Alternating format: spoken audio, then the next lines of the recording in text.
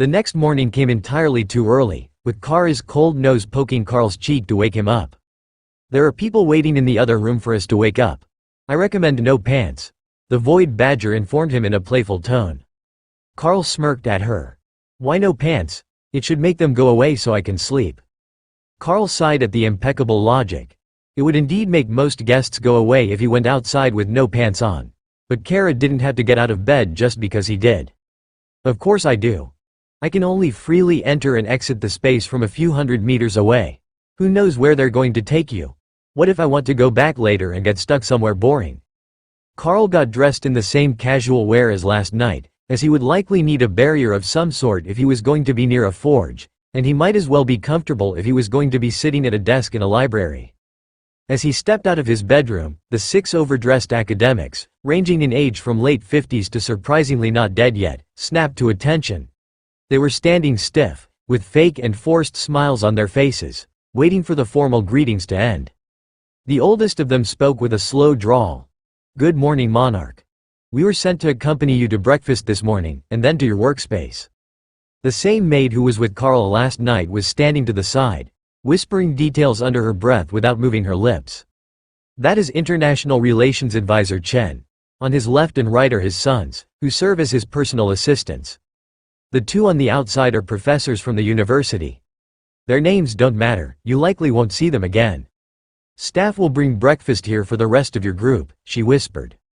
Carl nodded to the elderly man. "Advisor Chen, it would be a pleasure to have breakfast with you and the professors. Please lead the way so that we don't disturb my team."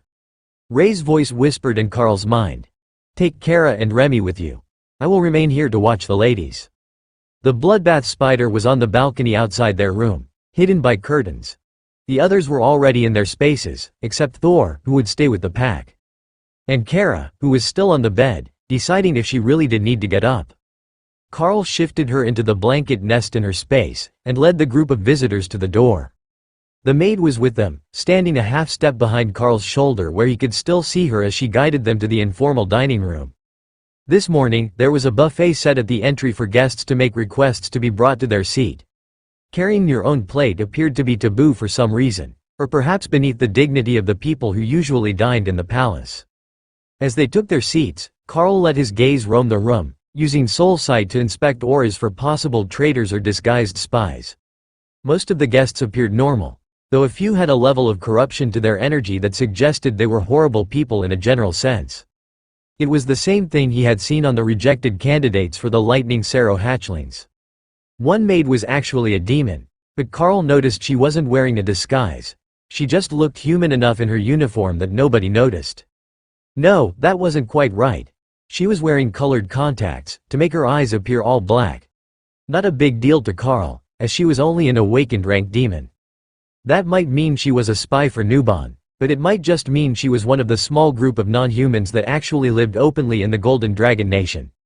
There were many more, but they preferred to keep to themselves, as hybrids were generally treated as outsiders and had a hard time finding good jobs, while demons were viewed with suspicion just based on their species. Unless she did something questionable, there was no need to make life hard for her. "Tell me, Monarch, what is it that you see with those enhanced eyes of yours?" Advisor Chen asked. "I see that ranking elites are rare here in the palace's dining hall. That there are 4 people in the room that the others are habitually sucking up to. That there are 4 more with personalities so vile that they would instinctively repulse animals, and 1 maid that prefers crotchless pantyhose to stockings with garters." The last comment made everyone do a double take, then begin to surreptitiously look around to see if they could determine which maid it was. The one assigned to Carl was smirking slightly, as she already knew the answer, even if she couldn't see the difference. Standing still, it wasn't obvious, but when they moved, Carl could hear the difference. "There is no way that you can know that by sight," the maid whispered to Carl after she thought about his statement. Carl tapped his ear in response, and she smiled.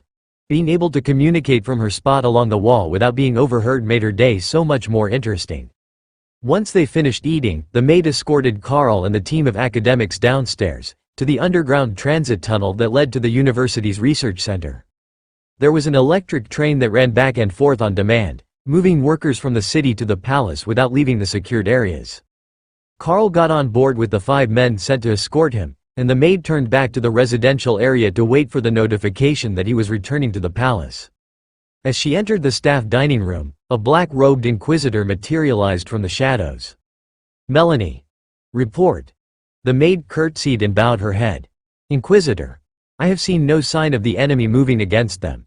However, they may be waiting, as Monarch Karl's senses are absolutely terrifying. He can hear the sound of garter buckles on a slip from across the room, clearly understand a whispered conversation from 5 meters away, and his range of vision is well over 200 degrees. Walking to the dining hall, he could track my movement a full step behind him without moving his head. I have not had an opportunity to investigate the rest of the team, but I believe that he has left one of his beasts hidden with them, as well as the one known as Thor. I could feel the presence earlier, but I couldn't find it." The Inquisitor nodded. "Thank you, Melanie. I will assign an additional member to their security detail once we have determined who was left behind." Melanie waited for more details. There is a chance he left behind the bloodbath spider, and if she isn't warned in advance, there is a high likelihood she would kill and dispose of anyone we sent to shadow them. Melanie frowned. "Is she that scary?" The Inquisitor patted her on the head. "We have confirmation of her lethality from the assassin group. There is zero doubt that she is a peak Monarch rank threat, with stealth abilities and ambush skills." That was enough of a description for Melanie to understand. The Inquisitor simply vanished after their conversation, but he was surely still here somewhere. Waiting and watching. He was lethal to enemies of the nation, but the status of assassin went to people much more terrifying than he was. The train stopped at the university, and the advisor motioned for Karl to follow him. "This is our stop, and then we have a short walk to the labs. They will have a security card for you once you are signed in so that you can open the doors yourself from tomorrow onward. Please keep it secure, as they are a pain to have replaced." The advisor led them through a series of magically reinforced double doors, then down an elevator and down a long hallway to another elevator going down. The sign on the wall when they exited the second elevator said, "Armory," and there was a whole team of commanders in security uniforms standing at the ready. The advisor and professors stepped out of the elevator and turned left, following the instructions of the guards towards a scanner. Then Karl stepped out of the lift, and red lights began to flash, while an alarm blared. The guards drew their weapons and Karl began to laugh.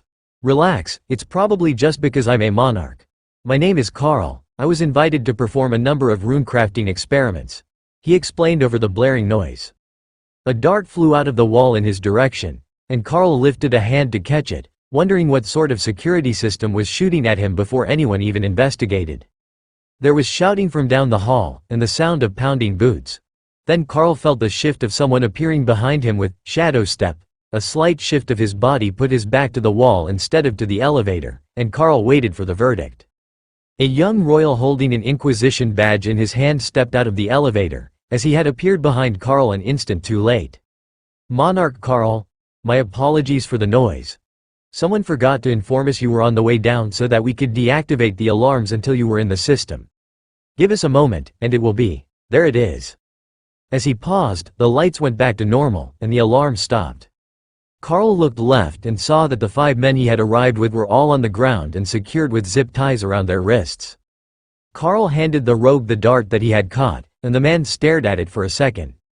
"I had assumed that you were immune to the effect," he noted cautiously. "I probably am. But I prefer not to find out. Some effects can have odd interactions," Karl agreed. "Please follow me into the registration office, sir." The Inquisitor led him to a scanner with directions to stand inside with your arms spread. A bar spun around in circles as Karl waited, and then an angry beeping reset the machine to its standby position. "Sir, do you have any magical alloys on your outfit?" the operator asked, confused. "I have a special constitution. The void iron body. I literally am a magical alloy," Karl explained. The operator sighed, and the machine turned on again. After a few seconds, it beeped again, and the operator motioned for Karl and the Inquisitor to come look at the screen. A masterpiece of magical engineering that displayed the results of the scan like a TV screen. "It appears to be true. The entire skeletal structure and vascular system is metallic. I don't see any other metal on our guest, but the outfit is triggering the scanner as well. I believe it's monster silk." Karl nodded. "Monarch rank, to be precise. All the clothes I have are. Unless you would prefer that I use an armor skill?" "Please don't. The alarms for skill activation in the common areas are particularly obnoxious. That's what you triggered when you entered. I would assume that you have passive skills active that can't be turned off, the Inquisitor asked. That is correct. It's not doing anything at the moment, but there is no real option to turn passive skills off, Carl agreed. Well, other than echolocation, soul sense, and thermal vision. They were all passive skills that went into a dormant state when he wasn't paying attention to them. But that wasn't truly off, just not in use. Are there any other skills that you would normally have active when you enter? The Inquisitor asked. Normally, I have an eternal lightning barrier active at all times. I turned it off in the palace so that I didn't panic the guards. Please leave that off inside the facility. Do you have any skills that might interfere with scanning equipment if traces of them remain after your work? The Inquisitor verified. Well, I have nullify. If that was activated in here, we would be having this conversation in the dark, Carl joked. In the dark? The scanner operator asked. The power source for this floor is just over there, and it's a magical circuit. The lights are all magical, not conventional. The Inquisitor looked impressed. I didn't think that you would be able to locate the core device. You have great mana sense. Carl nodded in acceptance, and the Inquisitor continued making notes in a large binder. Other skills that might be dangerous beyond your range of sight? Carl shrugged. There were too many to list. How did he explain the danger of a curious void badger or a bored Naga queen? Well, if the epic guard used gravity slam, that could be a bit of a mess in an underground complex. But I don't expect to be doing any fighting, and especially not enough to summon backup. The Inquisitor sighed as he finished the entries. That should be enough details. I don't know why they asked. Every Monarch-ranked elite will be an S-rank existential threat to the facility. But your pass is updated, and I have attuned it to the energy you are emitting right now, so as long as you don't change your passive skills, you shouldn't set off the alarms tomorrow. Carl hung the pass around his neck, secure in the knowledge that he would no longer set off the alarms just by showing up at work. Alright, where do I go now? They were quite sparse with the details. The Inquisitor led Carl down a hallway opposite the direction of the scanners that the others were going to take him through, then down a set of spiral stairs, which led to another long hallway. That ended in a massive circular blast door with an entire team of palace guards standing at it. Interesting. The actual labs are not under the university facility at all, but to the west. This isn't under a residential area, is it? Carl asked. How can you tell that? The Inquisitor demanded, visually scanning Carl for a compass or other tracking device. I'm from the mines. Never once in my life have I been lost underground. Now, can you tell me what is a kilometer west of the university? I haven't had a chance to see the surface of the city, Carl explained. Woodland Hills Cycling and Recreation Park. It's a former gravel pit that was replanted and shaped into a public park when the city expanded past it. We're currently beneath the park. That would leave some risk of civilian injuries, but minimal, and if there was a blast from the battle, it could be explained away as the gravel pit settling, should anyone notice from the surface. 500 meters below it. 485, if my guess is right. Even with the air circulation, I can feel the depth, Carl added. It sounds cozy there. Ray agreed from her hiding spot in the palace suite. Well, not exactly a hiding spot, as she was incorporeal and sitting on the sofa watching nature documentaries with Lotus, but technically hidden. The massive underground facility was basically one huge burrow, and if she killed the lights, it would be a perfect nest, already fully stocked and everything. The Inquisitor was giving Carl a strange look, but he kept walking to the guards. Carl held up his pass, which they pressed a small stone to, waiting for it to turn green. Once it did and the spells on the pass were verified along with the picture and Carl's face, they opened the door to let him into the laboratory. The doors slid into the stone, reducing the chance they could be pried open. They also extended a half-dozen meters past the hallway, from the sound of the machinery moving them. Truly a formidable barrier, even without the magical enhancement. A gust of heat hit Carl's face, smelling of coal, hot iron and magic. Then, the sound of hammers on metal, the distinctive ringing of a forge, reached them. Carl smiled and stepped through the blast doors, which slid shut behind him. He turned back and looked at the smooth surface, then realized that his skills might actually be as much use for security as they were for offensive weapons. Enhancing the durability of that door to commander rank or higher would make it nearly impossible for anyone or anything to get through 3 meters of solid steel in a reasonable timeframe. There was someone waiting patiently for him to address them, so Carl took his mind off the door and turned to see what sort of workplace he would have for the near future. The air was hot with the smell of forge, but the actual lab was immaculately clean. It was set up as an open floor plan, with forges along the wall and crafters making weapons. Then there was an enclosed clean zone in the middle with workbenches for whatever sensitive projects they were working on. The entry was elevated, nearly 30 meters above the lab floor, with a walkway that went all the way around. Access to the main level was through any of a half-dozen staircases, plus 4 visible elevator platforms that only operated within the lab. The girl who had been waiting for Carl cleared her throat, making him look way down to find a ridiculously short woman with pink hair, a bulbous nose and big ears. No way was that a human. Good morning, Monarch. I am Chief Engineer Fizzspark, head of the engineering facility. You should be the new runecrafter, correct? Please follow me to the floor and we can get started, she announced in a squeaky voice. Before Carl could even respond, Kara was out of her space, and she had tossed the small woman into the air with her nose. Ha! I get a rider too. Away we go. Then she jumped off the walkway with the chief engineer, who was squeaking in terror. She circled gently to land on the floor, while Carl simply jumped down beside them, and did his best to soften the impact, so he didn't shake anyone's work. Kara seemed to have forgotten that she had a rider, and she was running around the floor, examining all the forge stations. The workers were laughing, while Chief Engineer Fizzspark's glower promised retribution. They made a whole loop, and the gnome looked ready to murder someone, so Carl picked her up and set her on the floor. Kara, behave. You have to ask before you take people for a trip, Carl admonished the wayward void badger. Kara put on a show of apology, even patting the gnome on the head before allowing the terrified gnome to retreat. But her thoughts said that she was in no way repentant, and fully planned to do it again. What sort of devil being did you bring to my lab? I tasered it 4 times, and it didn't even slow down, the chief complained. That's a winged void badger. Petty things like a taser are far from enough to convince her to stop. You would have better luck using words. She's intelligent enough to understand where you want to go, and anything else you say. She just doesn't care if you want to stop, Carl offered. And how did you get her past security? I am a beastmaster. They have a separate space attached to me. Wherever I am, they can be as well. But don't worry, I will keep her out of the clean rooms, so we don't get fur in anyone's work. Carl informed her with a shrug of his shoulders to explain that it couldn't be helped. The gnome glared at him. If there was another option, I would have you replaced right this instant.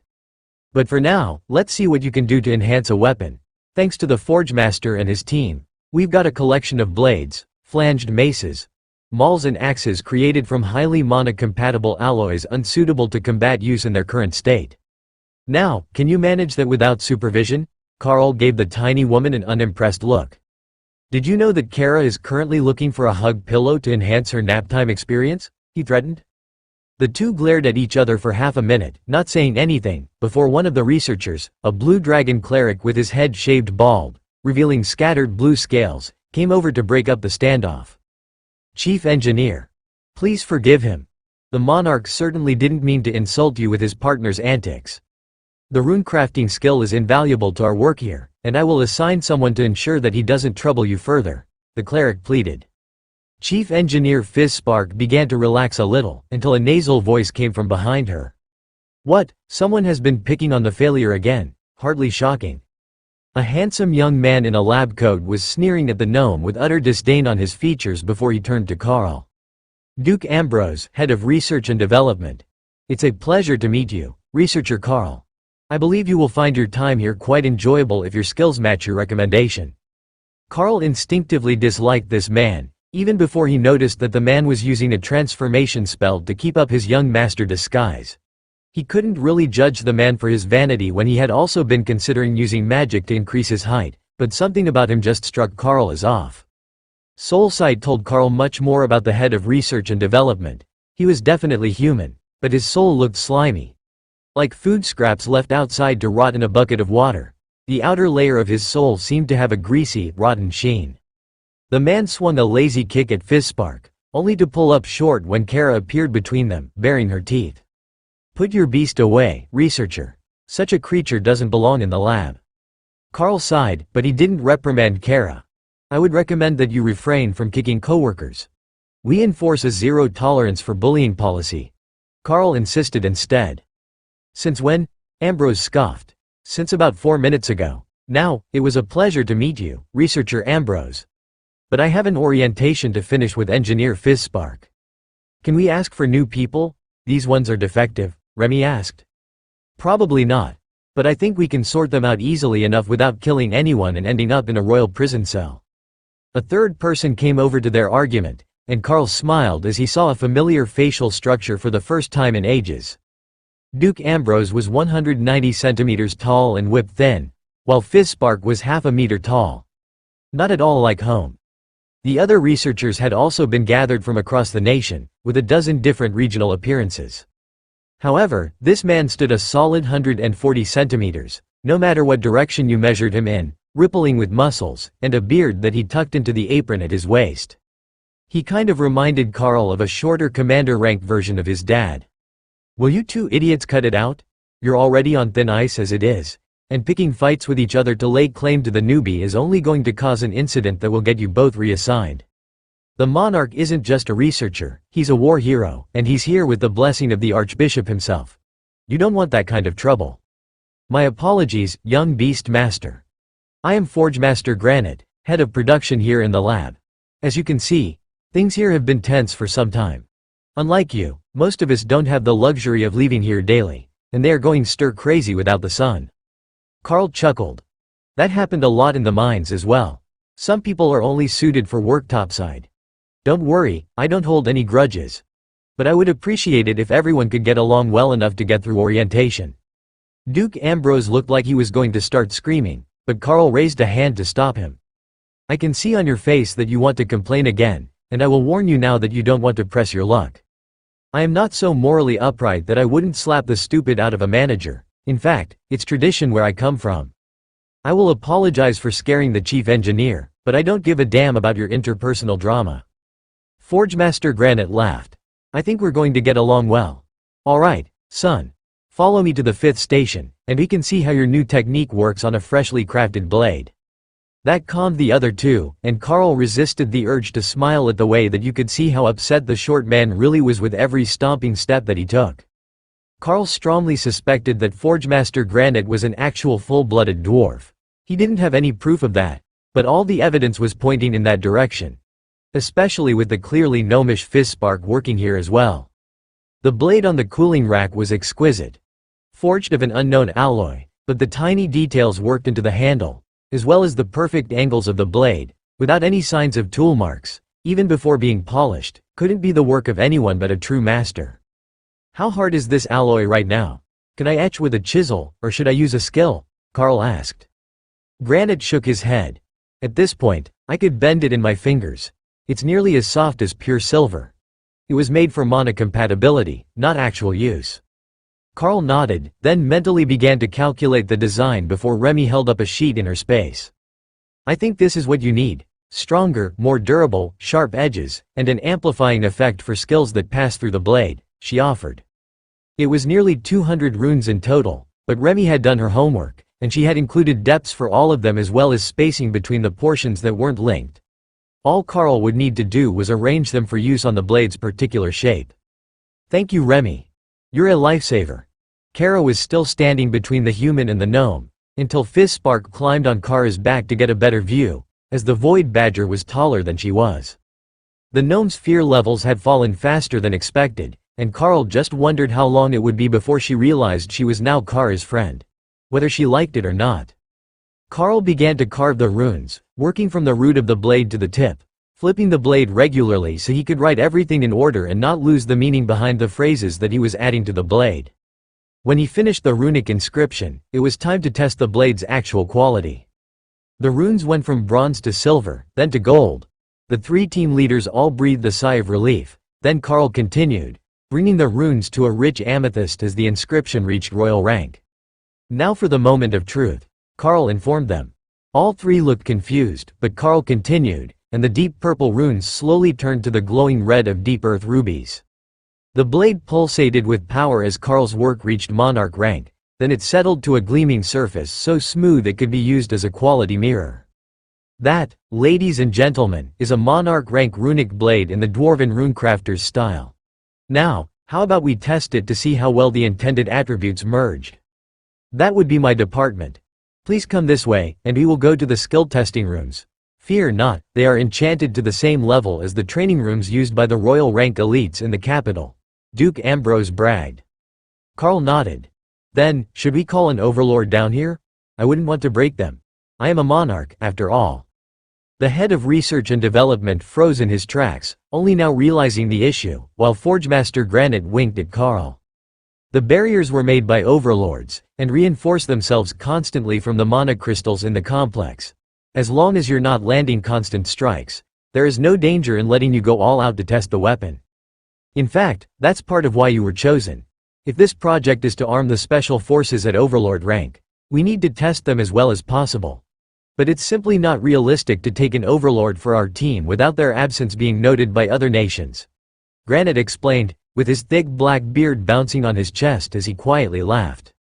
The training room looked exactly like the ones at the apartment, and the quality of the barriers was only a little lower.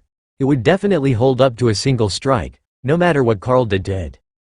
Ambrose activated the training dummies, and the barriers in the room sprang to life. Both Carl and Kara took a moment to add some power to the reserves, anticipating that they would be eliminating that much and more in the near future. It was standard procedure in the training grounds at home, but the three team leaders looked at them strangely. Standard procedure at home. Replace what you're likely to use as a courtesy to others. Now, how would we like to do this? In theory, the blade should enhance a skill passed through it, as well as being more durable, Carl explained. We will start with the skill you want to use. Then again through the blade, to measure any difference. Then we will try direct impact testing on the blade before sending it to the production testing labs to check for flaws and perform quality control, Granite insisted. Carl nodded, then prepared. Disintegrate. The attack flew across the room to hit the dummy, which made the lights flicker. Everyone turned to look up at the number on the wall display. That's impressive. Nearly peak monarch rank energy output. Is that a skill boosting your output, or are you close to advancement? Granite asked. It's a skill. I'm still in the early stages of monarch rank, but when it comes to compatibility, I have no trouble standing on even footing with most new overlords. Part of that was the fact he used Nullify as a barrier in combat, reducing the damage done by incoming attacks before they even got to Void Body, but they didn't need those details. Now with the blade, if you would, Ambrose insisted. Carl repeated the attack with a casual swing of the blade, but the same minimal set of buffs active, and full output, the same as before. This time, the lights really did flicker off for an instant. A 28% increase in energy output. That is beyond impressive, Fizzspark gasped.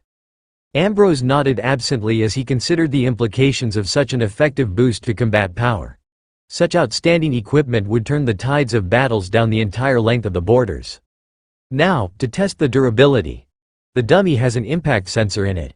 Hit it as hard as you can, and we will test the yield strength of the weapon after your enhancement to see if it is suitable for combat use or if we should focus on ranged weapons, Ambrose began. Carl smiled. This part would be the fun one. With the blade back, he crouched, tensing his muscles for a charge. The trio stared at him in confusion, as Carl was 10 meters from the target, far outside melee range. But then Carl cast a barrier over them and leapt forward with an shattering crack of supersonic movement. The barriers on the room vibrated with the impact, sending ripples of light in dark sections through the room's perimeter. Both the blade and the target dummy were intact, but the researchers weren't sure that would still be true if Carl hit the barrier again. Carl checked the edge of the blade, and found no visible flaws. Well, I didn't coat it with any skills or barriers, so that was a direct impact with the barrier at high monarch rank. For pure physical force, that's pretty impressive. In combat, there would normally be a barrier or skill over the blade to protect it. Normal weapons don't hold up to that sort of abuse, after all, Carl reminded them. I thought you weren't supposed to use any skills for this test? Ambrose asked in a shaking voice, rattled by the unexpectedly violent attack. That wasn't a skill. That is the physical strength and speed that you can expect any of the elites who will be using these weapons to possess. Monsters. The thin man muttered, then looked at Kara before returning his gaze to Carl. He's trying to decide which of us is scarier, Kara laughed. Probably you if he keeps trying to mess with your new gnome, Carl joked. Remy giggled softly as she looked outwards from a study project on the altar in her swamp. I don't think that he's going to do that again. At least not while you two are here at work. He looks terrified, like he has never actually seen a powerful elite up close before. Hawk squawked in amusement. Researchers are like Earth mice. They hide underground and never go out to see the dangers of the world up above. It's only natural that he is terrified the first time that he meets a predator. Kara thought that was sage tier advice. You could only hide in the burrow so long before you had to go out. But that creepy human had his food delivered, so he had never gotten to experience the real world before. Carl and Kara both put a bit more energy into the storage for the barriers, as they had done more damage than expected, and the array was likely to suffer for it until the draw was replenished. There we go, that should make up for the usage of the room. Now, I suppose that we should send this blade off to be tested for any production issues. Was there anything else we needed to do before repeating the process with different combinations to test for viable alternate effects? Carl asked. Do you have more variations prepared? Forgemaster Granite asked. I have a few. The viability of them hasn't been tested, but theoretically, they should work. Duke Ambrose frowned as he realized that he had been entirely cut out of the process. He was the head of research and development, but they had sent someone here with a skill that he didn't know. Someone who had already prepared designs for the testing phase, which was what research and development was supposed to be doing. But how could they do their jobs when they couldn't provide any actual input into his design process? Carl's entire presence here was an insult to his authority within the facility, and a challenge to his position. For years, Ambrose had been here, toiling thanklessly to create new weapons for the nation. Now, some upstart young runecrafter just showed up and crushed the performance records of everything that they had produced in the last 2 years. What Ambrose couldn't know was that in order to make powerful runes, the creator had to be at an equal level. So, they wouldn't be able to mass-produce them for distribution at Monarch rank. However, what they could do was distribute weapons that could eventually withstand Monarch rank usage, and then distribute them and let them grow with their users. With the assistance of a runemaster, the runes would adapt to the power pushed through them if you deliberately overloaded the stage they were at. So, if the weapon didn't explode, it could be improved when the user advanced. That was a long way off, as they didn't have a single other runemaster yet, as far as Carl could tell. He vaguely recalled that there were supposed to be acolytes sent by the Blue Dragons, but he hadn't seen them yet. The best thing to do was ask. So, when will the acolytes arrive? The sooner we can get working, the better. Granite shrugged. They're in security somewhere. They arrived before you, but with 10 of them sent at the last minute, none of their passes were ready. That was one problem down. But there was something off with the chain of command here. Who is supposed to be arranging for their arrival anyhow? Carl addressed the group. Well, until they come down, we can continue on this project path. Should we start with the most or least likely to succeed? Forgemaster Granite smirked. I say that we start with the least likely.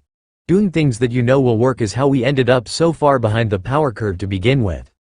That was clearly a direct jab at Ambrose, the head of research and development. But Carl ignored the bickering and motioned for someone to bring him another weapon. This one was much different than the last one. Not only was the material different, the quality of the workmanship was far inferior. Carl turned it over in his hands, then sighed and began to plan the runes. The dwarves didn't believe in specific effects. They wanted grand concepts in their runecrafting, to the point that even the language supported working that way. So, Carl thought for a few minutes and came up with the most absolutely ridiculous compound rune that he could fit on the blade. In a literal translation, it meant, a divine sundering blow that splits the earth, shakes the skies and instills fear into the hearts of men, dragons and gods. But the supporting runes to shape the concept without breaking the single rune, as well as the addendums for power, an earthquake that would split the earth, and inspiring reverent awe of the wielder added quite a bit to the sigil. The dwarf stared at the rune as Carl finished writing the draft, then began to laugh out loud, his whole body shaking with mirth. Do you not have any fear of divine retribution? I am not certain I would dare to think that one. Much less dare to actually inscribe it on a blade. Granite laughed. Well, I have limited invulnerability. At worst, I should only be 90% dead. But if the rest of you want to stand outside the room, I totally understand, Carl joked. The rest of the group was baffled, as they couldn't even attempt to read what Carl had written. Carl decided to tempt fate, and used disintegrate to carve the runes as he envisioned them on first one side of the blade, then the other. The runes appeared down the blade, as if drawn by an invisible finger, while Granite held his breath. He was waiting to see if they would be hit with divine wrath for hubris, but when the inscription was carved, nothing had happened. Now, to see what happens when we empower it. Carl began to add mana to the inscribed blade, and felt the air around him begin to tremble. He had probably overdone it with the runes to enhance the power of the blade, and even when he pushed the power level to commander, they still weren't lighting up. Royal rank brought a faint purple flicker to them, so Carl pushed it to monarch rank. Now they were glowing faintly red, as if beginning to activate. Then the blade exploded in a shower of blackened shards that rapidly dissolved into ash as the freshly imbued mana dissipated. Well, that was unexpected. I guess that blade wasn't up to the inscription, Carl sighed. Forgemaster Granite cleared his throat, and pointed at the table in front of Carl. There was a black scorch mark on it where the blade used to be, and the protective enchantments were shattered. Minor technical difficulty. Do we have someone on hand to fix the tables? Forgemaster Granite shook his head. Those tables weren't intended to be consumable items. First off, how did you shatter an overlord rank barrier with a monarch ranked crafting failure? Carl shrugged. It likely pulled the mana out of the enchantment when I didn't have enough to feed it.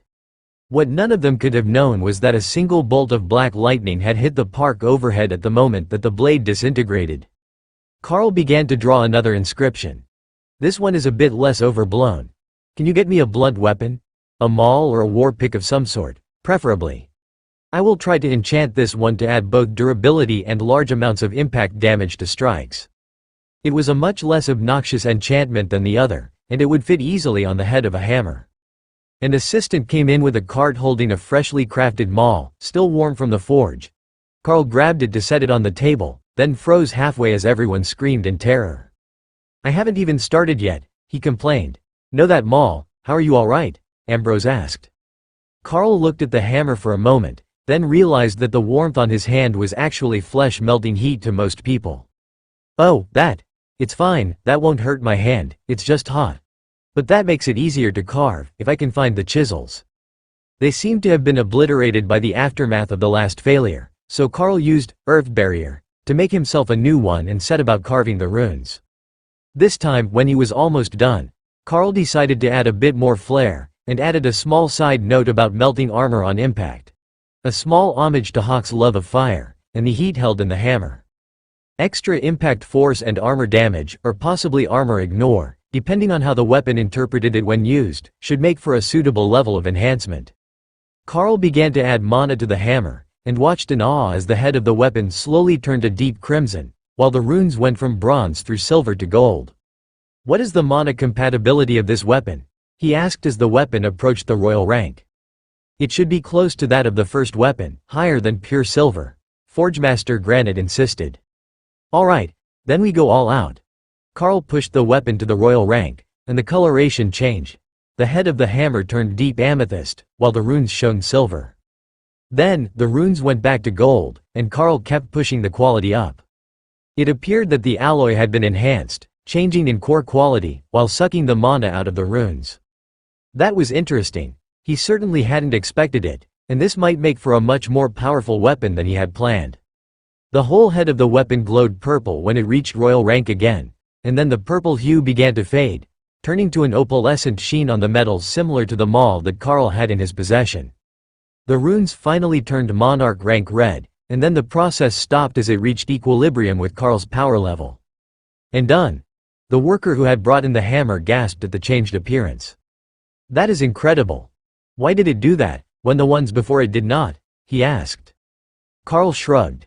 Well, one of them blew up. But the first one, the one that Forgemaster Granite created, was already at a much higher quality level. If I am right, then this should now be an exceptional or epic ranked weapon. But the blade that was used for the first weapon was already an epic item before being enhanced. Forgemaster Granite nodded as he stroked his long black beard. Yes, it should be considered epic grade. All that it was missing was mana to get it there, as the weaponsmith missed multiple steps in the imbuing process. The worker looked terrified at the prospect of what the Forgemaster was going to do to correct such an oversight. They should all have been masters at their craft here. There was no real excuse for forgetting steps that would improve a weapon's quality to such an extent. It was sad news for Carl, who realized that the improvement was not actually from his skills, but just finishing the work that the previous craftsman had skipped. But the result was an item that should be of more than sufficient quality for their purposes. Duke Ambrose cleared his throat, as they were back to his department's specialty. His petulant voice instantly annoyed everyone around him, but his idea made enough sense that they still listened. Perhaps we could have a less powerful user test the weapon, to determine the scalability of the rune work. While the first round is going to the overlords, should they be suitable, this craft will eventually spread to all of the special forces. Forgemaster Granite held his hand over the maul, checking the temperature, then picked it up and hefted it carefully to test the balance. Granite was a commander, so he would be able to put a decent amount of force behind the attack. Plus, it was a dwarven rune, so there might be a bit of extra affinity for him. The Forgemaster collected another similar maul from the pile of completed weapons, as a baseline for their tests, and led the way back to the testing room. This will be so much fun. I haven't gotten to hit anything but work in far too long. You should try it too, Fizz. It's quite therapeutic. They both excluded Duke Ambrose, who was a common rank human with no noticeable powers. That would be closer to comedy relief, assuming he could even lift the maul. Carl charged the barriers in the training room again, while Granite set the new weapon on a table at the side of the room. Carl wasn't sure what sort of combat skills a Forgemaster might have, but there should be something for swinging a hammer, and that was what this one was designed to enhance. Forgemaster Granite's arms were powerful, and the first swing that he made with the regular hammer caused a flare of light on the barrier over the dummy.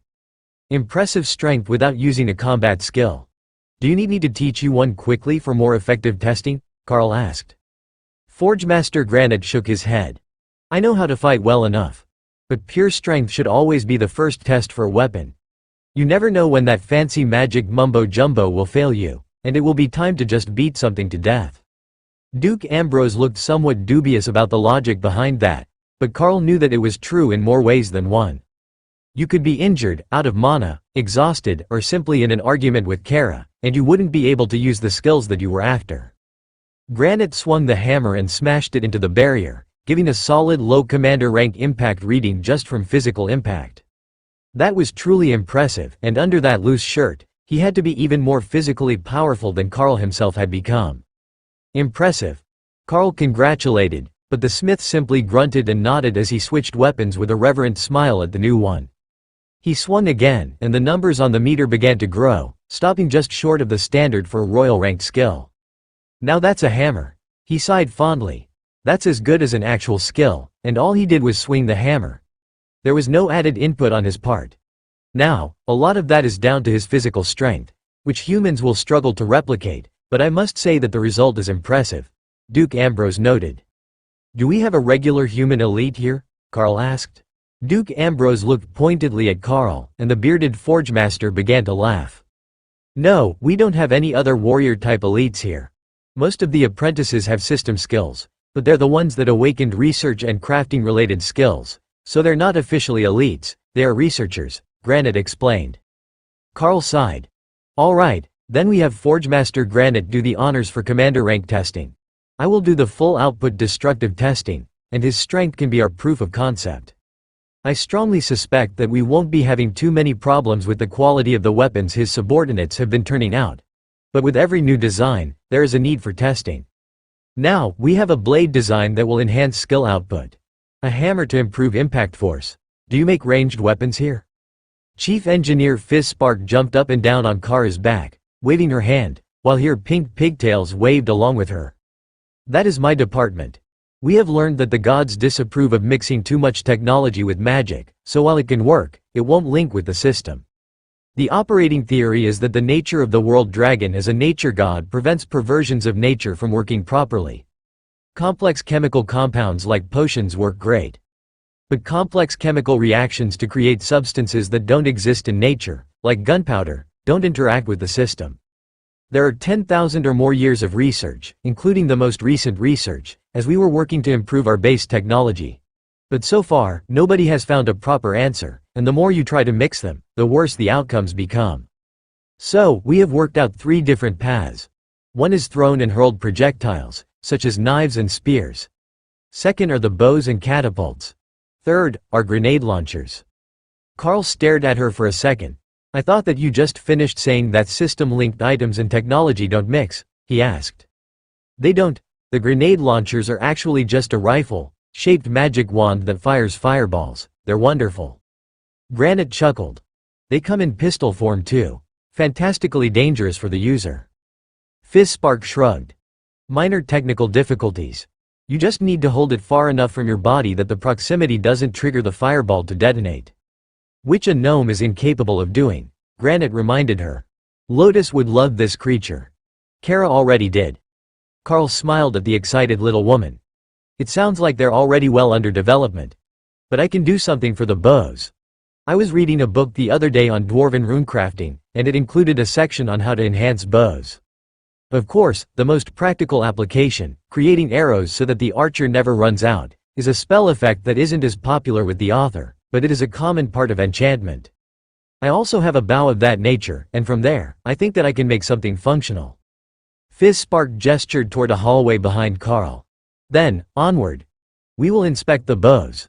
I'm trusting you to know how to operate them. My arms are too short. Kara flapped her wings and flew down the hall with her pink-haired rider, while Duke Ambrose sighed and ran his fingers through his hair. I thought that this was supposed to increase productivity and morale, he muttered.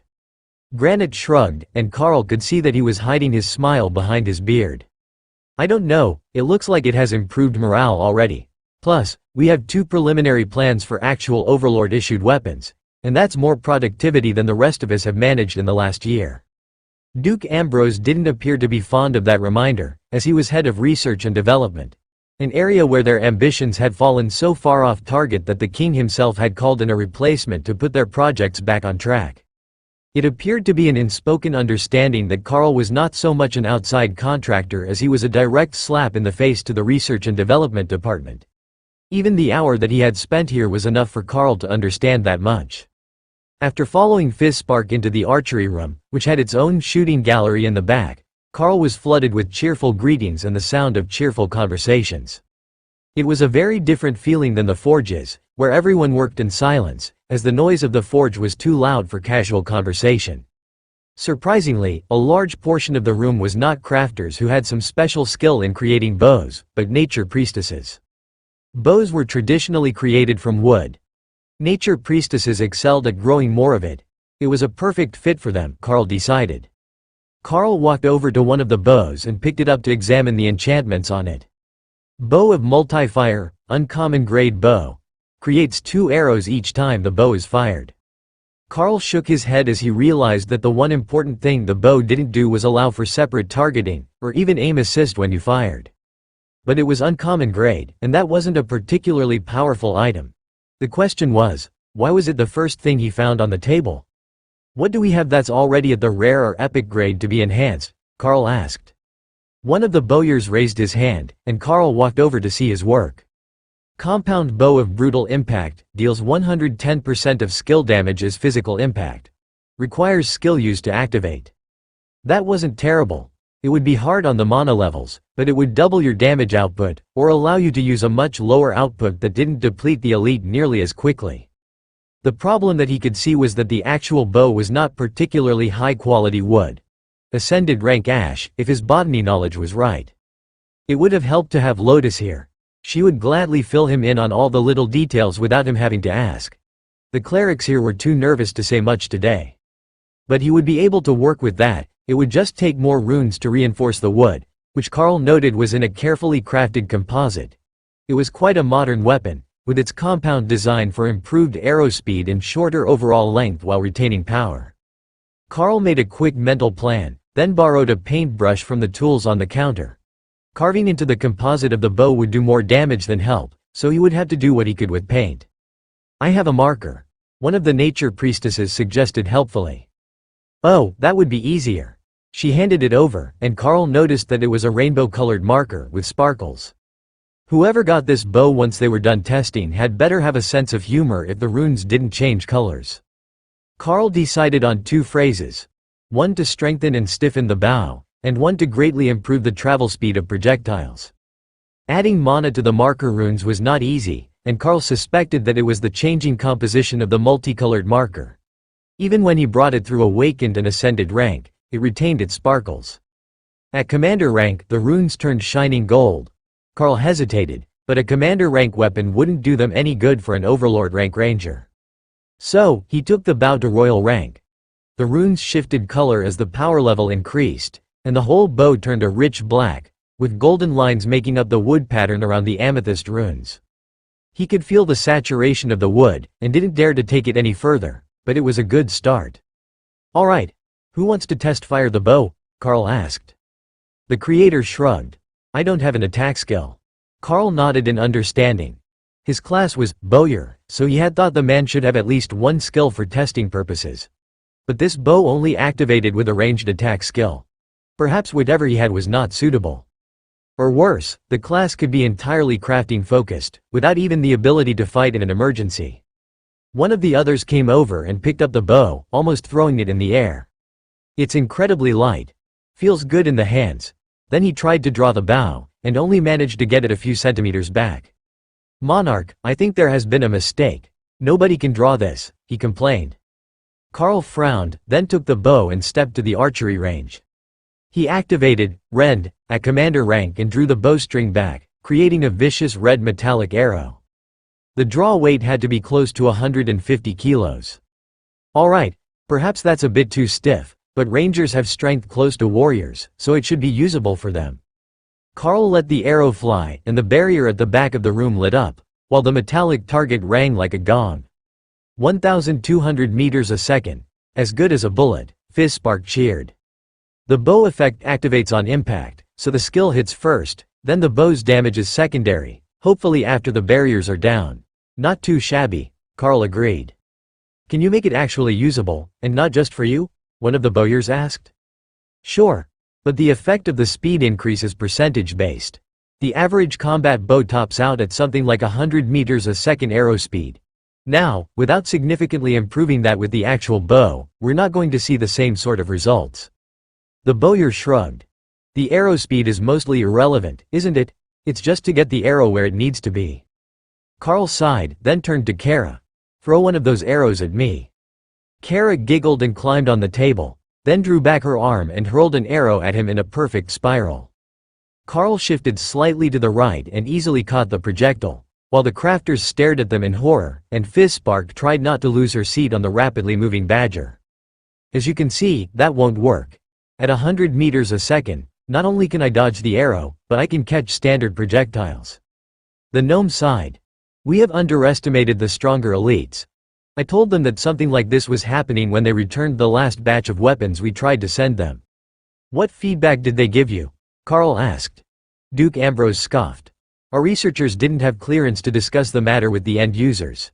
It was determined that such interaction could unduly affect our development plans to favor the ones who had responded, instead of creating weapons for the majority of the elites." "Determined by whom?" Carl asked. The answer was clear on the man's face: determined by him. "Alright, that's not going to work. It's clear that none of you actually understand the usage scenarios for the weapons that you are creating. If the enemy can casually dodge your attacks, what is the point in wasting mana? No, we need bows that will fire fast enough that even the mighty overlords don't have an easy time dodging them. So, don't shy away from stiffer bows. If you have doubts, ask one of the blacksmiths if they can test it for you. If they can draw it, then it is usable by an average warrior or ranger. But for the overlords, an exceptional set of equipment is needed. The issue they have is that nothing we can get elsewhere is actually high enough quality for them. Even what I turn out to the peak of my skills and power is still an entire rank below what they truly need, and my limited skills means that there is a significant chance that we will still be lacking in quality compared to the items created by the Cyclops Forgemasters." As Carl finished his speech with a mention of the giant's craftsman, Granite spat on the ground in disgust. "Unacceptable. No way will we lose to the giants. But the Forgemasters should be extinct. Where did the giants get more?" he asked. "There was a monster spawn, where multiple Cyclops Forgemasters were obtained by the giants at royal and possibly monarch rank." Forgemaster Granite's disgust turned to something bordering on rage, until one of the nature priestesses handed him one of their signature cigarettes, already lit. The dwarf smiled at her and took a drag, then put it out. Thank you. Damnable giants. Alright. I think I know why there is such urgency now. If the giants have their legendary Smiths back, and we're working with no information and a design team that has 2 functional brain cells fighting for 3rd place, things are about to go south. Duke Ambrose stormed out of the room, sick of their insults, but nobody seemed sad to see him go. How many people are on the research team now? Carl asked. Just him and a couple of paperwork clerks. The last of his subordinates quit last week, and none have been sent to replace them. The acolytes coming with you would presumably be the new team, Fizzspark whispered. Carl gave her a surprised look before responding. This doesn't seem like the sort of place that you can just quit and head home from. The gnome nodded. They have the mage's mind wipe your time here, so you can't spill secrets when you leave. I don't think that they'll try that with you, but most of our team doesn't get any consideration at all. Kara chuckled, making Fizzspark vibrate on her back. Kara has a point. Even if they wanted to, they probably couldn't. I am somewhat resistant to negative magical effects, and we already know that they don't have an overlord here to do the job every day when I head back to my room at the palace. Fizzspark gasped. You get to stay at the palace. Lucky. I heard that it's really nice. What does the city look like? Carl shrugged. I went underground from the palace here. I haven't seen the city at all. Security reasons, they say. But there is a train that goes from the palace complex to the university, then it's all indoors from there to the entrance. Rather dull, really. Their conversation was interrupted by the sound of the main doors opening. That was unusual enough that everyone in the main room turned to see what was going on. There were no scheduled deliveries today, and they had already gotten a new person who made the head of research and development cry. More excitement seemed like too much for one day. 5 young acolytes, all in their 1st and 2nd years at the seminary academy, were led in by a security guard. Carl and most of the occupants of the archery room came out to see what the commotion was about, and Kara flew Fizzspark up to the landing. Then she poked the chief engineer with her nose and made a "get on with it" gesture for the gnome to begin her welcoming speech. Acolytes for the runecrafting project. Welcome to the development lab. Please do come in. Monarch Carl will be taking charge of your training from this point forward. They wouldn't actually be able to learn the runecrafting skill, Carl feared. Noct had said that it had incredibly high standards as a skill. But there was some hope that they could learn some subset of it as a trade skill. If nothing else, they could help Carl with his preparations while he worked out a way to alter the skills he had to the point he could train them properly. What would you even blend it with? Don't you need more useful skills before you can start mixing things for others? Remy reminded him. Good point. They keep promising me more skill books, but they never do make good on their promise before I'm sent somewhere else. Well, now we have captive blue dragon clerics. They should have some connections who would love to get more books for us. Maybe they brought books. I hope they brought books. I've already read almost all of mine. That was impressive. She had entire shelves full of them arranged around her altar, hundreds in total. But Remy didn't really sleep unless she was bored or full, so she had lots of time to research. It made her a lousy night watch but a great researcher. Carl leapt up from the ground level to stand on the catwalk and inspect the new arrivals, who all waved happily at him. I thought that there were 10 of you coming? He asked. Security rejected 5 of us because of family political connections. One of the girls, a tomboy with a crew cut, replied. Or perhaps that was a very effeminate boy. Carl checked the system interface for the truth. Name, Marissa, prefers Mark. Well, that was easy enough. He should start just keeping the name overlays up over everyone. Oh, yes, that made his life so much easier. So, Mark, you're saying that they picked the 5 of you because nobody would miss you if you were stuck here for an indeterminate amount of time? The acolytes looked panicked for a moment, then shook their head. No, the other 5 had high-ranking ministers for parents. The royal security team was concerned that they might pass information back to their families that could be leveraged in Parliament. One of the other girls, Janet the system said her name was, held out a tome as a peace offering. We rescued the books they brought. All the acolytes sent back had a few with them. We were supposed to give them to you as a goodwill gesture, she explained. Other than Mark, everyone was short, dark-skinned and had long black hair. Mark's was just cut differently, and Carl was beginning to wonder if the head librarian had chosen this group as a form of petty vengeance, knowing that Carl would find it nearly impossible to tell them all apart. Then he noticed something else, a twitch under the robes of the short-haired acolyte. Mark definitely had a tail. Carl tried not to make a show of scenting the air, and found that they didn't have a scent at all. They were definitely disguised. But Soul Sight showed pure and clear energy, no signs of the corruption that came with being a fake or terrible person. "Do you want me to dispel them?" Kara asked. "No, I think I know what happened. They're using a human transformation spell to make beastkin clerics look like humans. The librarian must be trolling the royals with her choice of acolytes." Remy giggled in her space. "I bet they annoyed her about something, so she sent them all demi-humans. Aren't the royals supposed to be like, raw go-humans?" Carl laughed to himself at the description. He already knew it was just a front, as so many of the ranking members of the nation were dragons, but officially, Remy was right. The royal family promoted the Golden Dragon Nation as a human nation. That was about 95% true. But that last 5% had a unique knack for ending up in the same spot as Carl. Or perhaps it was the other way around. Carl took the book from Janet before the hesitation grew awkwardly long, and admired the cover. Introduction to Inscription was the first book they had offered, and Remy was ready to come out and steal it from him if he didn't turn it over quickly. "Thank you, Janet. That will be very useful in the future."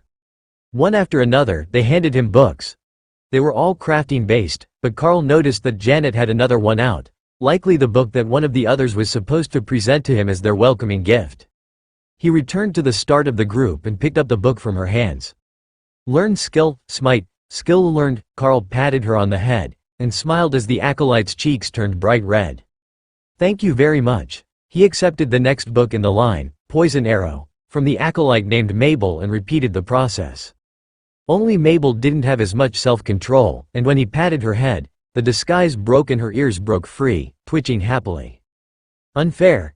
You knew, didn't you?" she pouted. "They must have been wagering on who would be the first to fail."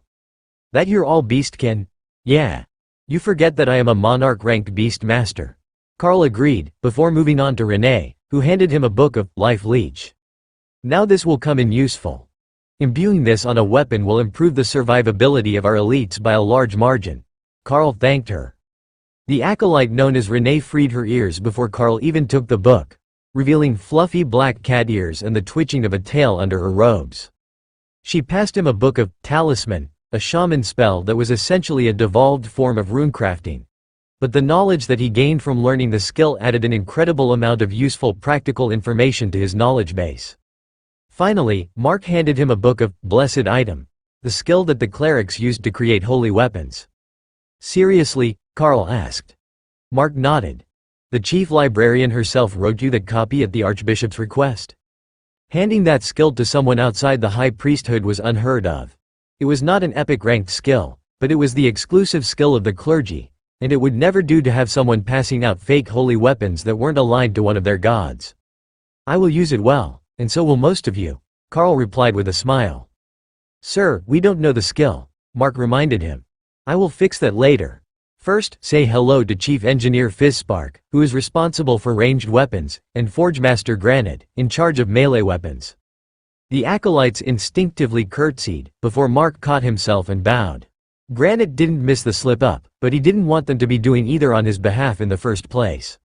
His gruff tone startled them all when he began to speak. "Right, good to meet you acolytes. Now, we have a lot of work to get done, so what are you all standing about for? Head down to the central cleanroom and get scrubbed in for your lessons." The acolytes ran off, used to being given orders, and the dwarf smirked at Carl. "You're going to have your hands full with those ones, Monarch. They worship you like an idol, and you haven't even started showing off yet." Carl smiled. "I'm sure the novelty will wear off, but I should start teaching them the skills they'll need. There are only so many members of the Special Forces teams, and I will have to make their weapons personally. But these young ones will need to know the ways to make more flavors of weapons at lower ranks." Carl joined the acolytes in the central room and motioned for them to sit around one of the round tables. "First up, you need 2 basic skills to be able to help with the job. Life Leech, and Holy Weapon," he announced, then used "Follow me, little one," to transfer the skills. He didn't have high hopes for Life Leech, but it transferred without issues. Blue Dragon clerics had an affinity for knowledge, and even if it wasn't something that they would use, they had an easy time learning most skills. Even when they didn't have Carl to just imprint it in their brain. That skill is spectacular. No wonder the librarian likes you when she hates people in general. Janet whispered to herself, too low for the others to hear. You all can drop the disguise spells now. Keeping them active will use up energy that you're going to need by the time that we're done training you on these techniques, Carl insisted. But before that, he had to try skill merger and see if he could come up with something. If he combined runecrafting with holy weapon, what would happen? It took an immense amount of focus to bring up two such technical skills at once, especially when he couldn't activate them in his mind to see the effect. Sir, one of the acolytes asked carefully. Give me a moment. I'm trying to mentally blend a pair of skills to teach you the basics because you can't use runecrafting as a complete skill until royal rank. I don't know any of the subset skills that come before it, so I need to isolate a portion that will let you learn now, and not hinder your advancement. Carl's answer had tails wagging furiously, and Kara was laughing so hard at the sight that Fizzspark nearly fell off her back. Carl lost track of the time, but eventually, he had something workable. He had to eliminate 90% of the knowledge in runecrafting, but with the knowledge from Holy Weapon, he had a new skill. A skill he couldn't use. Trade skill already known, the system informed him. But he could visualize it in his mind, so he started with Mark. Pact Master Carl offers knowledge, skill, apprentice runesmith will be transferred to gentle pet Mark. Mark frowned. Why is the system making fun of me? Carl chuckled. It does that to everyone when I use that skill. Did you accept the skill? Mark nodded. Yes, it taught me apprentice runesmithing. It's incredible. This is precisely what we need to add runes to weapons and make them better. Used with holy weapon or life leech to create a base enchantment.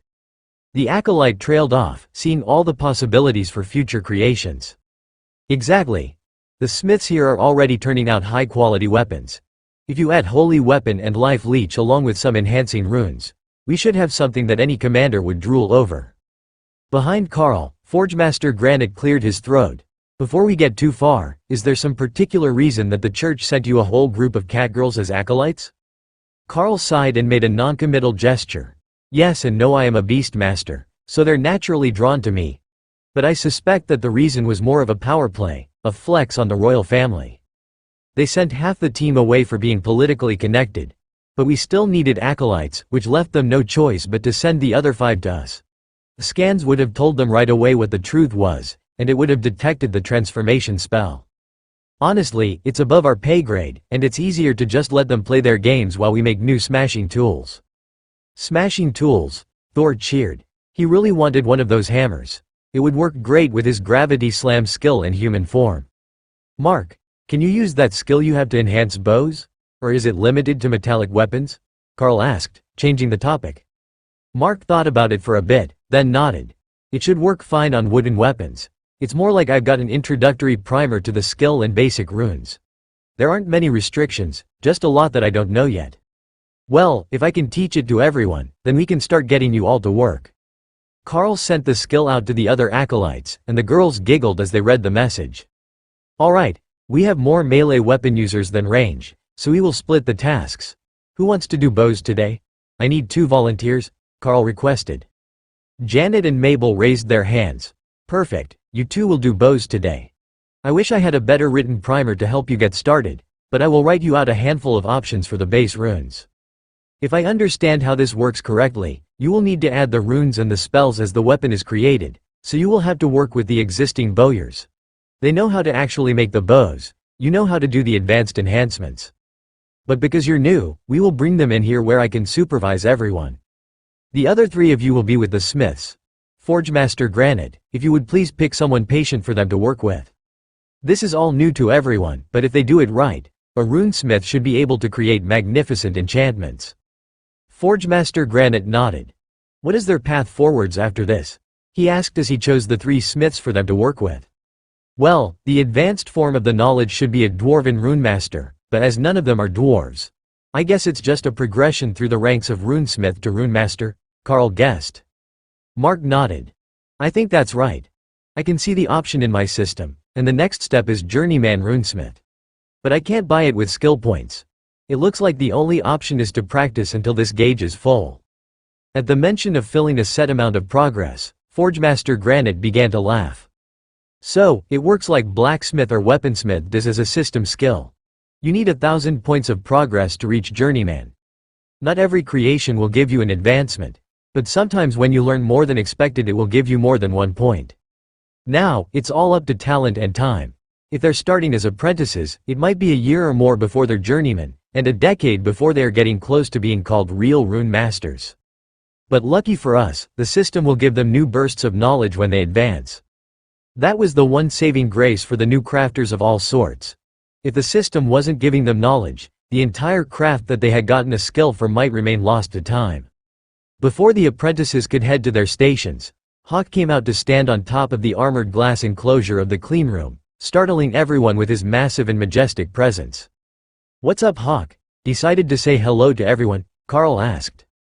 "They don't know fire well enough." That explained it. "My friend Hawk says that he's willing to help enlighten the smithy on the wonders that can come from fire magic," Carl explained, as Hawk began to draw mana into his body. The fires of the forge began to flicker, then turned faintly blue as runes appeared on the walls above the forge pits. "What is he doing?" Granite gasped as he read what was appearing on the walls. "It's something that I found written on the wall of a dwarven forge in a trial. He's improving the forges here with his innate ghostfire ability. I don't know what it will do to the weapons, but you won't have to worry about the forges being hot enough for your alloys anymore," Carl joked. But the forgemaster was already out the door and headed for his forge station. While there was no doubt that many of the others would be able to turn out high-quality weapons with a ghostfire forge, the forgemaster himself could make a true masterpiece with this sort of quality equipment. It was almost painful for a dwarf to work with a human forge, no matter how much they insisted that technology made it just as good. So, he happily tossed a handful of coal in the forge, not for fuel, but for the carbon that the steel would pick up as it was stuck in the ash bed to warm. One way or another, it needed to make its way into the alloy, and this was still the best way, even in a magical forge. The blue light would take some getting used to, but the steel heated quickly, and the bellows kept the forge heat exactly where he wanted it to be. "Monarch, how much of the dwarven forge did you record?" Granite asked as he realized the bellows were linked to the enchantment as well as the airflow. "All of it, I hope. The city was damaged and abandoned, so there might have been more that wasn't carved into the building itself, but we got everything that was written on the walls and the forge base." "Is it working out all right?" Carl asked curiously. "We will know in 5 minutes, but it looks promising so far." As the forgemaster turned back to his work, Carl settled in to wait, and Hawk observed the smiths from the top of the clean room. They were so happy with his fire that the Ghostfire Thunderbird was beginning to see some logic behind Thor's "help people all the time for no particular reason" logic. The forgemaster was making a mighty two-handed battle axe, so Carl began to plan the runic design to turn that weapon into a true masterpiece of their combined arts. One of the Overlord-ranked berserkers would be over the moon with joy when they saw what Carl was turning out for them. Life Steal would be the centerpiece of the effect, draining the enemy to restore their ally. Add to that some skill power enhancement, sharpness and a combination of reduced weight with increased inertia. That would let the Overlord spin it like a toy, but the force behind the strikes would not be reduced the way that a lighter weapon would be. The only issue was that Life Steal was ugly. Not the runes for the ability. It was one of what the Runemaster's book had called the third path, unlinked runes. So, unlike the rest of the weapon, it was just a cluster of runes with no coherence or intricate patterning. Why not carve it into a gemstone, then put the stone in the axe? You can hide all the ugly that way, Remy suggested. Oh, that was a wonderful idea. If he just added a few more sets of runes to link a gem setting to the rest of the inscription, it would be perfect. He just needed to warn the Forgemaster. "Master Granite, please put a setting for a half-fist-sized gem in the blade. I will need to set an enhanced stone to create one of the effects," Carl warned. "Understood, Monarch. I know just how." Carl thought about his pattern for a second. Make that 2 gemstones, if possible. If he put Life Leech on one side and Brutality on the other side, it would balance out the design, and an Overlord would get a 70% strength and size increase from the second buff. Utterly terrifying. Hawk dropped a few stones out of his space, and Carl showed them to Granite before he started the carving. That part only took a few minutes a stone, as he wasn't trying to recreate the whole spell, only described the effect well enough that it would merge with the rest of the runes on the weapon. "Runemaster, the axe is ready," Granite declared, half an hour after he had started to forge the axe. It glowed faintly blue, the same color as Hawk's flames, and there was a stone setting on either side, where he had embedded the 2 stones, ready for Carl's handiwork. Already, it would have 3 spell effects on it, from the forge and the stones, but they were just getting started. Carl decided not to use tools, but to use a careful application of rend on a pencil to carve the runes, in honor of Hawk's first skill. Somehow, it just felt right for Rend to make the first weapon that was imbued with Hawk's fire. Hawk had chosen deep red fire element stones for the 2 spells, which should go well with the runes when Carl was finished. The amount he wanted to add would stretch his skills to focus on all the effects at once. But with the gems completed separately, at least it lightened his load somewhat. This might actually be why so many ancient weapons had enchanted gems. Purely practical reasons for the enchanters. With one long stroke, Carl wrote the runes across the entirety of the axe head, never once lifting the pencil, while continuously imbuing power and intent into them. Then, with the last rune carved, he began to increase the energy level until he felt the 2 gems link at commander rank. After that, it was smooth progress as the runes turned purple, before becoming a deep and rich ruby red. The weapon gave off a sense of foreboding, as if simply looking at it threatened the life of the viewer. Most of the room was in hiding, only sneaking glances. But Blue Dragon clerics weren't afraid of new knowledge, even if it did get them killed, and the Forge Master was never going to be intimidated by his own weapon. "Should we test this?" Granite asked reverently. Carl shook his head. "If I do, it will bond, and I don't think that I will be able to break the link to give it away again. We need to call a Berserker-class overlord in here, or bring the weapon to them." Granite nodded decisively, and walked to the stairs, where a phone was mounted on one of the railings. "Base Commander. We urgently need a Berserker-class asset here at the overlord rank. We have a finalized product that needs to be bonded immediately," he declared. 3 minutes. The voice replied simply. Sure enough, 3 minutes later, a portal opened, revealing a massive overlord that Carl suspected might be part orc, with the strong jaw and the way that his lower teeth dented his upper lip, but didn't quite extend to tusks. The face was wrong to be part troll, but Carl supposed that he had only seen a small sample of trolls, so it might be one of them as well. "Garrick here," the burly overlord announced as he stepped through the portal. "Thank you for your prompt response. I want you to pick up that axe and bond with it for testing. It will be yours if it survives the tests," Carl announced. The Berserker's eyes flashed green with magic as he smiled and stomped to the weapon. At first, it flared with fire when he tried to pick it up. But the Berserker simply growled at it and grabbed it by the handle to hold it up and smile at it. "Oh, we will be good friends, you and me," Garrick insisted, talking to his new weapon. The portal was still open, and Carl gestured through it. "Is there somewhere on the other side that we can test this? I don't think that the barriers in the room will hold up." Overlord Garrick laughed. "Oh? You're that confident, are you?" Carl and Granite both nodded silently. "All right, there is an empty valley by my house. We can test it there." Carl motioned for the acolytes to follow them, and Kara brought Fizzspark to watch the action from the back of the procession. Carl wasn't sure where it had dropped them, but there were 2 more Overlord-ranked warriors present, plus a mage Carl didn't know, and a royal-ranked high priest that he vaguely remembered seeing around the capital.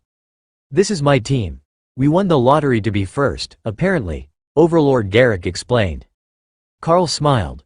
"Well, then I will make weapons for them all next. Just write down your wish list and I will see what I can do." The mage chuckled. "Oh, we all get custom, but poor gentle Garrick gets what he's given." The Berserker laughed and held up the axe. "Don't underestimate the power of random gifts. This one is feisty. Can you believe that it actually tried to resist being bonded? It wasn't a matter of free will. The spells were in balance as they were, so it took an exceptional amount of willpower or magic to force them to bend to the point that the weapon would bond with the system." The mage set up a series of barriers and target golems for Garrick to test on, but the Overlord immediately went all out, buffing himself, then pouring power into the weapon, which activated the brutality effect and increased his size.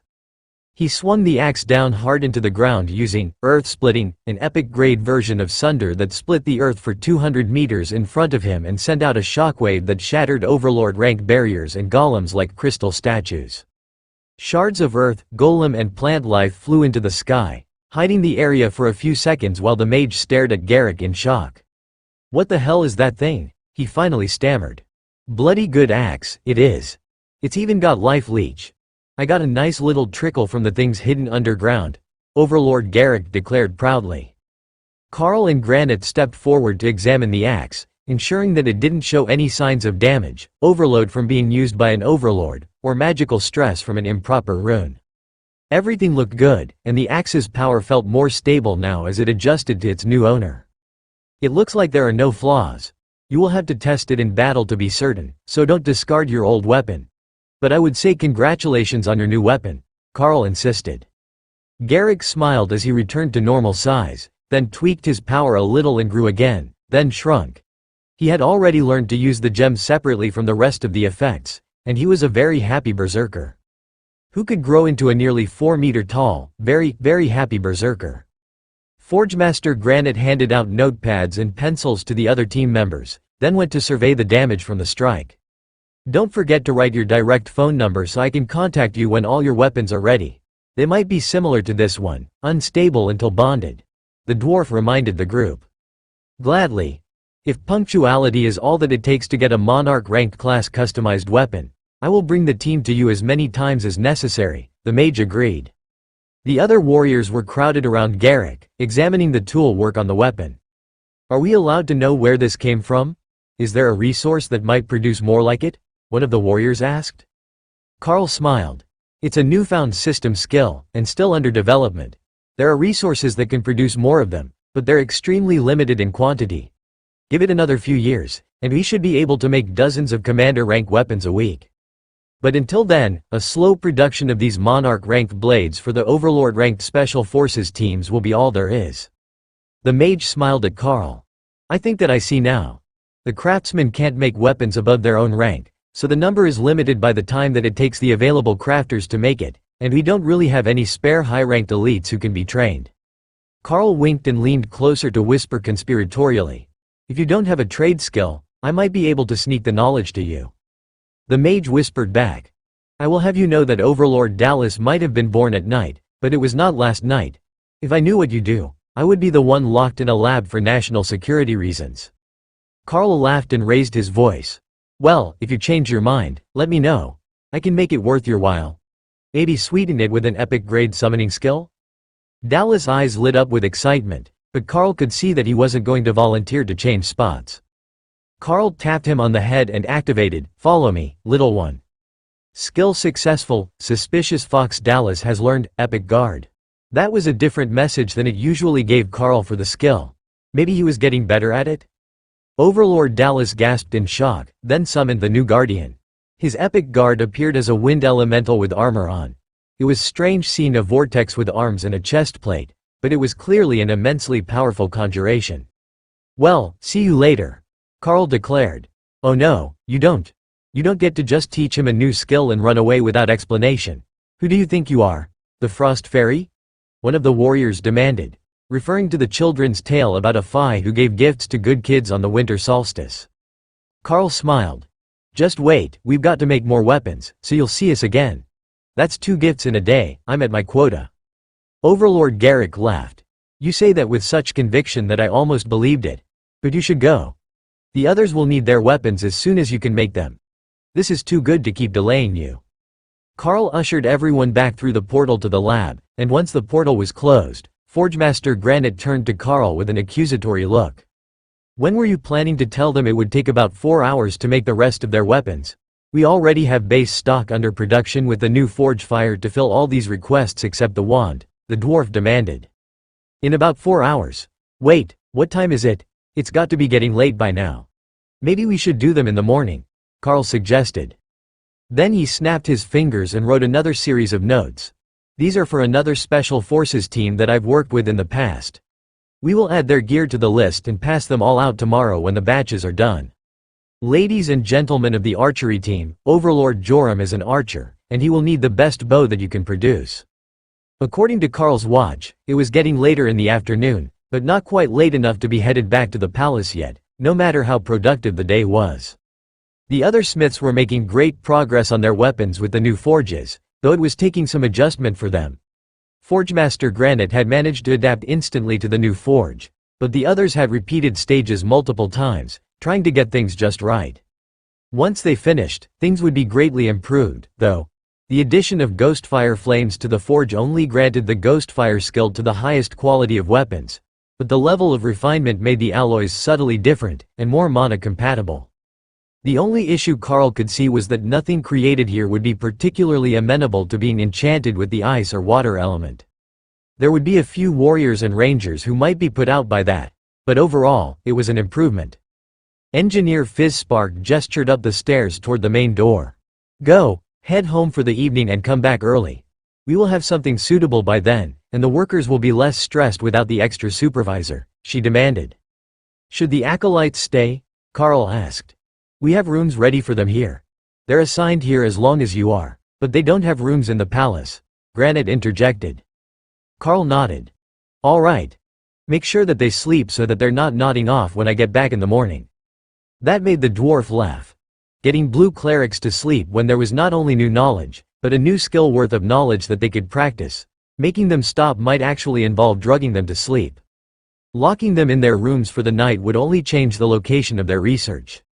Carl buzzed the security at the main door and informed them that he was headed back to the palace for the evening.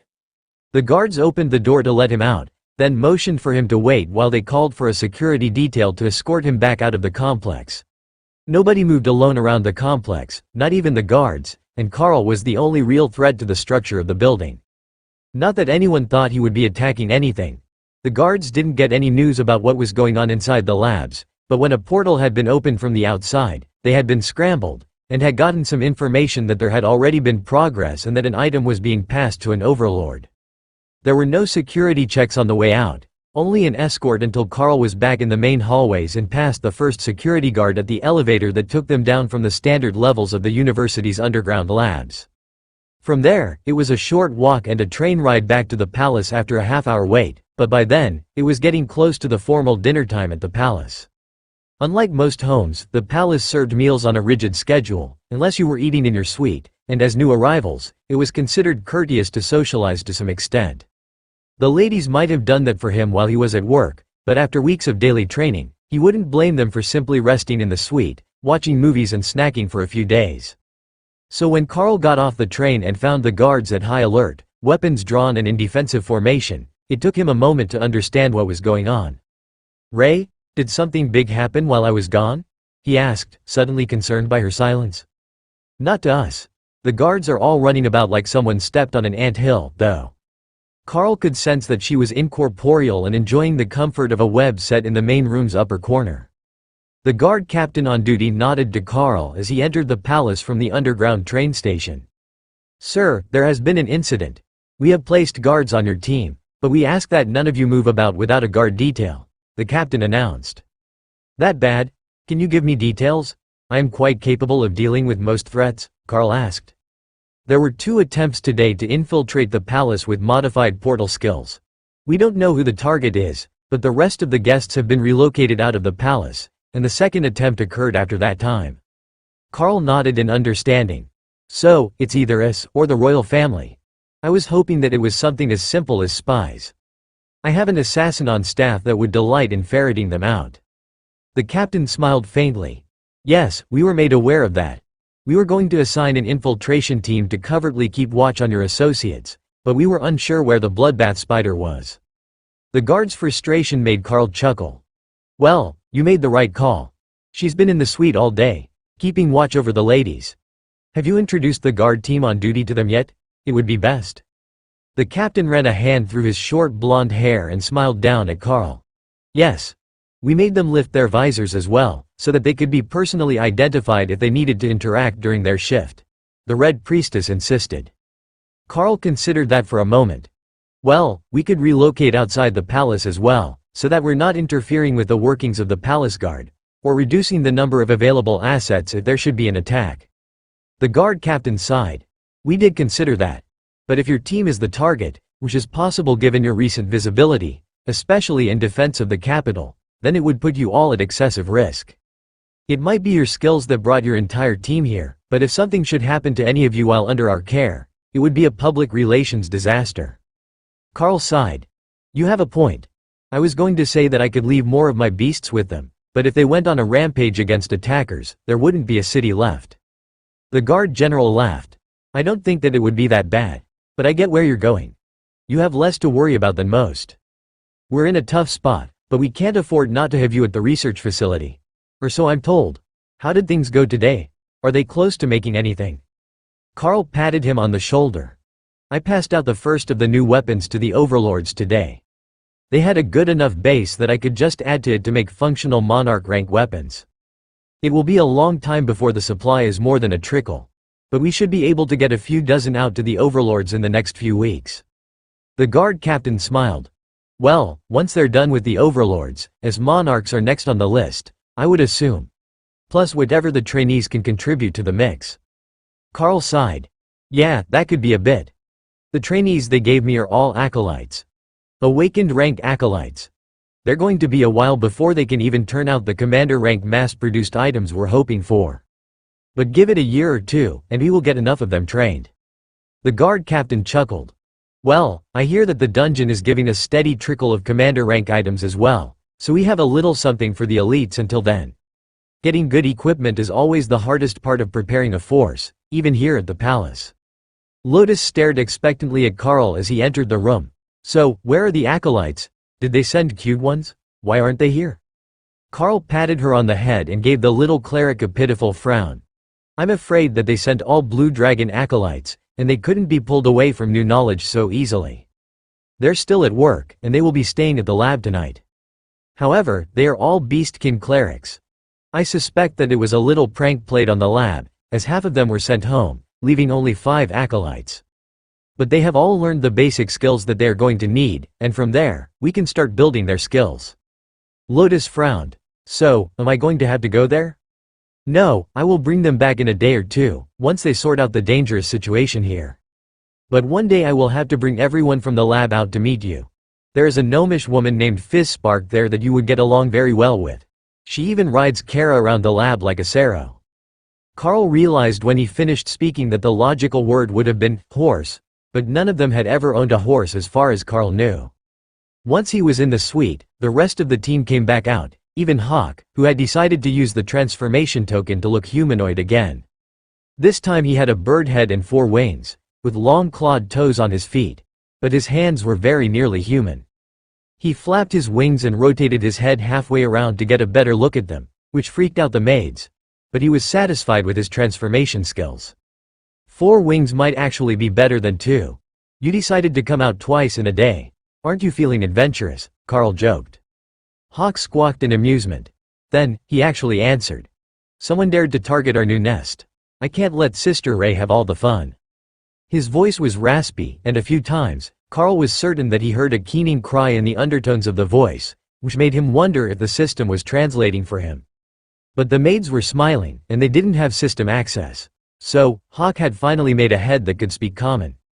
Or he had learned to speak in everyone's minds at once. Both were possibilities with Hawk's transformational limitations. "Should we prepare separate rooms for the newly arrived guests?" one of the maids asked. "That would be appreciated. Until they are certain that everyone is safe, I suspect that they will prefer to remain active in the outside world." "Remy, stop teasing Lotus, she just wants to pet the bird." Remy had the little cleric wrapped right to her armpits, stopping her from running to Hawk. Reluctantly, Remy let her go, and Lotus ran over to bury her face in Hawk's wings. For once, he wasn't covered in fire, and she could feel the soft feathers. Ghostfire body was still active, he had just pulled it back to a warm layer over his body, so he could move freely. As an added safety measure, Carl called the Guardian and both bodyguards. The Lamia pair glided across the room to bask in the late afternoon sun by the patio door, while the Guardian remained near Carl, her scaled and bark-covered body barely visible to others as her camouflage skill passively activated. "Oh, that's a great idea. Anyone who comes to bother us will think that's me at first. Then chop chop chop." Ray cheered. She had a good point. Intruders would definitely see the Guardian first, and if they attacked her, they would be defenseless when Ray arrived. "These new ladies," Carl's maid asked, "are summoned. Like a living golem. They don't sleep, so they don't need beds. But I am feeling a bit hungry. When is dinner?" he asked. "Whenever you would like, sir. The other guests have been sent away, so dinner will be here in your suite, and it can be ready in 15 minutes whenever you request." Dana nodded in agreement, and Ophelia gave them an enthusiastic thumbs up, so the maid ducked her head out the door and had someone outside run with the message. There was an underlying tension in the suite that was definitely coming from the maids. They weren't elites or even combat trained. Their job was to clean and assist guests. So, the day's news had them rattled. The palace hadn't come under threat since any of them had started working here, making this the first time that they had actually had to use the security protocols. Even worse, while they were relatively safe for now, with the elites, their friends were still at work elsewhere in the palace, and nobody knew what the target was. If they realized just how eager the beasts were to find out what the threat was, they might not feel as safe here with Carl's group. But for now, the presence of so many powerful creatures in this one suite had put all thoughts of seeking safety in the bed of a guardsman at the barracks for the night vanish from their minds. That sort of protection came with not just a price, but implied future obligations. But staying here to watch over a group of monsters and elites was just passively safe. Assuming that the monsters were actually safe to be around. It seemed that they should be, as they were summoned by a spell.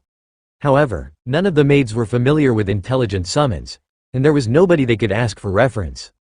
The food arrived quickly, and the maids retired to the servants' quarters of the suite for their own meal, leaving only one behind to fill drinks and clear the empty plates. Ray dropped from the ceiling to join them at the table for a strategic discussion, only appearing in humanoid form when she was already seated on the sofa. "So, what are we going to do about the attackers?" she asked. "Whack a mouse," Hawk offered. "Smash them when they dared to poke their heads out?" That sounded about right. There was a rather low chance that the enemy would actually attack during the daytime under normal circumstances, but what really got to Carl was that not only had they done it twice after he had left for work. Was it because they were waiting for the increased guard detail at night to relax and fall asleep? Or were they really targeting his friends when they thought he had left them unprotected? The dishes were efficiently cleared once they had all finished eating, and Thor immediately began to redecorate the main room. "What are you planning, big guy?" Tessa joked as Thor slid the sofa she was sitting on. "Not all the spots can see the TV for movies," the last time got interrupted. Lotus jumped at the chance, and Carla laughed as she immediately put on a nature documentary, where two clerics were exploring a forest, looking for a new species of magical fruit. That wasn't quite what Carl had in mind for movie night the last time, but the plan brought the maids with a tray of snacks and drinks, while Tessa settled in next to Thor and Lotus used Kara as a pillow on the floor. Dana pulled a blanket over her and Carl, then settled her head on his chest to watch the documentary, which was turning out to be a tragic comedy of sorts. Not intentionally, of course. But the duo seemed to be a magnet for all sorts of monsters and wildlife, and they had kept all the mishaps in the film as a warning to anyone who tried to emulate them. After a few minutes, everyone had changed into their pajamas, settling in for the night while wondering just how long this documentary was. The answer turned out to be 4 hours, though everyone but Carl, Ray and Thor were asleep long before that.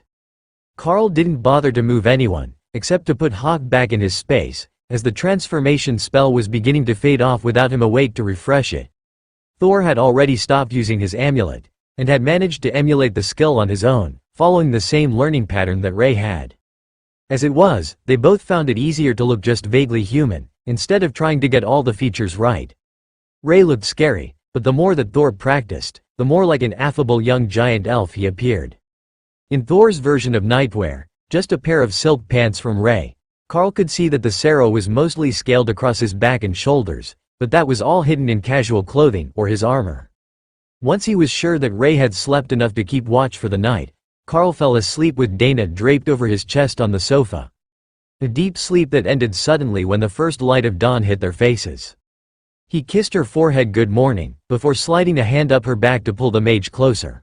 Only, as soon as he did, he caught sight of the glare that Kara was giving him, while holding Lotus like a body pillow. Carl looked over to Thor, who was similarly entwined with Tessa under a blanket on the other sofa, and the Void Badger laughed in his mind.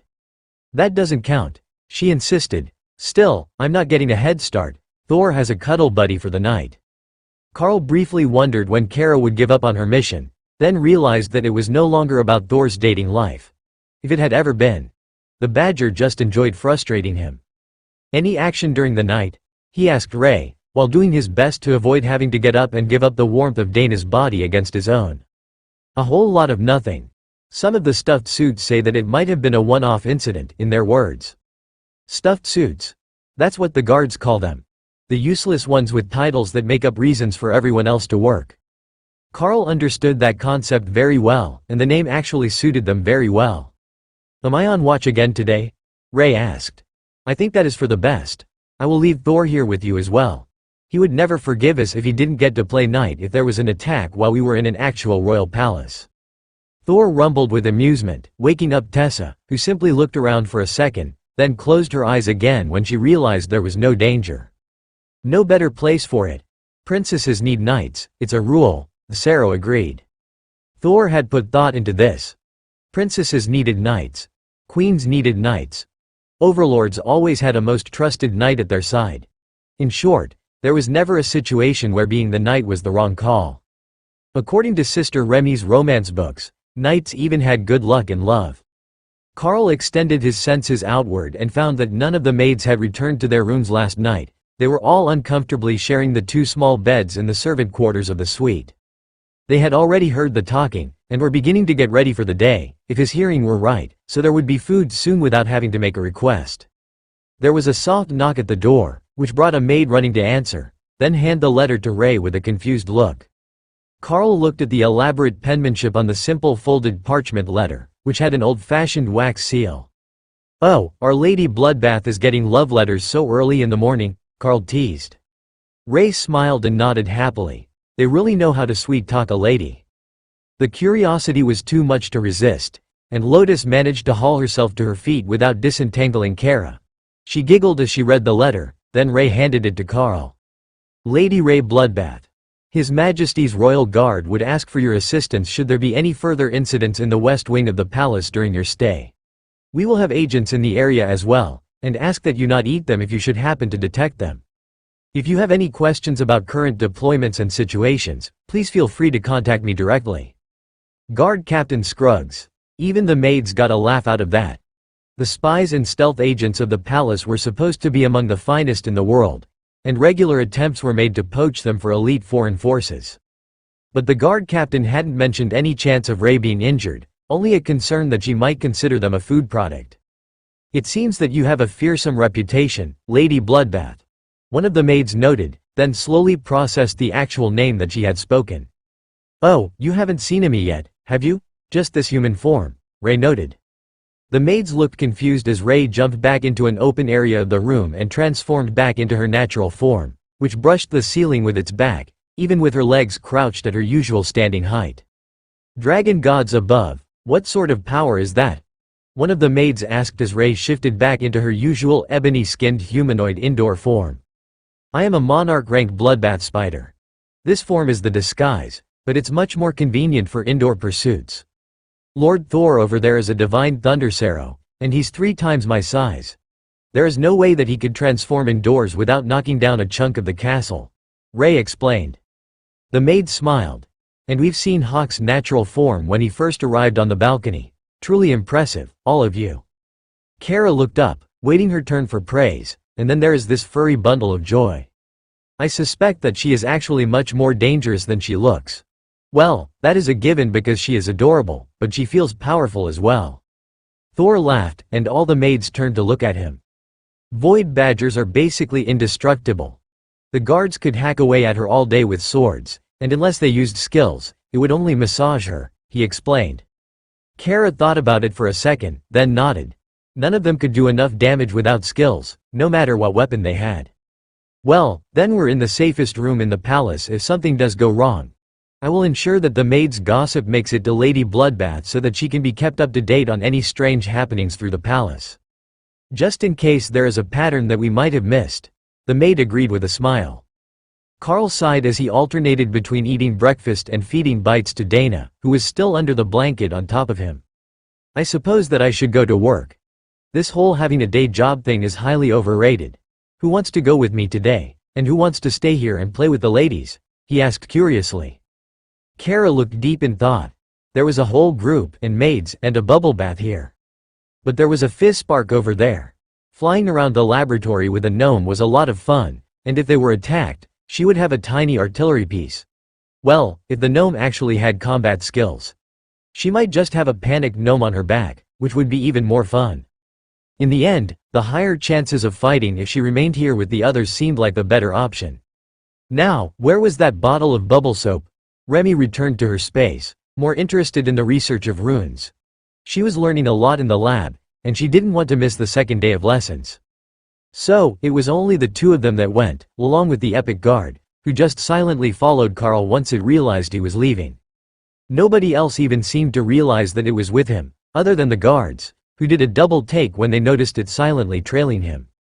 Carl got on the train, trying to ignore the eerie feeling that the abandoned station was giving him. It was morning, and there should have been workers on shift change coming and going. But there was absolutely nobody. Even the guard on duty gave Carl a confused look. There should have been workers for the day shift arriving, but he hadn't seen anyone. The train station is empty. I think that things are about to get spicy. Carl's warning made Ray do a little dance in the living room of their suite, much to the confusion of the maids. Has anyone arrived? Carl asked. The guard shook his head. The train was exactly on time, but empty. The driver is as confused as I am. There was nobody at either station waiting for the train. Carl nodded and got on board, waiting until the driver gave him a nervous thumbs up through the small window in the door to his compartment in the transit train. The train glided out of the station toward the university, but didn't pick up its usual speed. The driver was becoming nervous that something might have blocked the tracks, or that there might be an ambush waiting for them. But there was nothing moving under the city except them. Absolutely nothing, Carl noted, and that was not right. There should be flowing water, rats and other vermin, insects in the stagnant water that gathered near the surface ventilation holes, or even maintenance workers. But none of them was present today. Carl focused on the area around him and cast Nullify at full output as an area effect. He had fully expected to see something extreme, like a train full of corpses and a demon driving. However, what he found was that everything looked exactly as it had before, only there was now sound. Far too much sound. Ray, Thor, inform the others that there is a battle in the city. I can hear it through the ventilation shafts. Kara, remember to rinse the bubbles from your fur when you're finished your bath, or you will get itchy. Hawk laughed at the warning. He was also transformed in the bath, preening his feathers, but he didn't use soap, and he had fire to dry himself. Driver, there is a battle in the city overhead. I have enhanced hearing. Carl warned the only other occupant of the train. I will take you to the university, then I will wait for more instructions. I don't know what to do in this situation. All my instructions just say to wait for passengers unless I have a scheduled pickup. The driver replied nervously. They pulled up to the train station at the university, and Carl reached out with Nullify again, using it to sense for magic in effect. He didn't want to mass dispel the whole area, as there were labs above and below him that would be using magical barriers. But he didn't sense anything on the platform, and Soulsight didn't find anyone waiting for him. Carl quickly moved down the hallway, wondering where the guards had gone. There should have been some on the platform, some at the first corner, and more at the elevator. Carl cast Nullify again, targeting the hallway. There was definitely a spell on it, but Carl didn't see any changes until he got around the corner and saw the next guard station. All 6 were dead, hacked apart with dozens of blade strikes.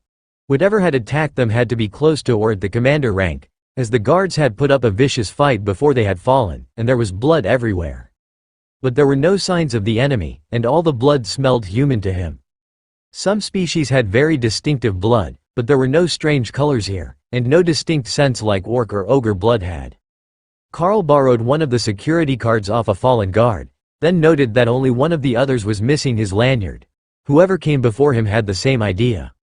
The elevator in the next room didn't just need a keycard, though. It also had a passcode to call it. A small detail that the first group had failed to notice. They had pried the doors apart, most likely using a spell, as Carl could feel the lingering magic in the air, and they were blown right off their rails. With nothing to stop him, Carl hopped into the shaft and let his fingers bounce off the rungs of the safety ladder as he fell. When he saw the open exit to the lab, and the rapidly approaching spikes at the bottom of the shaft, Carl grabbed the ladder and swung himself out onto the tile floor. The security area was filled with blood and bodies, both guards and mages in spellblade outfits. Carl kicked one to roll it over, but it didn't have any sort of insignia on it to identify the faction that might have sent them. The robes were black and enchanted with stealth spells, but not as good as what the Guardian was using. Even Carl could hardly see it as the construct landed behind him. He activated Silent Movement and Void Body on them both, then moved toward the lab, where he hoped the blast doors were still holding. There was noise ahead of him, frustrated orders, and the sound of some sort of fan, along with a crackling hum. A sharp whistle let Carl know that they had seen him, so he summoned the bodyguards behind him and warned Remy to stay hidden for a second, though she summoned her bodyguards as well. "Good morning, ladies and gentlemen. It seems you are determined to make my workday more difficult than it needs to be." He greeted the mages in front of him, then noticed that they had an overlord with him. In an enclosed space, this was going to be very, very brutal. The overlord didn't reply, and chose to charge at Carl, who hit him with a nullify halfway across the gap, canceling his movement skill and putting him off balance as he hit the floor. The maul came to Carl's hands, stacked with disintegrate. The hallway rang with the displaced air as he swung, and the head of the weapon hit the mage's barriers. The overlord was flung 2 meters to the right, into the wall, which crumbled on impact, along with the barrier that he had nearly instantly replaced. A flurry of blade skills flew in both directions as the bodyguards engaged with the spell blades, and the epic guard launched herself into combat. Carl equipped the Haint Claw on the epic guard in preparation for the final ambush, and charged at the overlord again, but the mage used a blink type spell to appear halfway down the hall behind him, putting their fight away from the others. All of the other mages were at the low royal rank, and they wouldn't last long against the bodyguards, but they wouldn't last a single attack around Carl or the overlord. Carl attacked again, hurling disintegrate at the mage, who countered with a rapid flurry of sword skills that knocked down the skill and then flew at Carl.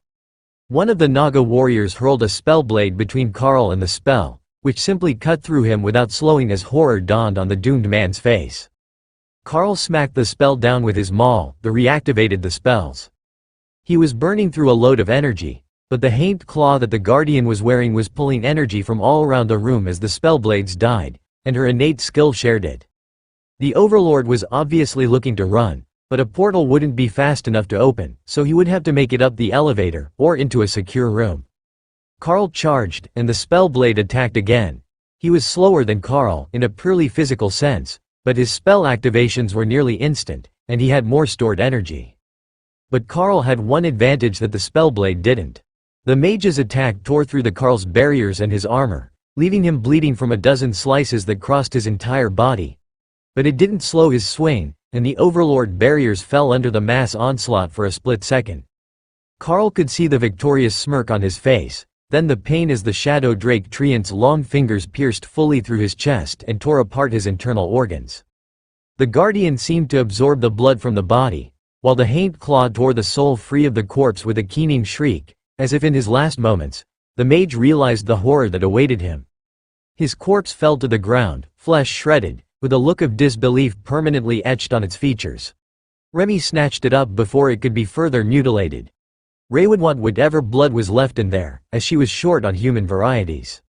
Then the Naga shaman picked up the rest of the bodies, guards and spellblades alike, and placed them in her swamp to keep until they could be sorted.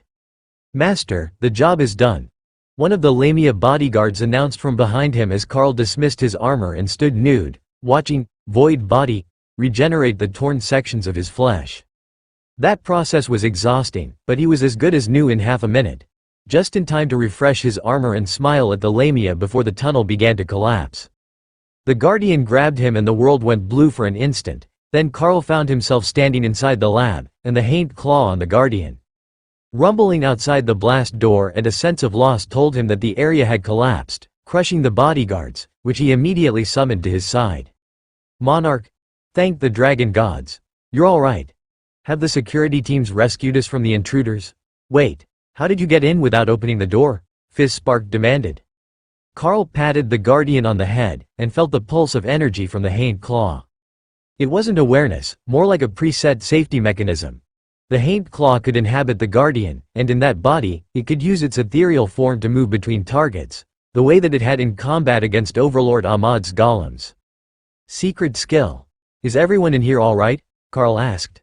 The gnome smiled. "Yes. As soon as the alarm was sounded, we activated the full lockdown barriers, preventing portal openings and reinforcing the lab. I can still feel the shaking. What did you do out there?" Carl sighed. "I got into a fight with a foreign overlord. We might have caused the tunnels to collapse." Fizzspark gave Carl a confused look. "Tunnels? There are no tunnels. At least not in the conventional sense. The whole area is one huge underground building, and the part by the university is constructed for 50 floors before it reaches ground level, if it collapsed. If more than just the last section collapsed, then the entire research wing of the university lab complex collapsed in on itself. "Ray, what is happening at your end?" "I broke the university," Carl asked, while motioning for the gnome to wait a moment. "Nobody is in the palace yet.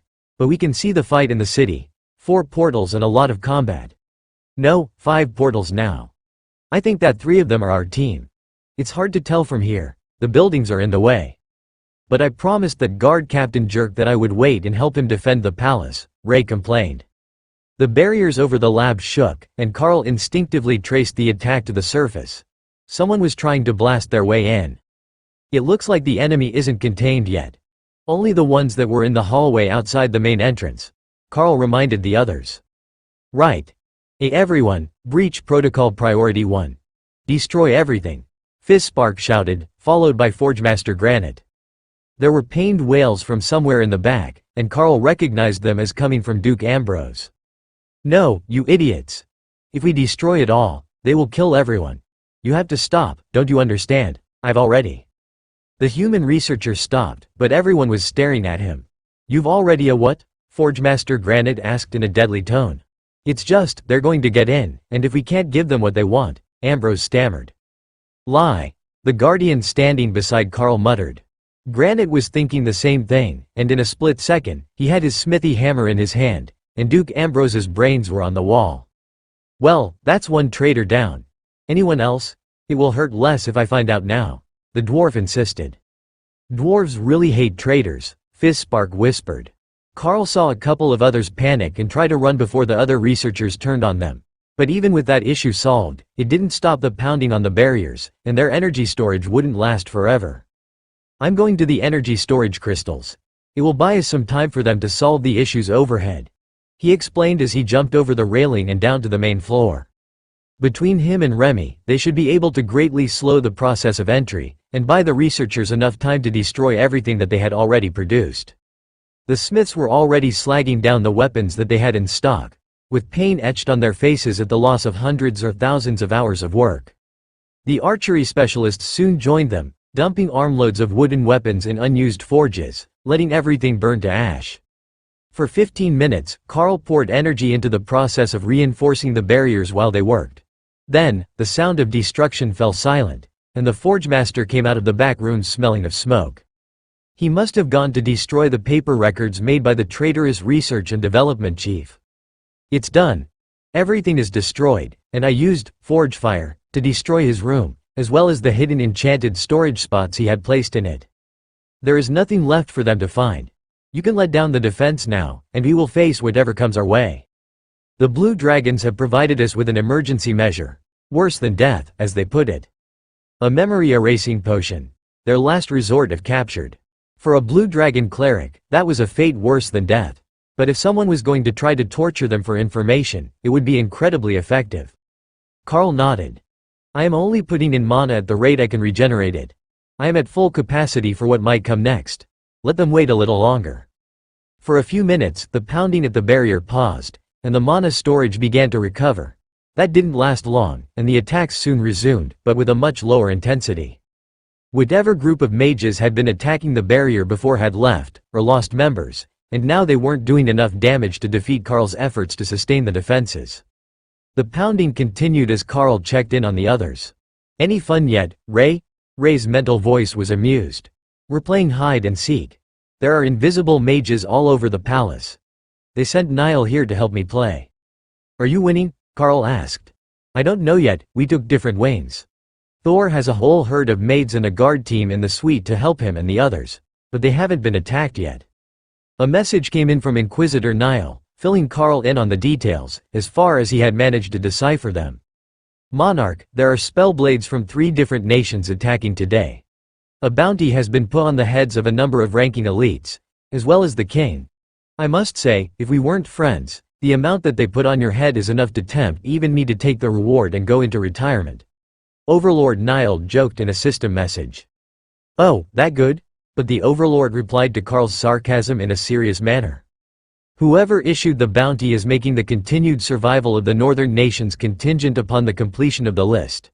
But more personally, they have also offered the equivalent of 100 million credits and 400 acres of fertile river-bottom farmland for your death. Carl sighed at the revelation. I don't suppose you know who is attacking the facility right now, do you? I took out some black-robed spellblades who were trying to break in earlier. However, now the building has collapsed, and someone is attacking the barriers from above. At least if they were going to claim a bounty on him, they would have to have an intact body to show their boss. Carl was almost absolutely certain that was how it worked. Or, at the very least, his head. But could he regenerate from just a head? Void body didn't specify how much of you could get blown up before you couldn't regenerate anymore. The ones above you now would be the spellblades from Linnea, with a group of Overlord-ranked foreigners backing them up. The team under Overlord Othello is there dealing with them. Coincidentally, her name is on the list. So are Ahmad and Tabitha. The invaders had a serious abundance of confidence if they were willing to put those names on the list. For a few minutes, the damage being done to the barrier was minimal, and Carl wondered if Othello and her team were winning the battle above him. Then a massive lance of power smashed clean through the barrier and into the floor of the lab in front of him. 3 overlords in pale blue robes floated down from the hole in the ceiling, smirking as they stared at Carl. Ah, we have found you, little rat, hiding in his hole. To think that it would be our team who gets the bounty on the Beastmaster. The mage on the far left, an elderly man with liver spots on his bald head, chuckled in a sinister whisper. Carl smiled and stacked 5 layers of obliterate on his maul, which made the Overlord laugh even harder. But when Carl fired the 5 stacked spells layered in nullify, the Overlord-ranked skill shared by Kara, the mage's barriers shattered like glass and his body simply vanished. Carl turned to the other 2. You seem to have fundamentally misunderstood something, Carl began. We're not stuck in here with them, they're stuck in here with us. I heard that one in a movie. Remy cheered in his mind. The spellblades stared at the spot where their ally had been for another half-second before recovering. You were never going to live long enough to see the reward, Carl finished, while Remy booed him silently for not going with the cliché copyright. The 2 overlords charged for him, only to have the bodyguards throw themselves in between, grabbing with their serpentine bodies and sacrificing themselves to buy the time for Carl to recharge his spells. Carl sent out another stack of disintegrate, coded in nullify, and the younger of the 2 overlords vanished in a puff of ash, along with the bodyguard wrapping him. The overlord died at the exact moment that a flash of purple magic blinded Carl's eyes, and he winced as a blade ran through his stomach, bare steel stripped of its magical enchantments by the barriers it had broken. You were saying? The last overlord asked, his sword buried to the hilt in Carl's body as he prepared another spell. Carl grabbed the sides of the mage's skull, shattering his barrier with nullify before physically removing the man's head from his body. Carl slumped to the ground, and Remy left her space to douse him in healing splash, while activating both of her healing totems. Oh, that's not good. It destroyed most of your insides. Are you sure that the Kara healing can fix that before you die? She asked. Carl didn't have the energy to even make a mental response, but his body was surrounded with black smoke as he regenerated. Forgemaster Granite ran up the steps and dumped a potion in Carl's mouth. Stamina and mana potion. It helps with regeneration-type spells, he explained to the confused Naga Queen. Remy made a mental note that she would have to add that step next time, but Carl was still in rough shape even after his body had healed. Then power began to flow from the Haint Claw to him, restoring the metaphysical damage that healing his body could not repair. Carl gave the dwarf a weak fist bump and carefully sat up to inspect himself. Well, that sucked about as much as expected, but aren't they too weak for overlords? He whispered. The old dwarf laughed. They're researchers from a tower somewhere, not trained assassins. They've likely never cast a spell with intent to kill in their lives. See the talisman that was on this one's neck? It's a translation amulet. The sort that the Blue Dragon clerics use to help with books they can't read. Above them, Carl saw a familiar face. Overlord Othello's polished silver armor was shining in the sun as she looked down into the labs. Carl called up to the Overlord. We're all right down here. How's your team doing? I have limited healing here, and a resurrection-capable cleric in my suite at the palace. We're not dead yet, but I don't think that we can get you out of there. I can't fly, and the university is rubble. The entire complex is gone, she shouted back. I can get out with Earth Barrier. Do you want to retreat and rest? The paladin nodded, and gestured to someone near her on the surface. Carl began building a stone stairwell to the surface, a narrow spike of stone with thin runners in a circle around it, made using the stone that had tumbled down as the barrier was breached. Othello, along with 4 monarchs, made their way down the stairs, then slumped down in the chairs of the ruined cleanroom. What a mess! There are hundreds of attackers in the city, half of them are invisible, and they brought overlords with them. How much do you know? Othello asked. Overlord Niall gave me the rundown. What do you need? I've got a whole group of researchers here to protect. Though, it sounds like they're not a primary target, and we've already destroyed all the research material here. Othello blinked in shock. You did what? Standard practice. Nothing for the enemy to steal. Carl replied with a shrug. Right, you didn't know that they weren't here for it. Or perhaps they are?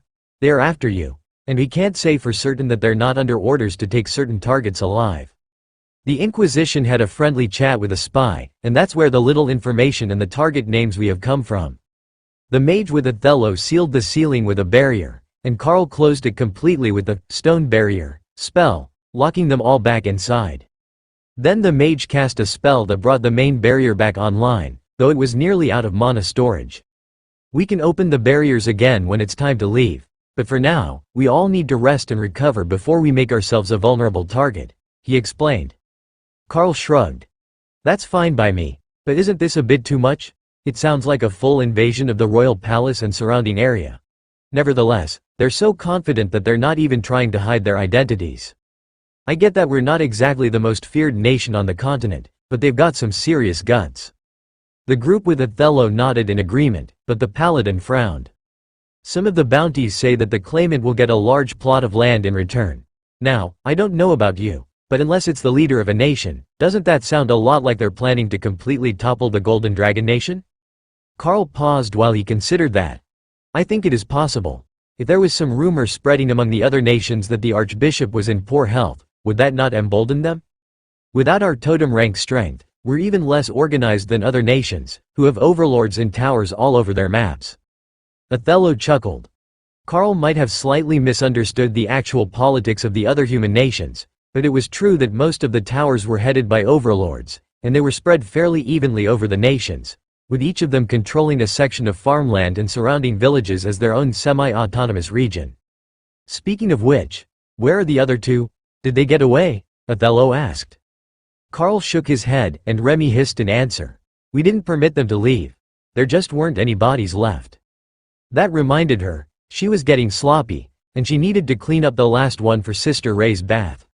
The monarchs gave her a strange look as she used a tiny cyclone to wash the floor and made the body vanish, but when she was done, it was like no battle had ever happened. Carl passed out fruits and roast meats from Remy and Hawk's spaces, so everyone could recharge as they waited, and Othello began to draw a map. The communications are out again. There is a mana storm forming over the city, and it's interfering with all sorts of electronic signals. We can talk to others in the city still, but even contacting the capital was sketchy. They had to try 3 times before we could understand that they needed us to send teams here. The storm is getting stronger as well, so we should try to either regroup or clear an area of the surface before the actual storm part of the mana storm begins. Too late. I can hear the drops falling on the barrier above us. It looks like we will be fighting in the rain, Carl sighed. Othello shrugged. Better than fighting in a basement. On the other side of the city, back at the apartments in the palace, Dana slowly removed a dagger from her arm as she stared down at the body of a palace guard. The man had suddenly attacked her, and he had died just as quickly. Dana's spell had hit after he was already dead, executed by his former comrades for his apparent treason. But she wasn't bleeding. A waft of black mist extended from her arm as the dagger was removed, and it healed before Lotus even had a chance to see if it was poisoned. What was that? She asked, shocked at the sudden assassination attempt. Kara knew it instantly. Thor, tell her that she's got void body active. Remember how Carl said that the new scaly Leafa golem heals the whole team? Well, he's got void body active all the time. We just didn't notice because nobody is dumb enough to stab one of us. Thor relayed the explanation to the rest of the team, while the guard captain stared at Dana in awe. Then he snapped out of it. You need to cleanse her anyhow. That dagger is poisoned. When whatever healing spell she has active wears off, the poison will take effect, he insisted. Once that was done, a tense situation began to build in the room. One of the guards was a traitor, which meant that there might be more traitors among the palace guard, both in this room and elsewhere in the palace. But they had no way to tell who was and who wasn't.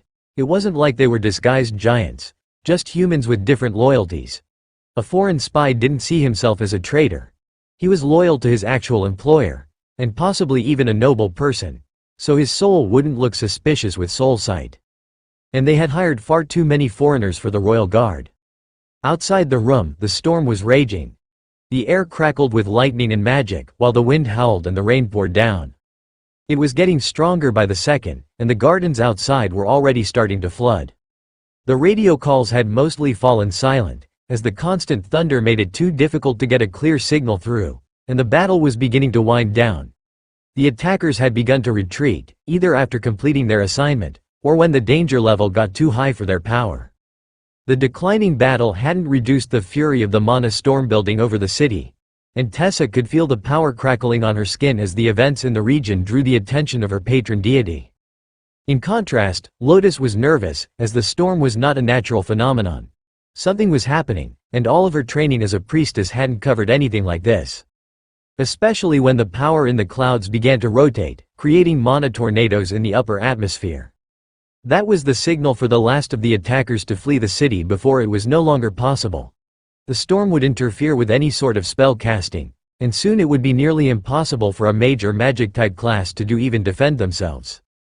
In the lab beneath the ruins of the university complex, there was not much that Carl could do about the storm other than wait for it to pass. There were no more sounds of nearby battle, and Othello's entire team was exhausted after battling the allies who had arrived with the overlords that Carl had defeated. The fact that she had held the foreign overlords off 4-on-1 before they had separated and broken in to attack Carl was truly impressive, but it had taken a toll on her team's stamina levels, even with Eternal Lightning now active on the 5 of them. High above the city, the final battle of the day still raged. But not as an assassination attempt or for control of the city. Overlord Ahmad stood on the shoulders of a wind elemental conjuration, facing off with Overlord Kenichi, whose black drake mount was lazily flapping its wings, hovering in place. But both of them were wary of the third arrival to their party. "Gentlemen, you might as well go home. This opportunity is mine," the arrogant young overlord sneered. "Ah, Reginald. So good to see you again. Did you know that your entire family was just killed by a Naga queen who didn't even understand what they wanted?" Overlord Kenichi taunted. The young overlord did his best not to rise to the provocation. "You won't get me to leave the eye of the storm on a fool's errand," Reginald replied in a tone much more calm than the seething hatred on his face. Overlord Ahmad smiled. "Actually, he's not lying. Well, probably not lying. I felt all 3 of their souls vanish only seconds apart, and they were nowhere near a portal." There was a pause as all 3 of them looked at the massive floating mana crystal between their positions. The battle in the city had formed it, bonded with the souls of the deceased, and it represented one of the greatest opportunities that any mage could ever hope to see. Each of them would willingly fight to the death to get their hands on it, and from what they could tell, there was nobody else willing and able of challenging them for it. The problem was, it was a single-use item. The massive amount of mana and soul power that it contained would be transferred to the first user, and only to them. Nobody had expected this particular outcome when the battle had started. It was a 1-in-a-million freak chance. But so many overlords had died today, and so many more of their acolytes, that the gods of war and death had both been intrigued by the power play and granted their blessing. Suddenly, Reginald surged with power, and the other 2 immediately reinforced their barriers. But it was not them that the spellblade was aiming for, but Kenichi's mount. Of the 3, his personal skills were worst suited to flying, and the overlord tumbled away from the stone as Ahmad attacked Reginald. This was a fight that the spellblade was sure he could win. Ahmad was a golem mage, and his golems were not a flying type. So, he had to rely on a simple conjuration or air magic to fly, and neither was his specialty. Lightning struck his armor, tossing him backwards as Ahmad worked to drive Reginald away from the mana stone, which was now nearly done forming. A barrage of magic missiles formed in return, met by an identical spell from the Catman. The 2 peak overlord area suppression spells shook the ground far beneath them as they collided, sounding like thousands of concurrent peals of thunder. But the match was not even. When it was over, Reginald gave a victorious laugh, while Ahmad spat blood and held a large wound on his right shoulder to staunch the bleeding. "Sorry about your luck. Maybe next time, beastkin," he crowed, mere meters from the stone as it solidified in this world. Then Ahmad smiled. "Yes, perhaps in your next life. Niall, I need you in the air. Bring the spider." The two assassins appeared in the dim light between lightning strikes before both going incorporeal. Reginald began to panic, reaching for the mana stone, only to see his arm falling away toward the ground. Piercing pain shot through his back, and the black masked face of the Golden Dragon Nation's chief assassin appeared before him. "Too slow," Niall chided as he began to fall from the sky. Once he was below the waist of his opponent, he struck straight up, using vibrating blade, so it didn't hit Ray, who had stabbed her legs through the mage for balance. Reginald's flight spell failed as the life left his body, and Niall grabbed Ray's spider form. Advanced shadow step took them both to the courtyard outside Ray's suite, and both returned to their incorporeal forms, leaving the rain behind as they entered the relative safety of the palace. Dana jumped as the two appeared in front of her, sitting on opposite sofas with pencils and paper. 5 points for each overlord, 3 for monarchs, 2 for royals and 1 for a commander, Niall insisted. Ray nodded and began making tally marks on her paper. "Are they doing what I think they're doing?" the guard captain whispered to Tessa. "It looks like it. The question is, who will win?" At 3 points for a monarch, pure volume could easily sway this count, the war cleric explained. There simply weren't enough overlords in most battles for them to change the outcome of this contest. After 20 agonizingly slow minutes of room-by-room tallying with a map of the castle, they were finally finished. The pages were handed to Tessa as their neutral arbiter, as she would verify their math and make sure that they didn't both count kills in the same room without a good reason. The final score is in and verified. The verdict is that Ray is terrible at keeping a legible kill count. You can't measure kills in milliliters for this contest. The big ones don't count for more, only the powerful ones. However, after some recalculation, we have a total of 1,804 points for Ray, and with a decisive victory, thanks to an explosive device through a portal, Overlord Niall has scored 1,912 points. Ray sighed and shook her head. "That portal was a lucky find. But I learned a valuable lesson today. I need to work on the speed of my humanoid form. It takes too long to move around the castle on only 2 feet. While the battle appeared to have ended, the chaos in Wenmouth was far from over. 2/3 of the city had been damaged or destroyed, large portions of the palace were rubble, and the university complex had collapsed, trapping an unknown number of students and employees. But that was not the largest concern for Carl and the others in his suite. There was a growing sense of power overhead as the storm began to fade, and the auras of at least a half-dozen totem-ranked powerhouses had surrounded the city, while something stronger was flying overhead. Their best guess was that whatever had happened here had attracted the attention of the mythic rank Black Dragon that held the unofficial title of Overseer of the continent. Carl and Niall had a general idea of what had happened, as Ray and Niall had gone to assist Ahmad in the fight. But the storm was interfering with any attempt to observe from the ground. There was no way that they could have guessed the monumental nature of the events that were occurring in the sky above Wenmouth. Overlord Ahmad surged with power as he stood on the shoulders of his summon. His back was bent in a deep bow, welcoming the mythic dragon, but his attention was entirely on the process happening inside his body. Once the stronger challengers had arrived, he had immediately used the mana core of the storm. A missed opportunity was worthless, but to the gathered totems, the mana core was nearly as valuable intact as it was to him. "You have gained quite the opportunity today," the dragon intoned, speaking slowly, the human language unfamiliar and difficult from his draconic form. "Indeed, mythic lord," Ahmad agreed. The dragon's passive look turned to a faint smile. "Perhaps from now, we shouldn't call the Golden Dragon Nation the largest human nation anymore, but the Northern Beastkin territories," it suggested. Ahmad shook his head. "You flatter me. The Archbishop is still the leader of the nation." The mythic dragon snorted in amusement. "For how much longer? A year, 2 at most. Lord Noct has been keeping vigil over him for months, ready to step in if he should go earlier than expected. But in a few more minutes, the Golden Dragon will have a new heir to the nation. To think that so many overlords among the humans would have thrown their lives away in one battle for greed and power. But their sacrifice birthed a new totem, and over the next days new overlords will rise to replace those who have fallen. Such is the will and blessing of the god of death. That was when it really began to dawn on Ahmad what he had done.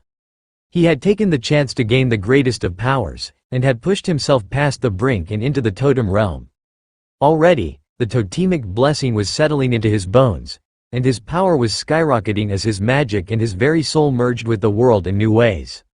But the power came with a cost. There was only one other totem in the Golden Dragon Nation, and he would soon be on his deathbed, leaving Ahmad as the leader of the country by default. Surely, that young monarch was laughing at him now. Everyone had assumed that his astronomical rise to the top would have marked the next totem-ranked powerhouse on the continent, but instead he was comfortable in his palace suite while it was Ahmad up here, trying to digest the implications of his own actions. Karl wasn't actually at the palace, but in the labs beneath the city, but Ahmad didn't know that. Ahmad couldn't sense him there, but he had felt the familiar presence of Thor and the ladies. Not only had he done this to himself, he had literally killed for it. Well, ordered someone killed for it. He should have made Inquisitor Niall use the stone. That smug bastard deserved to be stuck with a desk job. As his advancement took hold, Ahmad realized that he no longer needed assistance to fly. He could simply control the mana in his body to hold himself aloft on the natural mana currents. So, he dismissed the elemental, and let himself hover. Good, you are learning quickly. Congratulations on your advancement, young enlightened one. Now, I have whelps to oversee, new to their training. The mythic dragon announced before simply vanishing. Ahmad smiled as he realized how the ancient dragon was doing it. He knew both teleportation and portal, so he opened a tiny portal, then simply teleported through it to the other side, bypassing the limits on the range of the teleport spell. He was simply so good at it that the process was complete before even an overlord-rank mage could tell what he was doing. With the mystic dragon gone, the other totem rank leaders approached to introduce themselves or make sure that the new Golden Dragon Nation totem was who they thought it was. Welcome everyone. Why don't we move this to my place for a bit of tea? Ahmad suggested. His house in the hills outside the city, obviously. Bringing all of these people to the capital was a terrible idea. The storm cleared as they left, and the palace started to give out damage reports. No casualties in the visitor wing, 14 in the guard barracks. 7 guards were killed at the train station, 2 in the east wing. 15 died in the underground areas, where Karl assumed the dungeons and storage areas were. But the true extent of the attack became clear in the last line. 50 guards, 2 overlord-rank protectors, 5 princes, 2 princesses, the queen consort and the king slain in the throne room region. A king is dead. King Axel inherits the throne by birthright. Long live the king. Niall and Ray stared at the message that had been handed to the maid. That shouldn't be right. We cleared that area, Ray insisted. Niall nodded in agreement. And I killed 4 other overlords with their retinue just over here. Only one turned down the hall. They were on their way in, not out. Ray vanished and started counting bodies in her space. She had collected all the overlords once they met up, and nobody had tried to steal any of them before she got to them. There are still 17. We didn't lose any of them, she explained when she returned. Niall sighed. It looks like my work is not over yet. The church will want answers to this. In the labs, Karl and the others were fully recovered and ready to face the chaos of the city. Overlord Othello was on her feet already, motivating the rest of her people to move. Is the train station collapsed? Most of these people are not combatants. And he destroyed all the spare weapons anyhow, Karl asked. Forgemaster Granite took the first blade they had made, and the War Maul, out of a hidden storage spot under his forge with a conspiratorial wink. If they never find them, it's as good as destroyed. These were too good to give up. The other smiths laughed and one of them pointed to his forge. We all saved the raw materials. Give it a few days, and we will have a fresh batch ready for upgrading. Or give us 6 hours, and we will make enough for the Overlord and her team, one of them suggested. I think we should stay and make at least one more weapon. The fight is over, and Ray says that Cat Mage is likely going to be a totem now. He got a good thing that didn't look tasty. Remy suggested in Karl's mind. Remy says that the fight is over. We can wait here and make a round of weapons, which was our assigned task to begin with. Others will search for survivors and clear rubble. They won't miss us for a single night. he explained to Othello and her team. "You prioritize weapons at a time like this?" the paladin asked. "I know, it's a strange response. But we're on a project to make monarch-ranked weapons for the Overlord Special Forces members. I will make one for you tonight, and a few more as gifts, as well as for the Special Forces members. My source says we might have a new totem, and a new king. Both of them will need gifts." Othello had a good idea who his source was, as only the Naga Queen was here with him today. Forgemaster Thorin smiled. "Well, you heard the man. Forget the scrap of the past. We need a fresh batch of the most mana-compatible weapons we can get. Does the lady have a preference? I will make the weapon for you and the VIP gifts." Othello silently held up her current broadsword, and Granite looked at the one that was currently in his possession. It was a most excellent blade, and monarch rank, but they could do better, he was sure. Plus, it could be precisely designed for a paladin. Surely, the lady would want a more elegant blade. Othello turned to Carl. "Are you sure that you can turn out a weapon suitable for royalty with this team? Normally, you would need multiple monarch-ranked craftsmen for that sort of work." Carl patted her on the shoulder. "You will see. What really matters is the alloy and the craftsmanship. I have runecrafting as a trade skill, and it is designed to upgrade compatible weapons to my level. These 5 lovely young acolytes are learning the ways, and they have gained the runesmith trade skill. Have some faith. They're blue dragon clerics, they learn fast." The clerics looked dubious about his assertion, but with Carl here, they only needed to get the job 90% done. Then he could take over the end to activate their perfectly carved runes. It wasn't a perfect system, but even with the transfer in intent between creators, Carl was fairly certain that he could still get the weapons up to a decent standard.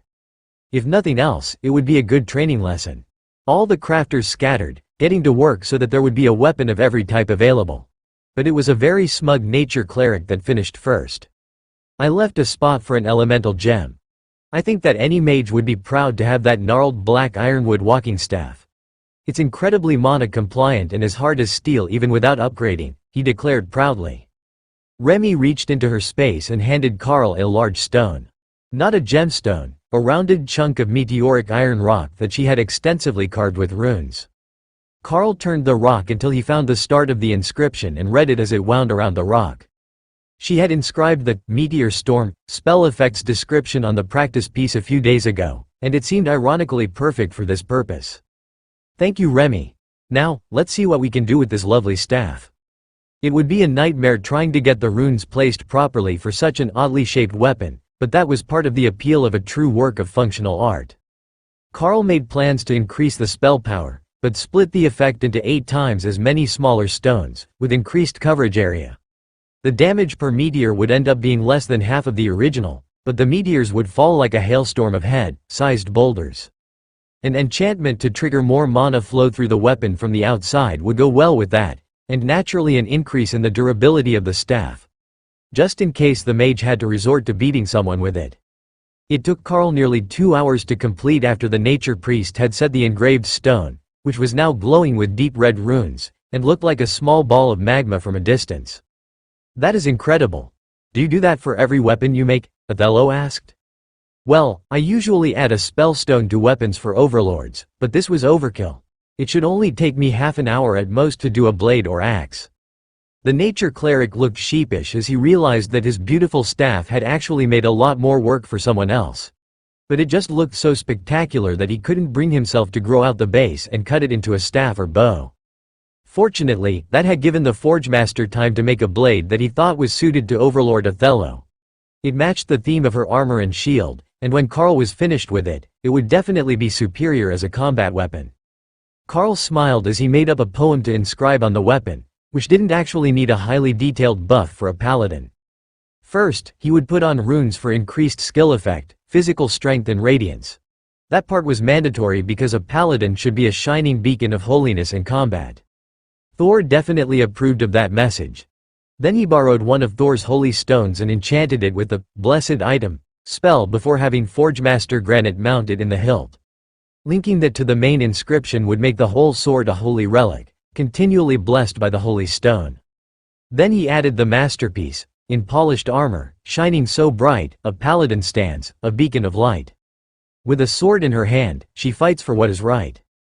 Never will others wish her to leave, but watching her go will make their night. Remy and Granite both laughed quietly as Carl finished engraving the blade, then began to pour power into it. For some reason, this one enchanted much more easily than the attempts that Carl had made before, like it was actually eager to reach maximum power. But when Carl touched the blade, it burned his fingers. Not that it did actual damage with Void Body active, but he could still feel it burning his hand.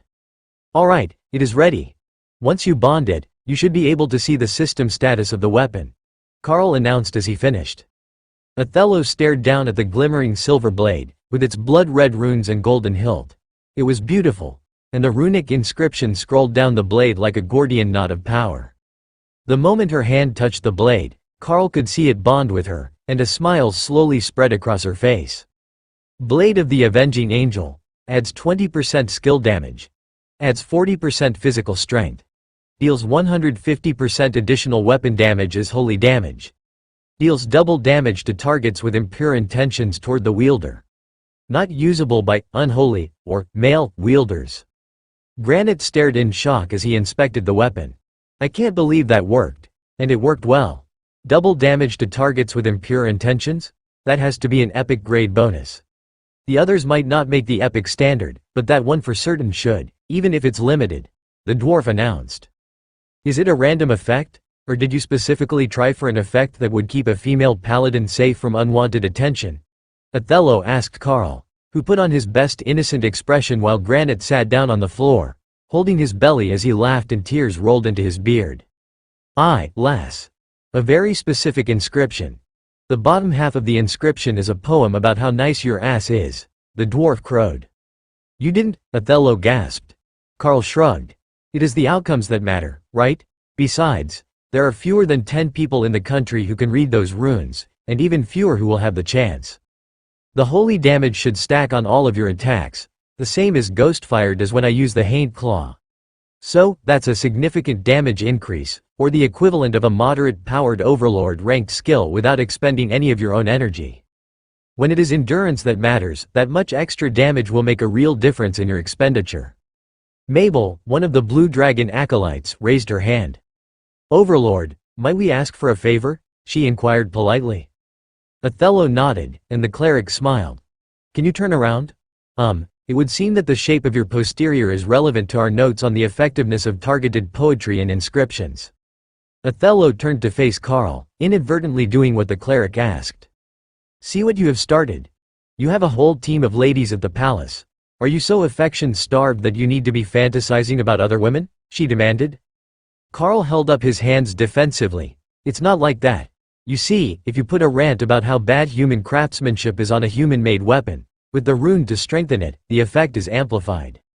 So my logic was that if I put a cheeky poem about the virtues of a female paladin on a weapon specifically for you, it should increase the other effects. I didn't know that it was going to add a whole other spell effect. The intent was to increase the other 3 effects. Then Carl gestured at her shield. Can you hand me that for a moment? I can see that it's just a commander rank holy item, but I think that it can be improved if you're fond of it. I promise, no weird inscriptions on this one. Overlord Othello's trust in Carl's runecrafting, not in his skill but in his intentions, was evidently low. But she handed over the shield, and Carl quickly sketched a set of runes on the back, not going for a full coverage runic inscription. There you go. More durable and better at channeling skills like shield bash. Othello smiled as she picked up the shield, then giggled when she saw that Carl had added, property of Othello, in at the top.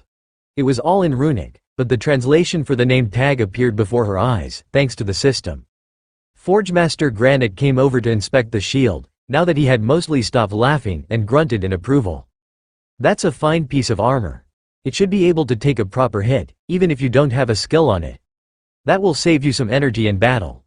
I don't recommend that you just let the shield take everything, but if you can't get a skill up in time, one hit shouldn't destroy it, the dwarf decided. Unfortunately for Carl, he didn't know a rune combination that would actually lead to a self-repairing piece of armor, which would limit the value and longevity of defensive items much more than a magical weapon was limited. Returning them to storage in your inventory often repaired small damages on items, though. So, there was some hope that stronger magical items would be able to ignore small amounts of wear and tear without needing to go to a forge regularly. The rest of Ophelia's group stared at the weapon in envy. If she gets something that excessive, I can only imagine what the consolation prizes are going to look like, one of the warriors joked. Carl chuckled and gestured to the weapons that the other smiths had been making. Pick your favorite style and I will enchant it for you. Those blades will all handle royal rank power, and with a standard inscription on them, they will be quick to upgrade. It might not be as glamorous as what the overlords get, but I can do the work for all 4 of you in under an hour. The mage looked concerned for a moment, but the nature cleric had him covered, and there were freshly made compound bows assembled from spare parts that the ranged weapons team was now working to upgrade. The ranger in the team looked torn. His class often needed both, but asking for 2 weapons to everyone else's single gift seemed like it would be pushing his luck. His blade was a strong commander rank 1 with life steal on it, so he kept that one, and went for a new bow. He had no idea what Carl could do for archers, but a royal rank bow could be enough to swing many battles. Carl looked at the bow that was brought to him, and the simple staff that the mage had chosen. Alright, I know what to put on both of these. Give me a few minutes, then I will do the blades for the warriors, he explained. He would have to do a few for his own team as well.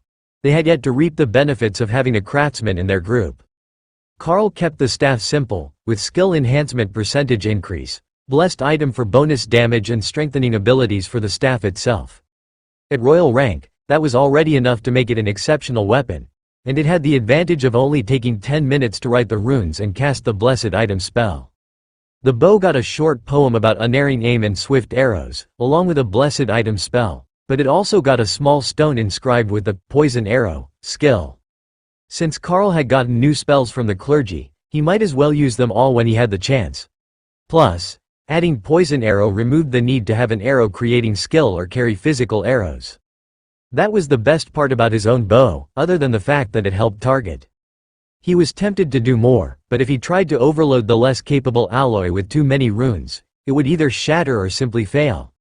They didn't have the time to be wasting weapons today, so this would have to do for the royal rank weapons. The mage smiled as he held the staff. I must say, it's a bit odd having a holy weapon in my hands. But even more strange to think that it was made by Carl from the capital, not some bishop. Othello chuckled. That would be Carl from the lithium mines. He's still not adapted to being a capital tower's resident. Carl sat down at a surviving table in the ruined clean room and began to meditate before he worked on the next few weapons. He needed some mental clarity before working on new runes so that he didn't make any mistakes. As he focused on the flow of energy within his body and the circulation through his veins, Carl began to feel something shift within him. Requirements fulfilled, skill unlocked, bestial form. Allows the packmaster to join his beasts in frontline combat. Carl maintained his focus on the process of clearing his mind and recovering his energy, but the collective gasps of the people in the room, as well as Remy's clapping, brought him out of his meditative trance. I unlocked a new skill. Did it do something visual? He asked. Remy nodded happily, and one of the acolytes cast a spell that created a large mirror out of water magic. The Dana mage is going to love you, Remy insisted as Carl stared in shock at the mirror. His body looked similar to the way that it had for the last month or so, massively muscular in a way that would make the most avid steroid enthusiast blush. But now it looked more balanced, as he was close to 220 centimeters tall, and completely covered in white fur, with black stripes. His head was a bestial muzzle, and he had fluffy ears on top. He had become a weretiger. That was the best guess that he had for what to call this beast form transformation. His hands were still functional as human hands, but he had retractable claws of black metal that leaked magic, as if always covered in disintegrate. His feet were paws, and his legs had an extra joint, the same as cat legs did. It made standing a strange experience, but he instinctively understood how to move in this form, and the sense of power from the increased strength was addictive. Carl chuckled, a deep rumbling feline sound in this form, and then deactivated the skill. Hey, you shrunk. Fizzspark gasped. Carl looked at himself. He was still a bit bulky and muscular, but he was definitely smaller than he had been this morning. Hopefully, not shorter. He was already short enough. Fizzspark held out her arms, and Remy picked her up in both of her right arms, so the gnome could inspect Carl more closely. She had a small magical device in her hands as she happily poked Carl with a finger. I don't think that it was a backlash. I suspect that the skill didn't activate properly the first time, So he has just been slowly expanding until it became fully active, and now he's back to normal sized. Well, I think that he's normal sized. He's still kind of muscly. Gnome men are sort of pudgy and squishy, much more pleasant. Ray's voice filled Carl's mind with enthusiasm. Kara and Dana both approve of this change. They say that you were taking up too much bed. Tell Kara that Remy can carry her gnome like a baby in just her 2 right arms, and it's adorable. If they were going to joke about his size, he could at least taunt the badger back. Ray laughed at Kara's response to Carl's words, but the badger had an idea. If we're both furry, we can turn the heat all the way down in the room, and Dana will never want to get out of bed. So he can just sleep all day. It was brilliant, in a way. Nobody wanted to get out of a warm bed into a freezing room, but they might need Remy to use ice magic to make the room that cold until next winter. Carl sighed and waved Remy back a step so that he could get started on the blades. 2 more for the team that was here, then weapons for his own team, and finally, he could make something for the new king. The fancy staff for Ahmad might not be as cool as some of the other things he would get, but it was as good as Carl could do. Unless runes didn't have to go on weapons to be useful. He could make the new totem some jewelry. Surely, Forgemaster Granite knew how to make more than weapons. That would be an exceptional gift for him, as Monarch-ranked accessories were even more rare than Monarch-ranked weapons, especially ones that were tailored to the user. Carl quickly finished the blades for the Monarchs in Othello's team, and turned to Forgemaster Granite. I have an idea if you're up for it. Weapons are fairly common, and everyone looks for one, so our new leaders will already have something. But what they might not have is some quality jewelry. How are your skills as an artist? He asked. The Forgemaster smirked and looked at his forge, which was currently glowing bright with Hawk's Ghostfire. Oh, I think that I can come up with something. I didn't get the title of Forgemaster for nothing, and dwarves are well known for their artistry. Granite nodded to himself and went to his forge, where he pulled out a sheet of alloy from a side storage cabinet while Carl got to work on the weapons for the warriors in Othello's team, plus a pair of axes for Ophelia, which would get life steel stones in them, though they were only royal rank capable materials. Fizzspark laughed as Remy turned her to watch Granite's work. Oh, he's serious this time. He's using the rare materials. There are some very suitable materials for mana transfer, but they're so rare and expensive that we don't have much to work with and can't use it to make weapons. How much room do you need for runes? Granite asked as he heated the metal. That depends on the material. But my eyesight is good, and my hands are steady. If the material is up to it, I could make a proper enchanted item out of a hoop earring. Carl's joke made the dwarf laugh, but inwardly he was sighing in relief. He only had the 1 small sheet of this material, and if he was going to make 2 masterpiece quality items from it, he would have to conserve. But if he could just make a pair of small bracelets, he would have enough for a dozen or more additional items. So, that was what he did. Wide dwarven bangles, with a flat rear surface to give Carl more room to work without interruption. It would also give him more than enough spare material to replace mistakes, and an excuse to add a decent-sized gem for a spell ability. Remy handed Carl a deep green stone, nearly the same shade as Ahmad's eyes, and Carl frowned as he tried to determine what sort of spell would go well with a nature element stone. He didn't really have a lot of nature spells at his disposal. But lifelink was close, in a way. It was blood magic, but Carl could make it with his own blood as a medium to get the stone to work with the spell. Carl borrowed a magnifying glass from the ruins of the work area, and began to carefully carve everything that he would need for the spell. Then, he pricked his finger and focused on letting a drop of blood fall, then another, so that the gem was coated with the black metallic sheen. A flood of mana activated the stone, and the blood seemed to be absorbed into the stone, leaving shimmering black runes behind. No matter how much Carl advanced the stone, and he was certain it should be at Monarch rank now, the runes remained black on the polished oval emerald. Forgemaster. I have the spellstone for the first item. Granite mounted the stone and then used a system skill to finish his carving, creating what looked like the skyline of the eastern border mountains around the outside of the bracelet. Carl couldn't be sure, but it certainly looked similar to the view southeast of where he was stationed along the frost giant border. Carving the inside of a bracelet was a real pain, but Carl had meticulously planned the layout, and all that he really wanted to add to this item was an increase in skill damage, and the life link skill from the stone, modified to specify that it would link to all of the wearer's constructs. Ahmad was a golem mage, and the golems were much more durable than he was. But Carl was also careful to specify that the link only went one way. From the golems to him, never from him to the golems. It seemed a bit simple, but as far as jewelry went, he didn't think that there was likely to be a better replacement. The second one that Granite created was a city skyline of the royal palace from the university, or so Fizzspark insisted. That should be a proper heirloom item for the royal family. Does anyone remember what class Prince Axel was? He asked the others. Warrior. Granite replied with a shrug. Well, then that is easy. Warriors are easy to please. Carl smiled and the Forge Master chuckled. Remy handed Carl another green stone, deliberately choosing ones that only one person would want in their team, and not elements that were more versatile. Carl began to inscribe "Trollish Regeneration" on the stone, and Remy suddenly realized that green stones were actually quite useful. They needed to give one to the bear, and the lotus, and maybe even Tessa. Carl put the same basic inscription for skill damage increase, but Trollish Regeneration was easier to link, so Carl used some extra space to add a physical strength buff before boosting the power level. The material appeared to be somewhat translucent, and when Carl inscribed it, the whole bracelet glowed with red light in the background, highlighting the outline of the royal palace like early morning dawn. Excellent work. Now those are proper gifts. Even if they never wear them, we don't have to be ashamed of our present, Forgemaster Granite insisted. Carl nodded in agreement. What do you say we all go to the palace now? The guest area is nearly empty, so we can find spots for everyone before the other visitors start to show up. There will be all sorts of chaos with a new king's coronation and with whatever advancement party that they're going to have for Totem Lord Ahmad. Othello looked up at the ceiling. Well, it should be safe enough to go out there now. It's a shame we can't use the train, but everything collapsed, so we can't get to it, and we will have to walk across the city.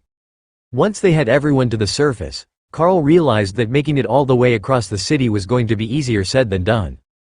Everything was destroyed, and while they were in the middle of a park, Carl could already smell the death mixed with the fresh rain.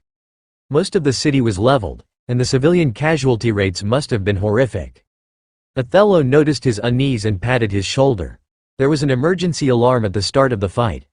Casualties won't be too bad. I don't see any smoke signals from breached civilian emergency shelters. Carl didn't even know that was a thing. But in a city that expected disasters or attacks, it did make sense to get everyone who couldn't take a hit out of the way. The buildings could, eventually, be replaced. Well, most of them.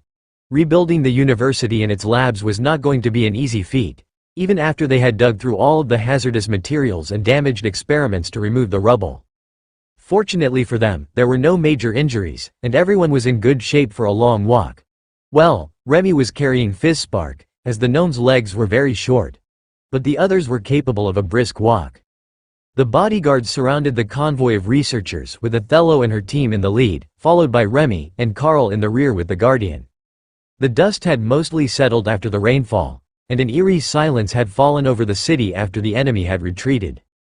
Carl could sense and sometimes see elites in the distance, but with Othello leading their group, the others recognized them as friendly right away.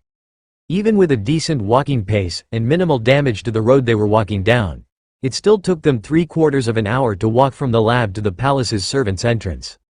The palace itself was on a hill, and the servants entered from the bottom levels after passing through the gates in the outer walls. The entrance was heavily guarded, and Carl waved as he recognized Guard Captain Scruggs among the soldiers on duty. "Guard Captain, this is Overlord Othello and her team, as well as the researchers from my lab at the university. It appears that our facility was one of the targets today, and the university has been destroyed. Would it be possible to get suites for everyone?" Carl asked, raising his voice from the rear of the group. The captain sighed. "We're already being flooded with requests, thanks to the damage in the city, but if you're willing to share space with the Overlord and her friends, we can find room for the others in the lower visitor quarters." Othello nodded. "That works well enough for me. We will sort out sleeping quarters when we arrive. Carl, bring the whole team with us until we can get rooms sorted out for everyone. They will need to be kept abreast of developments. Guard Captain Scruggs, if possible, do not put the others too far away. If you do, the acolytes will drive you crazy trying to get to the leaders." The guards brought out a haggard-looking maid, and gave her some quiet instructions. She nodded, then gestured for Carl and the others to follow her. "I will deliver Monarch Carl and the Overlord team to their suite first, then we will find quarters for everyone else nearby. Unfortunately, all of the noble suites are booked, but we have some other quarters available that are nicer than bunking you all in a room in the servants' quarters," she explained in a dry tone. One of the Blue Dragon acolytes laughed at the thought. The servants' quarters in the palace were likely more luxurious than their rooms in the cathedral library's residences. Not only were the rooms simple in nature, there were usually so many books and random items packed into them that you could hardly move from the door to the bed. There were only 12 researchers in total, not an excessive number, excluding the 5 acolytes and the Green Dragon cleric. If they could find decent rooms, then this would practically be a vacation for them, as there was neither a forge nor a woodworking shop here in the palace. Halfway to the suite, they were joined by Melanie, Carl's assigned maid here in the palace. She silently stepped up beside him, then produced a wineskin and a stack of plastic cups. "Beverage? I heard that there is heavy damage to the city after the attack, so your mouth might be dry," she whispered. Carl nodded and the maid began to pour drinks for the group, starting with him. The scent from the large soft bag was not wine, but fruit juice. Better for refreshment, but stored in a soft bag slung over her shoulder, with a push button on the cap for easy pouring. The closer that they got to the suite, the more guards they were seeing, and Carl could hear a lot of chatter from the area ahead. "Did something happen in the suite?" Carl quietly asked the maid. "One minor issue involving a traitor.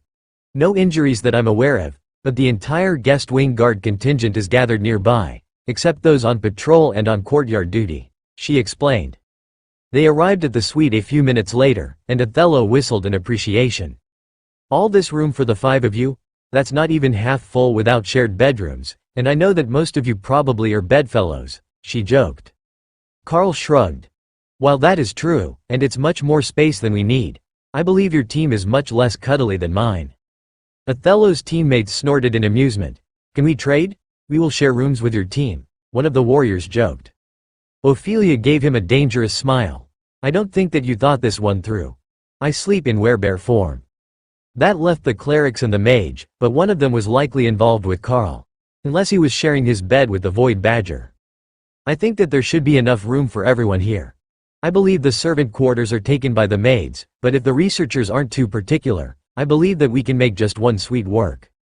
Melanie cleared her throat. "Actually, there is an entire personal guard dorm at the end of the hall. We've just been using it because the beds are more comfortable than the standby room." She swung a painting on one wall and revealed a small room with 2 triple-rack cots and no window, but a small magical light on the ceiling. Carl frowned. "I think we can still make this work. What are the other rooms like, the ones on the latest side?" 2 large beds, 2 dressers and vanity stations with an ensuite privy with a shower. Very much like a standard hotel room.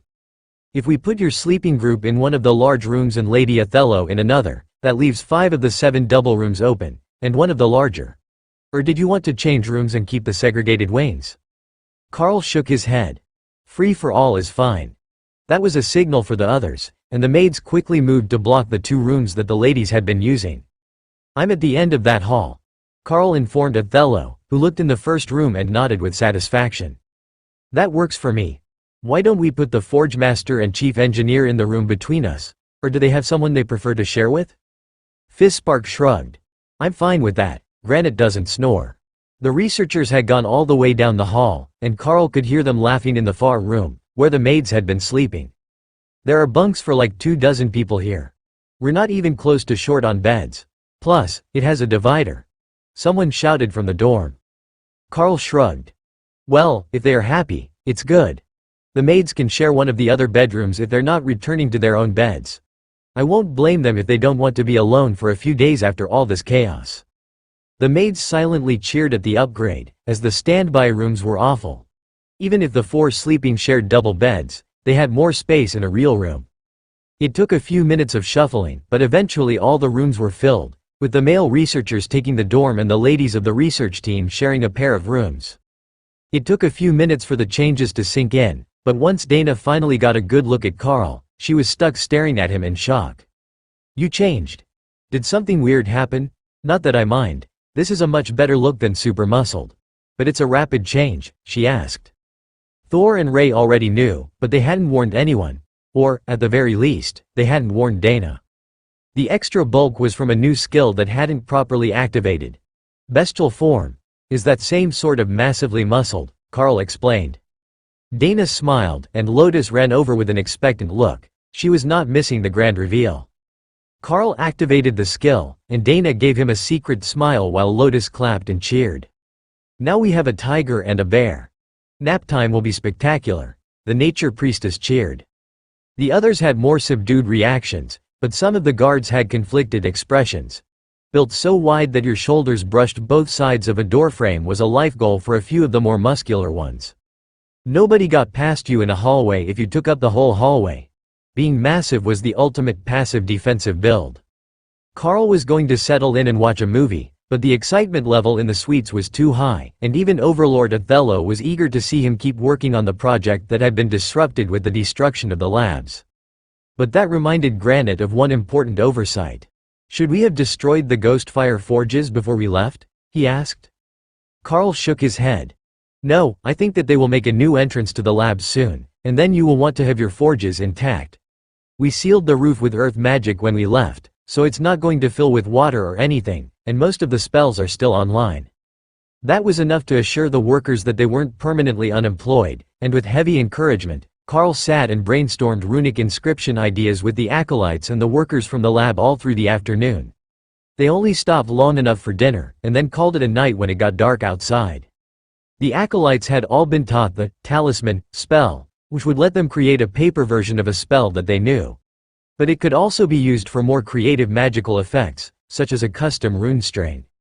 They had quickly mastered the basics, such as locking a door shut with the talisman when it had no lock, and creating a barrier of silence to prevent eavesdropping. But a talisman didn't have to be paper. They could also create a single-use wooden or other type of talisman.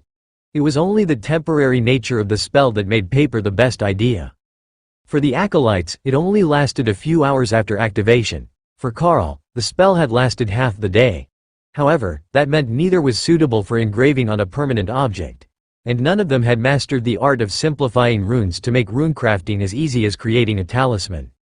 Carl suspected that the simplified nature and reliance on the caster's will was the reason they were temporary, and that it wouldn't be possible to make them permanent. But they had already been able to get a good grasp of the spell's possibilities, and using the runic language was much more compact than writing in common. Just after dark, a messenger came from the royal family. Elites, nobles and gathered employees of the crown. The coronation ceremony has been moved up. King Axel will be crowned by the Queen Dowager tomorrow at noon. Please be in attendance. Also, attendance at breakfast has been requested for the elites. Not for the king, but for Totem Ahmad, who will be arriving in the morning, the messenger announced. Then he handed them a formal announcement card, addressed to the residents of their suite as a group. That was a change. From what Carl had heard during his brainstorming session today, the ceremony was normally exclusive to the ones closest to the king, and then there would be 7 days of public parties which he would attend, so the people could see him. Or her, if the new leader was a queen. This was incredibly quick, though. Especially with the city mostly destroyed, and heavy damage to some portions of the royal palace. But perhaps they wanted to get it out of the way so that the new king could focus on fixing things. Bright and early the next morning, Melanie tapped at the door to wake Carl up. Not that it was necessary. Lotus and the other nature cleric had been experimenting with new coffee blends since before dawn, and they had enlisted the Blue Dragon acolytes as their taste testers. Few beings could sleep through that. Carl put on a casual outfit of slacks and polo shirt made by Ray, then gathered both teams of elites and headed for the dining room, where Ahmad was waiting for them. Being a new totem-ranked mage, it wouldn't do to keep him waiting. Plus, Carl had a gift for him. The Catman's ears perked up when they entered, and Carl smiled at his excitement. Lord Ahmad, it's an honor to get a breakfast invite. Othello greeted him with a slight bow, which Carl copied with a wink that made the mage laugh. I've known the two of you for how long now? No need to stand on ceremony. Welcome everyone. I wanted to see you all before the ceremony, and I have some news for you after, he explained. Carl nodded and patted him on the shoulder to transfer Meteor Swarm, the combination spell that he had modified for the staff originally intended to be his gift. Then he held out the bracelet with the lifelink gem on it.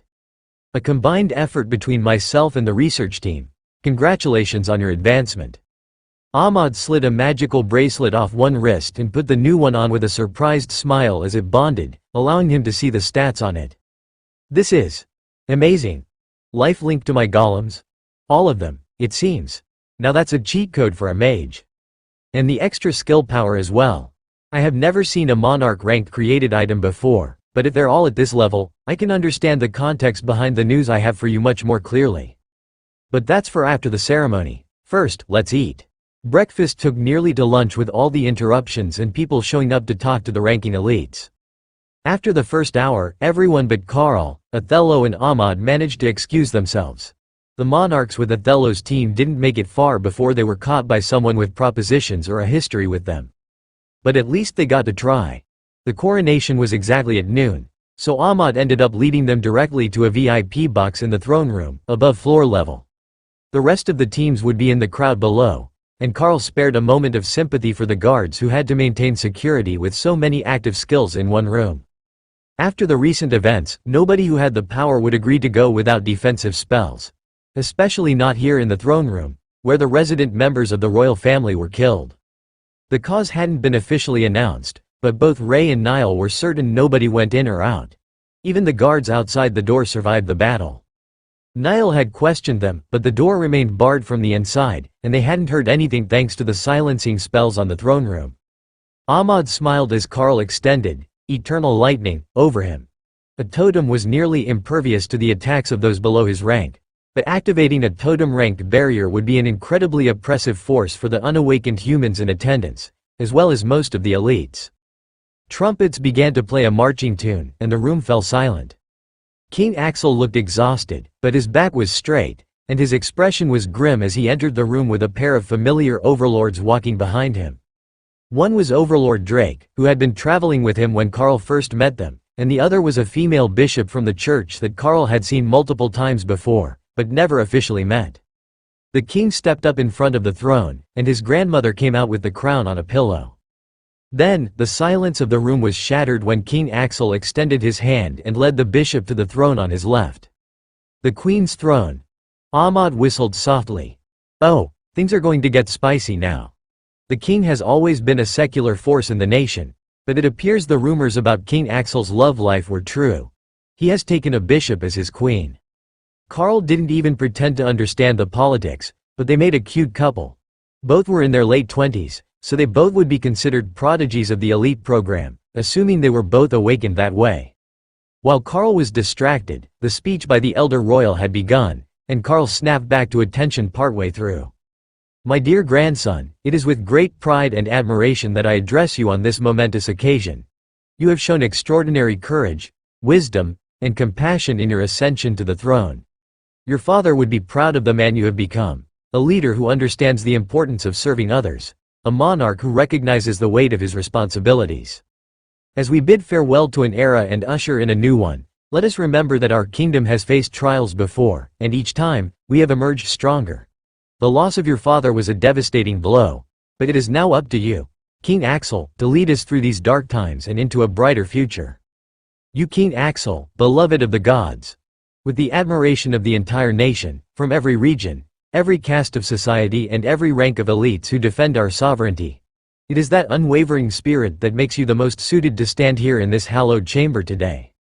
Karl wondered if there were some form of contest for the throne that he wasn't aware of, but then realized he really should be paying attention to the old royal's speech. As we bid farewell to an era and usher in the age of the elites, let us remember that our kingdom has faced trials and betrayals before. Each time, we have emerged victorious and stronger than ever. So shall it be again in these trying times. The loss of the king was a blow that devastated the hearts of the nation, but there is no doubt in my heart that the king will once again lead us through these dark times to a brighter future than any could have foreseen. In this time of sorrow and change, let us be reminded of the words of our ancestors. The strength of a nation lies in its unity. The power of a king is measured by his ability to serve his subjects. May you, King Axel, embody these principles as you lead us forward. As we move forward toward vengeance and retribution, the nation stands behind the king and supports him with all our might. The path will not be easy, but with faith and determination, the Golden Dragon Nation will overcome any challenge put in our path. King Axel knelt and the Queen Dowager placed the crown upon his head. From beside him, the new queen raised her voice. To King Axel, may he reign forever. The room burst into shouts and cheers, accompanied by a stomping that shook the stone of the throne room. The entire coronation ceremony had taken less than 15 minutes, there was nearly no pageantry, and while the throne room was decorated, it was no more than would have been done for a royal banquet. There simply hadn't been time. But to the new king and the elites in attendance, it didn't matter. The old queen had been right. What was coming was vengeance and retribution on those who would dare to launch such an audacious attack on the nation. Karl could hear the murmurs among the elites, plans to exact revenge, sharing evidence of the specific forces that had been found dead in the capital after the battle. None would escape their wrath. Once the coronation was over, Ahmad took Karl's hand and used an air spell to deposit them both, along with overlords Othello and Niall, in front of the throne. A few other overlords were in attendance, and they were filling the path to the throne behind them, while everyone else waited for their turn. "Take out your gift for the king. You did make one, right? Not just something for me?" Ahmad asked with a system message. "Yes, I made him a custom bracelet with trollish regeneration on it and some warrior buffs." Ahmad was the first to the throne, where he refrained from taking a knee, but bowed deeply before the king. "Your Majesty, on behalf of the elites, I present Monarch Karl with a custom-crafted gift to begin your reign." Oh, that was devious. It saved the rest of the elites from needing to turn over a particularly valuable gift of their own. They could rely on the one given on behalf of the elites as a group. Karl moved forward at the totem's direction and bowed in the military manner, left knee down so that he could easily get at his blade if necessary. Not that he was openly wearing a weapon, there was no need with an inventory. Karl held out the bracelet on a small black pillow that got nearly as much attention as the actual gift. Ray had made it of her silk, and it was a precious treasure on its own. But once he saw the bracelet on the pillow, the new king's eyes went wide, and he quickly picked it up to place it on his wrist. That wasn't protocol, he should have recognized the gift, and then had a maid place it to the side. But King Axel surged with power as he put it on and, trollish regeneration, took effect, along with the other buffs that Karl had put on the item. "This is a most wonderful gift. The crown thanks the elites for their generosity." Then he motioned for a maid to take the pillow, and Karl hid his smile. They were giving him 2 gifts today, it seemed. The 4 of them stepped aside, and Karl noted the relief on the faces of a number of overlords behind him. Now they only needed to give something worthy of being a personal gift to the king. A much lower standard than trying to come up with something that would be noticed and prove goodwill from King Axel's fellow elites. Mostly, they were giving him dungeon gold and magical gems. A practical gift to help rebuild the royal city of Weymouth. Such gifts were considered a standard form of goodwill, and the city was going to need a lot of them. But Karl did notice a few of the mages had scrolls in their hands. Work pledges. They are volunteering to help rebuild the city with earth magic. Those are mostly mages who have a link to the city. Ahmad explained with a system message as he led Karl away. Karl gestured to the other members of the team that he was fine, and then asked Ray and Thor to hand out treasures to the others to give to the king. Ray made small bags and pillows, since the king liked the pillows so much. By the time they were all done, he would have a whole pile of them for his bed. Ahmad led Karl to an extremely fancy suite not far from his own, then dismissed all the maids and put 4 layers of barriers over the room. Karl double-checked it with soulsight and with all of his various vision abilities. "It appears clear to me. I don't sense anything living within your barriers," Karl explained. Ahmad nodded in relief, then sighed as he sat down. "Well, I suppose that I should start from the beginning of this shit show. First off, the king was assassinated by one of his brothers. But what the idiot didn't know was that the magical device he obtained wasn't targeted, and it killed everyone in the room. No, that's not the start. Recent events in the war with the giants have raised concerns in the other nations of the continent. Firstly, because the archbishop's power is beginning to fade. There is a successor among the bishops who is likely to gain enlightenment soon, but possibly not soon enough. So, the other nations all saw that as an opportunity to split our territory between them. Strangely, Nuban and the Divine Beast nation sat it out, but there were forces from every other nation in the capital. All 3 giant nations, every human nation, even a few overlord-ranked divine beasts from the wilds came to join the chaos and attempt to claim parts of the south as their own afterwards. It was my ascension that prevented the complete collapse. The other totems didn't dare to push their luck when I was here alongside the archbishop. No matter how bad his health is, he's not dead yet, and between us, we're one of the strongest forces on the continent.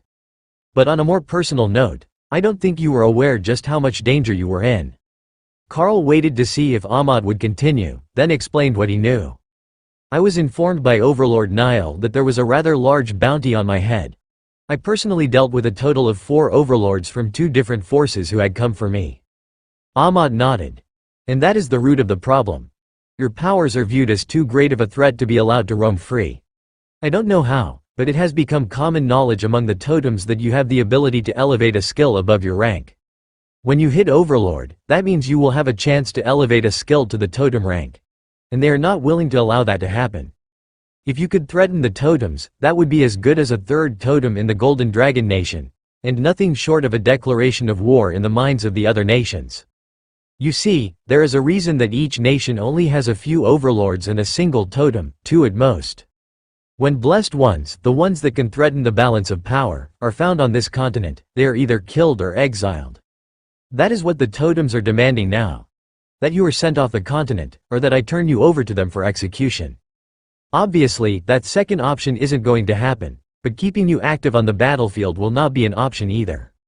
Now, I get what the Archbishop was hoping for, that you would advance quickly enough to replace him, but now that I have advanced, with a strong likelihood that a new Archbishop will advance when the old one passes, the timeline doesn't work.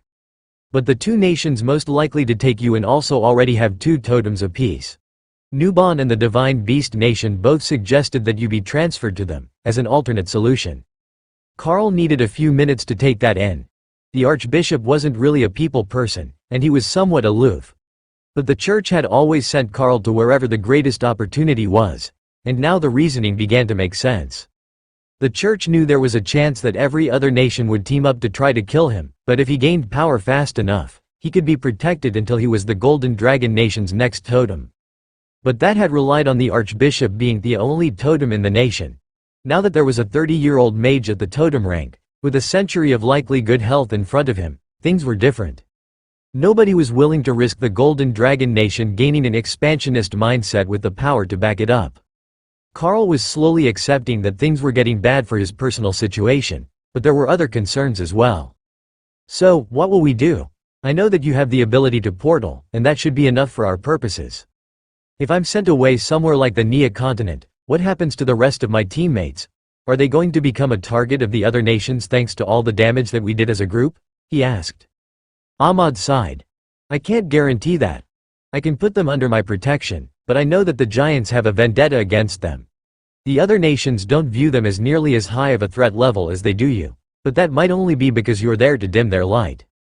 If you weren't around, then Dana, and likely both the clerics, would be viewed as shocking prodigies for the speed that they are growing. But if I'm right, they probably wouldn't be growing as quickly if you weren't there, so it might be a moot point." Carl nodded. That made sense, as a lot of their combat power was the beasts, and the system seemed to reward acts of massive excess to a greater extent than the average soldiers. "If I asked, and they agreed, would it be possible for us all to go into exile together? I know it would be a lot to ask of them, but we do work very well as a team." Ahmad frowned. "It might be possible, but asking an entire team to give up their lives to join you in an indeterminate exile is big. It's not a year or 2. You may never be able to return, and the only likely scenario that involves you coming back is one of the nations losing their totem rank guardian, and you being the first one back with the ability to claim it. Now, those odds aren't 0, as you would have me on your side supporting you. But there are likely to be other exiled geniuses who might have reached totem rank, with the desire to return. I don't really know. There are countless details that I haven't caught up on yet since I advanced. But there is also the matter of where you will be sent. Nia is a possibility. There are more than enough overlords and totems there to not cause a major disturbance when you advance. However, there is also a push to have you sent to the Dragon Isles. It's actually 4 subcontinents grouped together, but the danger level there is immense, to put it kindly.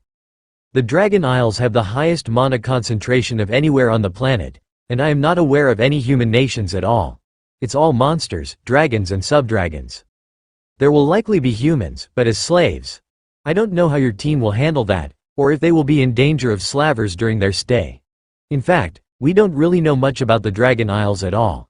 They're not particularly welcoming to outsiders of the power level to safely travel around them. The dragon clerics might be alright, as they are slowly becoming dragonkin. But you do have 2 humans in your team. That could definitely change the plans. He wouldn't want to put them in that sort of danger, and needing to rescue the princess from slave caravans was a bit too cliché copyright.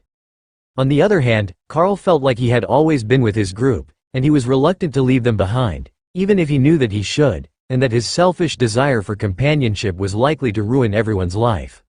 Would you have time to explain the dangers to them for me? I have never even heard of the Dragon Isles before, and I know precisely 0 about them.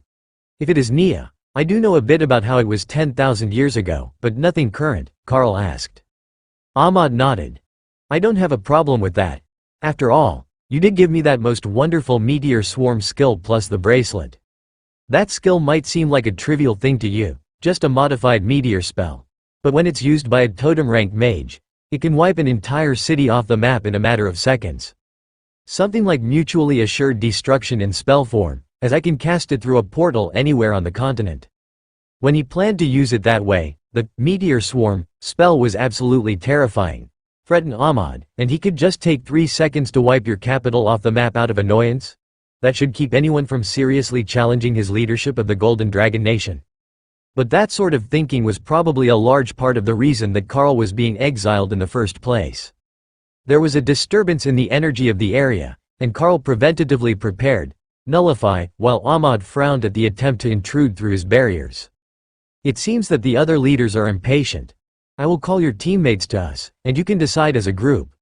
But you might have to do it quickly if we're going to avoid a fight. Carl nodded. Let them in. Unless they're willing to go all out in an enclosed space, I'm not particularly concerned about a few eavesdroppers. In his mind, Kara laughed. Between the 2 of them, they could just spam, nullify, while the golem cat slapped the intruders around like disobedient children. The thought made Remy laugh, but Thor agreed with Ahmad. They enjoyed causing trouble far too much. Letting them be humbled a bit might be good for his sisters. Ahmad let down his barriers, and a group of 6 spellblades in different colored robes, plus the general from Nuban appeared through a portal. Carl waved to the one totem that he knew, and the Naga general smiled back before shaking Ahmad's hand. Totem Lord Ahmad, have you made your nation's prodigy aware of the situation? One of the spellblades asked. Indeed I have. We are just waiting for a few others to arrive. They may wish to enter exile together. The foreign mage gave a vicious chuckle. Oh, I don't think that they will be so enthusiastic when they hear the verdict. Ahmad nodded at Carl. That was what he had expected. It would have been better if there was time for them to discuss in more detail, but the others appeared impatient to send the young prodigy away. The rest of Carl's team entered, then stopped at the door when they felt the power of the gathered visitors. One of the mages turned to them, and his evil smirk turned to an honest smile. Well, this is unexpected. Yes, this works very well. I approve of sending them all together, he announced. Dana turned to Carl, who motioned for them to move to a side room. I will keep it short because they're getting impatient. I am being exiled as a threat to the power balance. They haven't said where to yet, but it's unlikely to be somewhere nice, and the danger level will be high enough that if I do reach totem rank, it won't even make a ripple in their local power balance. The problem is that it's almost certainly not going to be somewhere human-friendly. You all have the choice if you want to go with me, and possibly never come back, or remain here under the protection of Totem Lord Ahmad. Carl couldn't remember if that part had been explicitly stated, but he was certain that the mage could be counted on for at least that much. Dana understood right away what the danger was, and Ophelia wasn't far behind her. Both looked vaguely horrified, but Tessa had a placid look, as if she had made peace with her decision, whatever it was. In contrast, Lotus looked outraged. You're not taking all the beasts and leaving. Nope, no way. If you go, I go. Yeah, that was about what he should have expected. Ophelia sighed. You know it's impossible for me to say no now. If you had left without saying anything, I would have made peace with your choice. But given the option, I can't just abandon my friends. Carl patted her on the shoulder. I know, and I apologize for putting this sort of pressure on you all. I also understand if you all want to wait here for me to return one day. It's not like I will be alone, and Lotus will still have a cuddle bear even if you all stay here. Lotus calmed down a bit when she realized that one cuddle bear wasn't a total loss. Plus, Ophelia was probably the most risk-averse one in the group when she wasn't raging. Not that it was a high standard.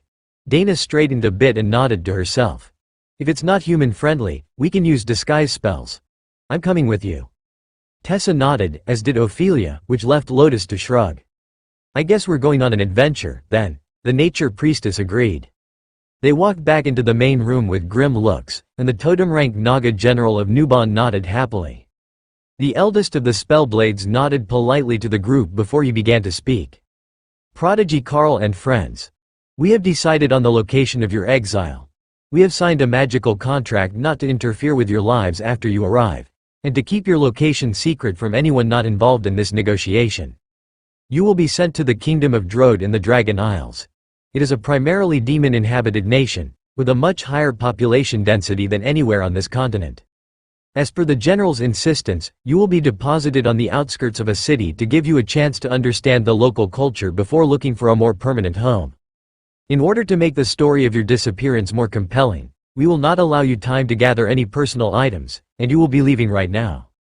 The Spellblades worked together, and quickly opened a portal that showed some sort of altar on the other side, then motioned for Carl to enter. "It is considered rude to hold the portal more than 30 seconds at a public station. Now, go," he complained.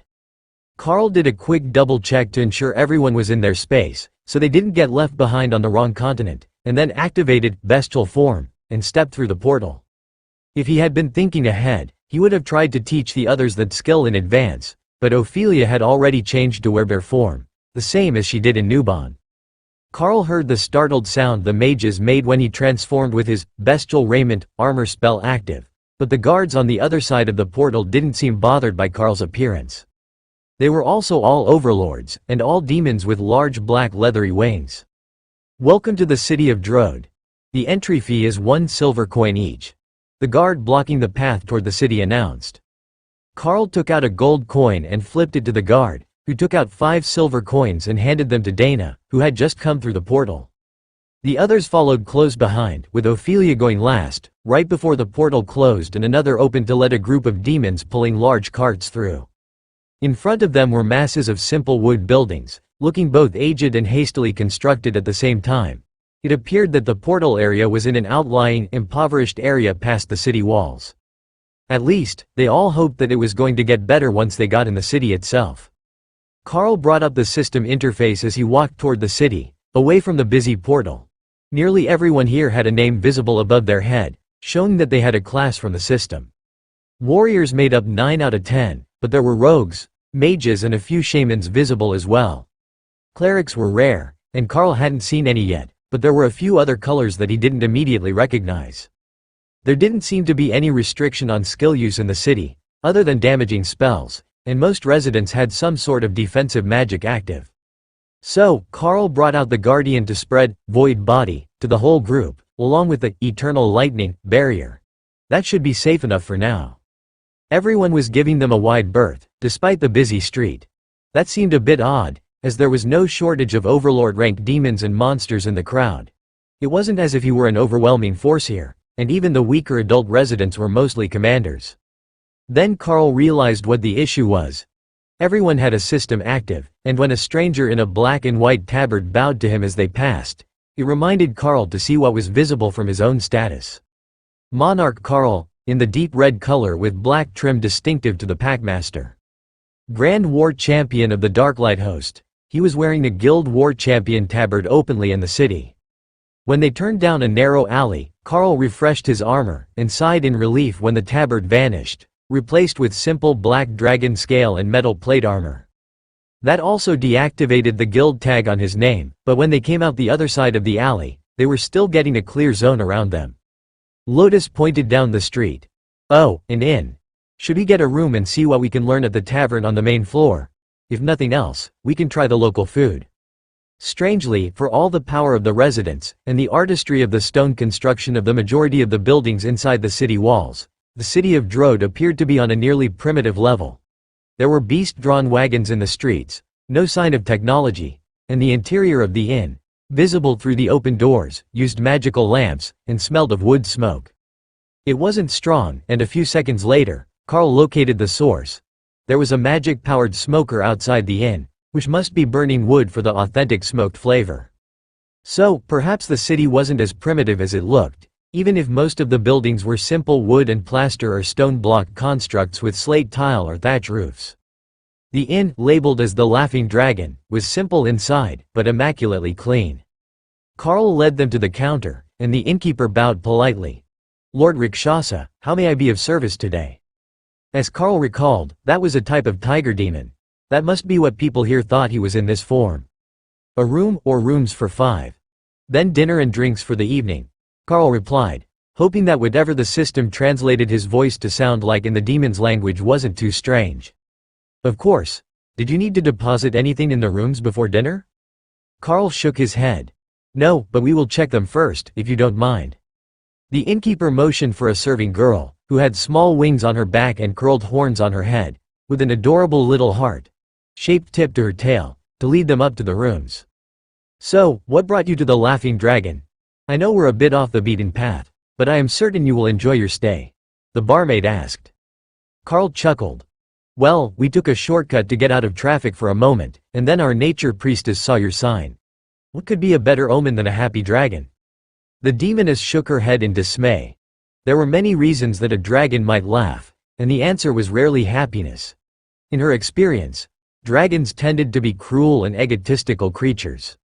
But there were 2 dragon clerics in the guests group, and those sorts of dragonkin tended to have something of a hero worship complex for the full-blooded dragons, and an even more severe one for the dragon gods. The room was simple with bunk beds for 6 people, all oversized for demons, who were often over 2 meters tall. "That will be perfect, thank you," Carl announced once he had searched the room's corners and windows with a quick visual scan. "Was there something particular you were looking for?" the barmaid asked. "Rodent signs. I can see their footprints, filthy little creatures," Carl explained. The demoness did a double take, then nodded in understanding. If you could see that there had previously been rats running across the floor, it must be incredibly hard to find a good hotel. But here in Drode there were enough demons with the ability to create repulsion charms that rodent infestations were only for the lowest of the low-class establishments. Carl took out a notepad from his inventory and scrawled a few runes on it. If he did it right, that should be the simplest of security talismans. It would inform him of the basic description of anyone who entered the room, then fall inactive. Just enough to know if the room was not secure while they were away. "What sort of charm is that?" the demoness asked as Carl finished, her tail instinctively reaching toward the paper. "Well, I had considered some fun protective charms for the room. You know, divine lightning, or uncontrollable orgasms. But I went for a simple intruder detection charm," Carl joked. The demon froze, her eyes going huge as she stared at Carl. "Don't joke. Can you really do that?" she gasped. "Create a protection charm? It's right there?" She shook her head. "No, uncontrollable orgasms. I would pay very well if you could make one of those for me too. Donate to a friend." Lotus burst into a giggling fit. "Can you imagine the aftermath? Wait, it's not a male friend, is it? Because ew, so messy." Dana sighed and bonked the cleric on the head. "We're getting sidetracked, but yes, he probably can. I don't think that we should be making a reputation for pranks and troublemaking on our first day in the city." The demoness stared at her, confused. "Oh, I guess I didn't explain clearly. My friend is also a succubus, and her husband is a little, not talented." Now Carl was the one confused.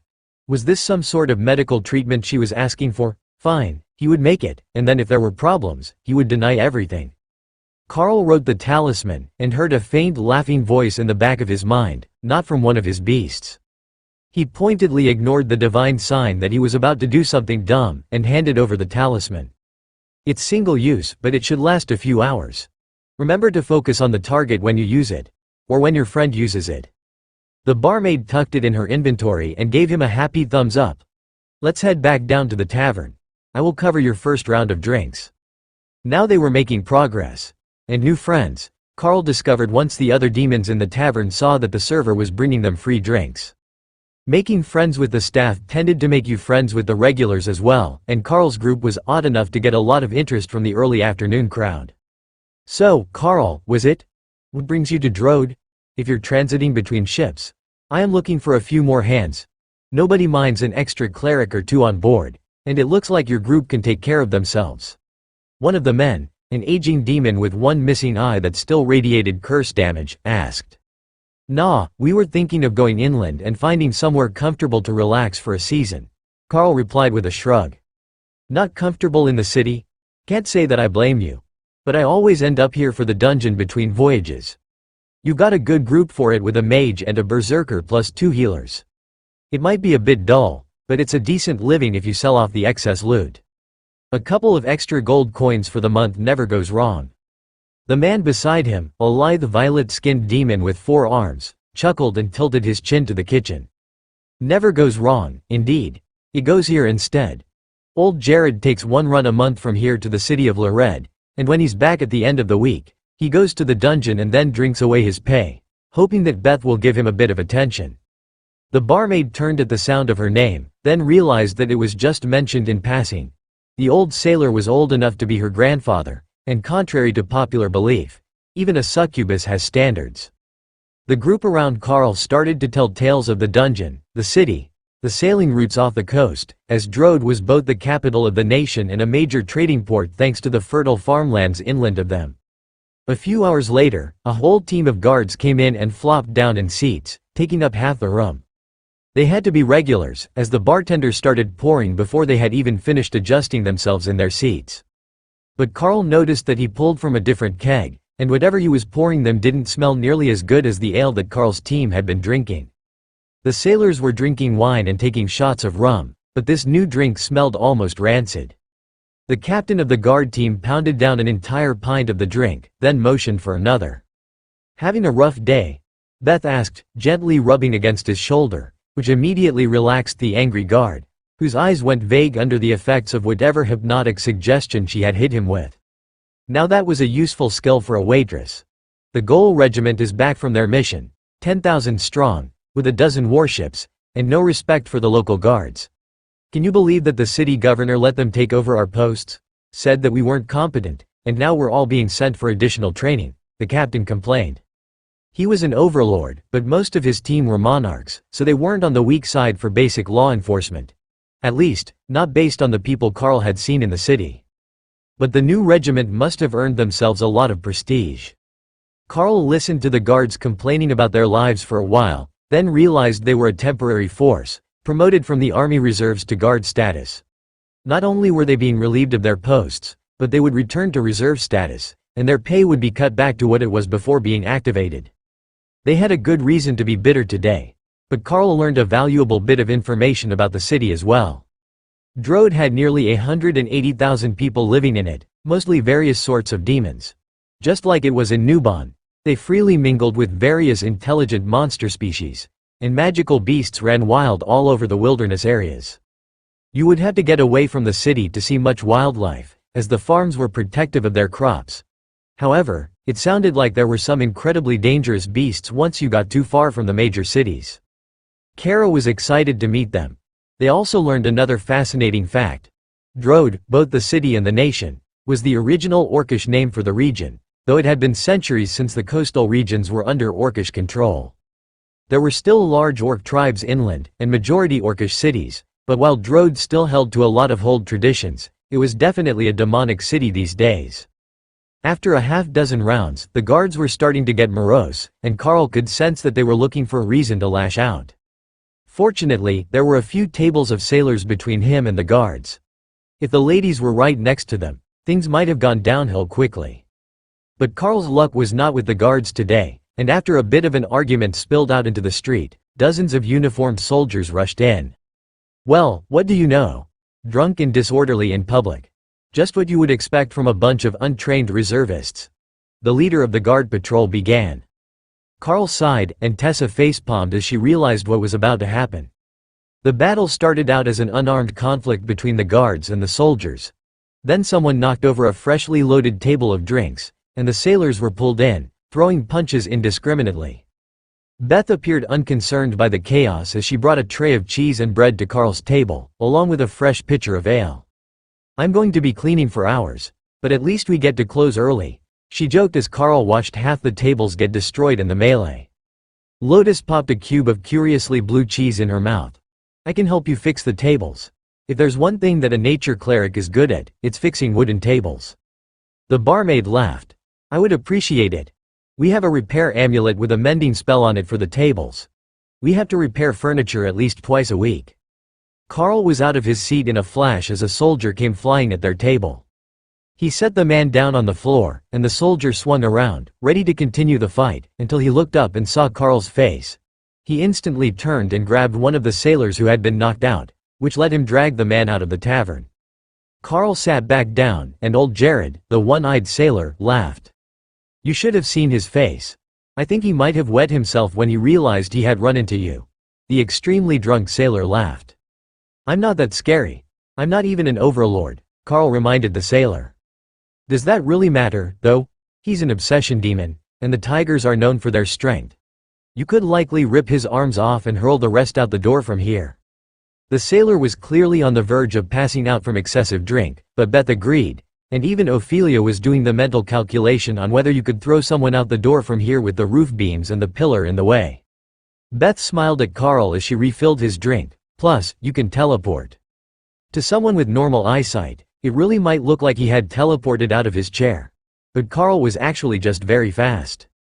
After a few minutes, the soldiers had dragged almost everyone out of the tavern, leaving only a few tables along the wall still drinking.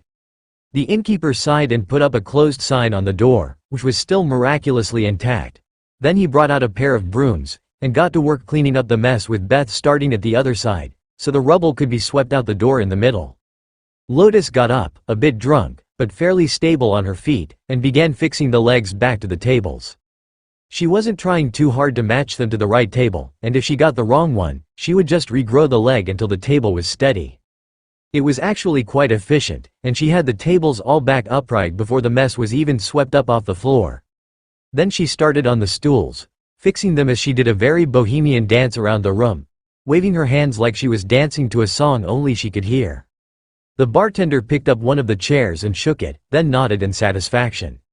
If they're not up to standard, you can just fix them the normal way, Carl called from across the room. I'm more worried that she might have made them too durable. The chairs are supposed to break instead of the skull that they're smashed over, the innkeeper explained. Ophelia winked at Carl. You know, this place isn't half bad. I'm regretting this choice less by the minute.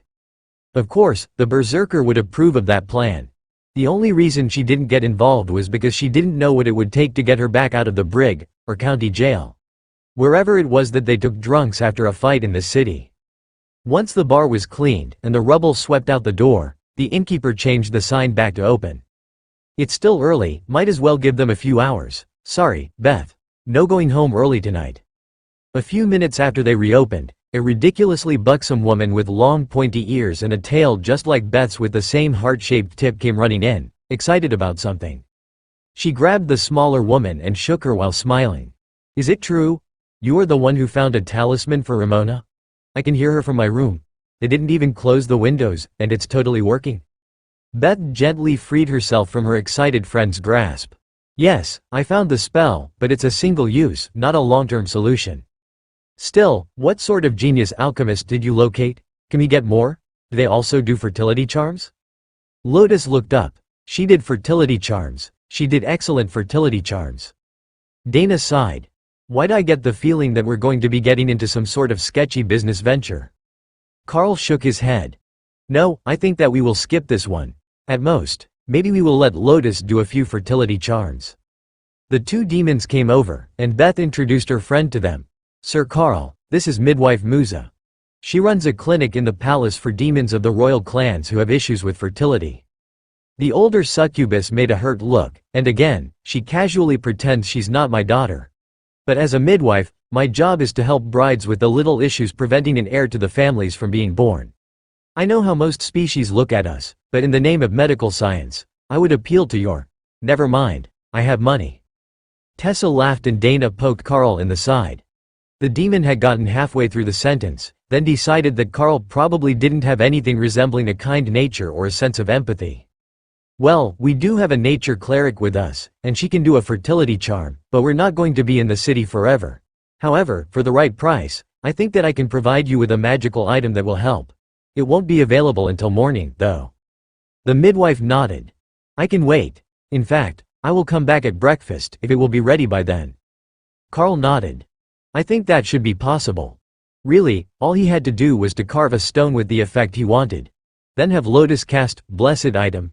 and her fertility charm on it to give it the nature god's blessing. But for safety, he would make sure that you could only use the item on yourself. The potential for misuse was simply too high otherwise. Just then, Carl sensed that someone had attempted to enter their room. The spell warned him that someone was attempting to force the door, as it just gave him a hint of their presence. One moment, someone is attempting to force their way into my room. I should go deal with that before we do anything else. Carl ran up the stairs with the innkeeper right behind him. Getting caught breaking into a traveling demon's hotel room was the sort of thing that got you disappeared, and there was a chance that this was one of his patrons. Carl stopped at the top of the stairs and resisted the urge to laugh at the sight that greeted him. One very drunk sailor was using both hands to carefully insert the key for room number 9 into the door for room number 6. Then he cussed, kicking the door, and repeated the process when it didn't work. That was what had triggered Carl's spell. He must have put his shoulder into it at some point, before he realized that it just wasn't working. The innkeeper rushed past Carl. "Sir, is there an issue with the door? Here, let me check." "Oh, see, that's the problem. You're holding it upside down. It's for room 9 and this is room 6. Follow me just over here, and there we go." The innkeeper escorted the drunk to bed, and the man was snoring before the innkeeper had even closed the door. "So sorry about that, sir, it happens now and then." Carl waved his hand, dismissing the man's concern. "It's fine. I thought it might be something serious, as we've had a few incidents in the past. You know how it can be, traveling with a whole group of lovely ladies." The innkeeper nodded in agreement. "Yeah, that werebear has some gloss to her fur. I'd imagine that you'll have issues now and then with amorous suitors." Strangely, he was right. It always seemed to be someone going after Ophelia that gave them relationship-related issues. But with the problem solved, Carl quickly recreated the talisman, and slapped it on the inside of the door to return to the tavern. False alarm. He informed the others as he returned to the main room, only to be grabbed by a desperate-looking man in expensive clothes. In the most literal sense, there was actual gold woven into the cloth. "So sorry, sir. Midwife Musa, you're needed back at the palace." "Oh, hello, Beth. Sorry that I can't stay. My wife has gone into labor," the man announced, then dragged the older demoness out of the tavern. "I like this place, it's lively," Ophelia laughed. "Will you really make an item for my mom? I know it's rude to ask someone to work the day they arrive in the city, but we could really use it. The king just had triplet sons, and every single clan chief, demon noble and monster lord is trying to create an eligible bride for them. It's tradition that the prince will pick a bride not more than 2 years younger than himself on his 14th birthday, and they will be married when she reaches 18.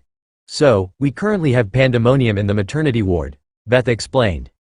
Lotus raised her glass in a cheer for the demoness. "Fluffy baby demons." The rather drunk nature cleric toasted, accompanied by old Jared at the table beside them. Carl sighed and relented. "I will make your mother an item to help with her work. It will be ready in the morning, and I will explain how to use it." The innkeeper rolled his eyes as the barmaid did a little happy dance. Fortunately, Carl's team and one drunk sailor were the only ones in the tavern. It was starting to get dark, and the night crowd would be there soon to start drinking. But Carl had no intentions of still being downstairs when that happened. It didn't take much to get the half-drunk group up to the room, where the talisman informed him that he was the first to enter the room.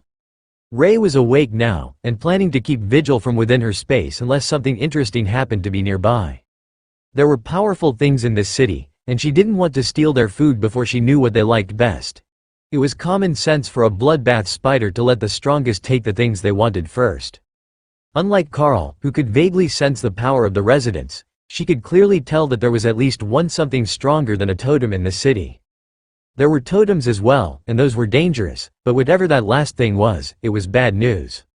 She suspected that it was a demon, but her genetic memory didn't have a lot of information about them, and it didn't feel like any of the others they had met today. The city of Drode appeared to be a well-regulated place, though.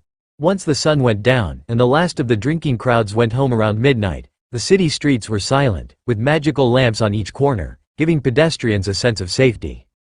Many of the demons were nocturnal by nature, Ray noticed.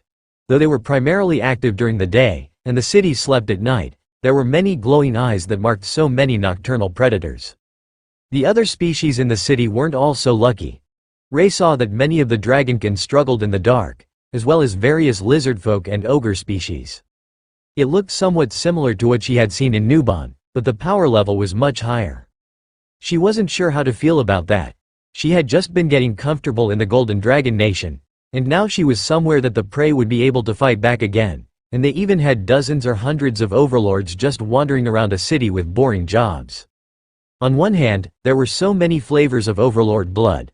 On the other, she liked stabbing prey, not being stabbed by prey.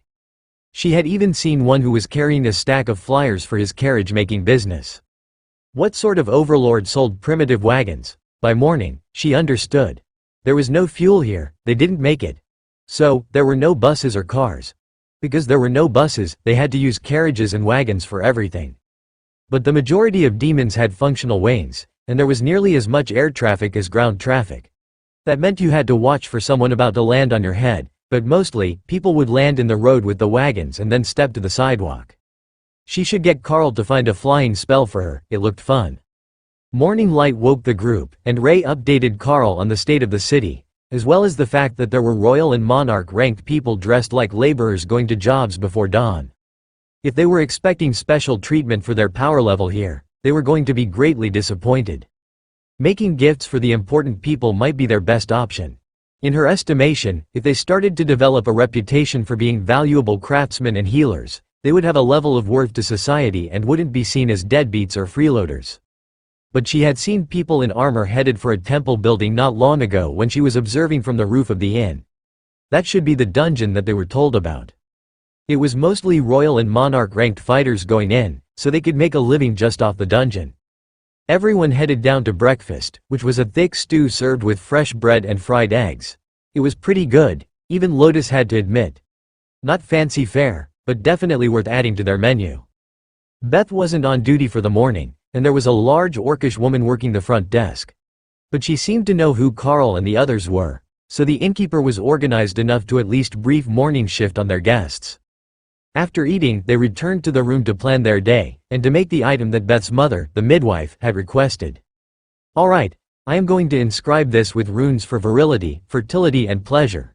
You add a holy item blessing as I enchant the runes, and we should have a nature dragon enchanted fertility treatment, Carl suggested to Lotus. The little priestess gave him an enthusiastic thumbs up as Carl began to carve the egg-sized green stone.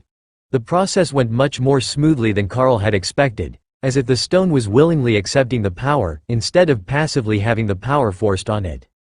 The finished product had violet glowing runes, and the entire stone shimmered with the green of nature magic. Lotus examined the stone. It looks good. I think we need to give it away to test it, though. Testing it ourselves would be unwise. That was an eloquent way of putting it, so Carl went down to the front counter to get directions. Miss, I am looking for Miss Beth, or her mother, Musa. They had requested an item to help with midwife Musa's work last evening, and I have it completed, Carl explained. The orcish woman gave him a huge smile, and Carl realized that the system had translated to orcish for her. He didn't know if it didn't do that for everyone, or if it was just that his accent translated well, but orcs seemed to be fond of him. The barmaid is off until lunch, but I can draw you a map to her mother's work. You only need to go straight down this road until you get to the castle wall. Then go to the west side, closest to Frostfire Gate, or ask any of the guards to take you to her. They will all know who she is. She has been the midwife at the castle for most of a century. Carl thanked her, then went to check with the others. I think that we will wait here for the morning. The streets are packed with the morning rush, so we can check out the city after everyone is at work, Ophelia suggested. Alright, that works for me. Ray will wait here with you, and I will be right back after I deliver the item, Carl agreed. Let's fly. Hawk suggested. It wouldn't be the strangest thing that they had seen this morning out the window. So, Carl went down the hall to the back patio, where Hawk exited his space and Carl hopped on his back. It was a shame that he didn't have a harness like Thor to help him stay on, but Hawk just used a Ghostfire body barrier to hold him in place. The Ghostfire Thunderbird spread his wings and lazily circled up to 100 meters in the air, above the morning commuters, but closer to where longer distance flying traffic was. Most of it was winged demon species, but there were some manticore riders, and a few messengers riding giant eagles. I like this place too. I can fly around in the city without anyone freaking out, Hawk informed Carl as he scoured the castle for their target. There, on the second-floor balcony, west side of the castle, just like the orc lady said, Carl spotted the midwife at what was likely her office. Hawks circled and swooped down outside the castle gates, a mere dozen meters from their target. He vanished into his space just before he reached the ground, letting Carl make a dramatic entrance in front of the guards. The man was suitably impressed. Of course, he thought that Hawk was a transport skill, but an epic grade and monarch rank 1. "Captain, I have a delivery for midwife Musa. It's urgent for her work," Carl informed the guard, after noting that there was a lineup of workers waiting to get into the castle. The guard nodded, then motioned for someone to escort Carl. When they got to the balcony of the inner building where she worked, Carl gestured up. "Would it be too rude to just jump up?" he asked. "It's your head," the guard shrugged. "In that case, let's go knock on the door." The young soldier chuckled and led them down a corridor, then up a flight of steps to a door marked with the sign of a healer and a bassinet. He knocked politely, and an exhausted young woman opened the door. "This had better be important, we've been assisting labor for the last 14 hours. She shouted at the guard, who flinched away from her wrath. "Maybe I should have jumped up and faced them alone," Carl whispered, to which the guard smiled softly. "Midwife, I have a courier with an urgent delivery for your mistress," he explained. "Then send him in and piss off. What are you still standing here for?" The guard did just that, and Carl stepped inside, closing the door behind him. There was an old saying in the Golden Dragon Nation: "Discretion is the better part of valor." Nowhere was that quite as clearly exemplified as the moment that the guard turned and ran from a woman a third his size and half his rank. Truly, he was a man of great wisdom. Musa was resting on a rocking chair, but her eyes lit up with bright pink light when she saw Carl. "Did you have the thing my daughter mentioned? Do I owe you?" Carl took out the stone. "First, you should test it to make sure it works. I haven't actually made one like this before. But once you have verified it, we can negotiate." It was only after he finished talking that he realized everyone in the room was staring at the glowing green egg. "What is that?" Musa asked. "A fertility stone. Put some mana in it and have the recipients use it on themselves. If it works properly, conception chances should be greatly increased." Musa looked confused. "Why would we rely on them using it? I could just activate the stone, and they would never know it existed." Carl shook his head. "Safety measure, so it's not used for nefarious purposes. You have to willingly use it on yourself." The assistant midwife smiled, and Musa gave him a motherly pat on the shoulder. "You know, you're all right, for a cat." "All right. There are nobles waiting in the other room. Do we need both of them?" she asked. "And a private room. I forgot to put a timer on the effect," Carl agreed. That made Musa laugh out loud, waking the new mother in the main room. "Sorry about the lack of space, we've only got one delivery room, we usually go to the mother. But we had 2 emergencies last night which came to us," she explained. Carl shrugged. "Don't worry about me. I'm not the exhausted one on a folding cot." Musa led him to another room, where a dozen overdressed people were waiting for her attention. Carl realized that this was all the rooms there were, and that might cause issues if the effect was too strong. "There are private rooms right beside us," she whispered, then turned a professional smile on the crowd. "Now, I have obtained a rare royal rank fertility charm at great cost. Usage is limited, and both partners need to willingly use it on themselves. Who would like to try? The fee will be added to your tabs," Musa asked. As one, everyone surged from their seats, and they hadn't even seen the stone yet. They truly were desperate to get access to such powerful fertility magic, which was uncommon among the demon clans. After a few seconds, they adjusted their positions by some internal ranking, and Musa took out the stone. "Both partners, please use the stone one after another, then go to a sitting room down the hall while it takes effect. I have been informed that it might have variable activation times," Musa explained. A few of the gathered demons and monsters flushed in embarrassment, but that was why they were here. The first pair, both 2-meter-tall coal-black demons with golden tattoos all over the visible parts of their bodies, activated the stone. The woman's eyes flashed bright green, and she physically dragged the man out of the room. His feet weren't even on the floor. "Well, I think that is a success. Next," Musa cheered. One after another, the pairs used the stone. The effect was the same every time. Their eyes glowed bright green with the nature magic, and they hurried out of the room. Well, except one pair, who seemed intent to get started before they were even out of the room. Once they were chased out of the midwife's office, Musa smiled at the stone, then looked down the hallway in shock. "No way. It's that effective," she asked. "What do you sense that I don't?" Carl asked. "Pregnancy. I have motherhood-specific foresight. I can sense the instant that someone gets pregnant within my range. I use it to prepare for customers in the castle. We're up to 3 couples already, but they are not ready to celebrate yet. That part is just my succubus senses, not a spell," she explained. The assistant giggled. "I don't think you needed to tell him that. Half the doors aren't even closed to activate the soundproofing spells. That stone is far too effective." Carl shrugged. "You wanted a stone to help with fertility, and that is what I made, with the help of a royal-rank high priestess of the Green Dragon." The midwife nodded happily, then handed a note to her assistant, who ran off somewhere in the castle. "She will come back with the payment. This is worth more than I have on hand, and I will give you a bonus for the Duchess, who has been trying for a long time for her heir." "The first couple?" Carl asked. The midwife nodded, and Carl sent a short prayer to the gods for the safety of her partner. "How long does this last, anyhow?" Musa asked. "It's a spell effect, so either about 4 hours or until they choose to deactivate it," Carl replied with a shrug. The halls were quiet now, someone had closed the doors. But the assistant was flushed and sweating with exertion when she returned, followed by 2 guards and a man in a crown and a deep purple cloak. Musa dropped to her knees and bowed as the totem released his aura a little, letting Carl know who he was. Carl dipped to one knee and put his fist over his heart, the traditional salute to the king of the Golden Dragon Nation. The demon gave him a curious look, but didn't say anything about the difference as he motioned for them to rise. "I am told that you have obtained a fertility item." He spoke directly to Musa, skipping any sort of preamble. "Yes, Lord Governor. It is royal rank, and has already proven repeatedly effective."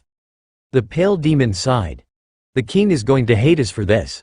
He's already annoyed at the uproar over the princes, and now half of his advisors will be either pregnant or new parents for the next 2 years.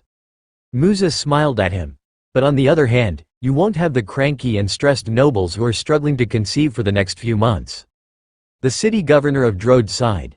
"That is fair. And neither is why I actually came here. Under no circumstances. Not bribery, coercion or extortion, should you allow my daughter access to that charm." Carl did his best not to laugh at the man's concern. But the totem-rank demon was deadly serious about that fact. The governor grumbled as he realized he was being secretly laughed at. "She's only been married 3 months. I'm too young to be a grandfather. I'm not even 40. The guards that had accompanied the assistant and the governor set a large chest down on the ground, and Musa gestured to it. "I believe that should be sufficient payment for your work, Lord Runemaster," the midwife explained. The guard opened the lid, showing that it was mostly full of silver and copper coins, but a scattering of rough magical gems and other items. "If my suspicions are right, this is your entire life savings," Carl replied.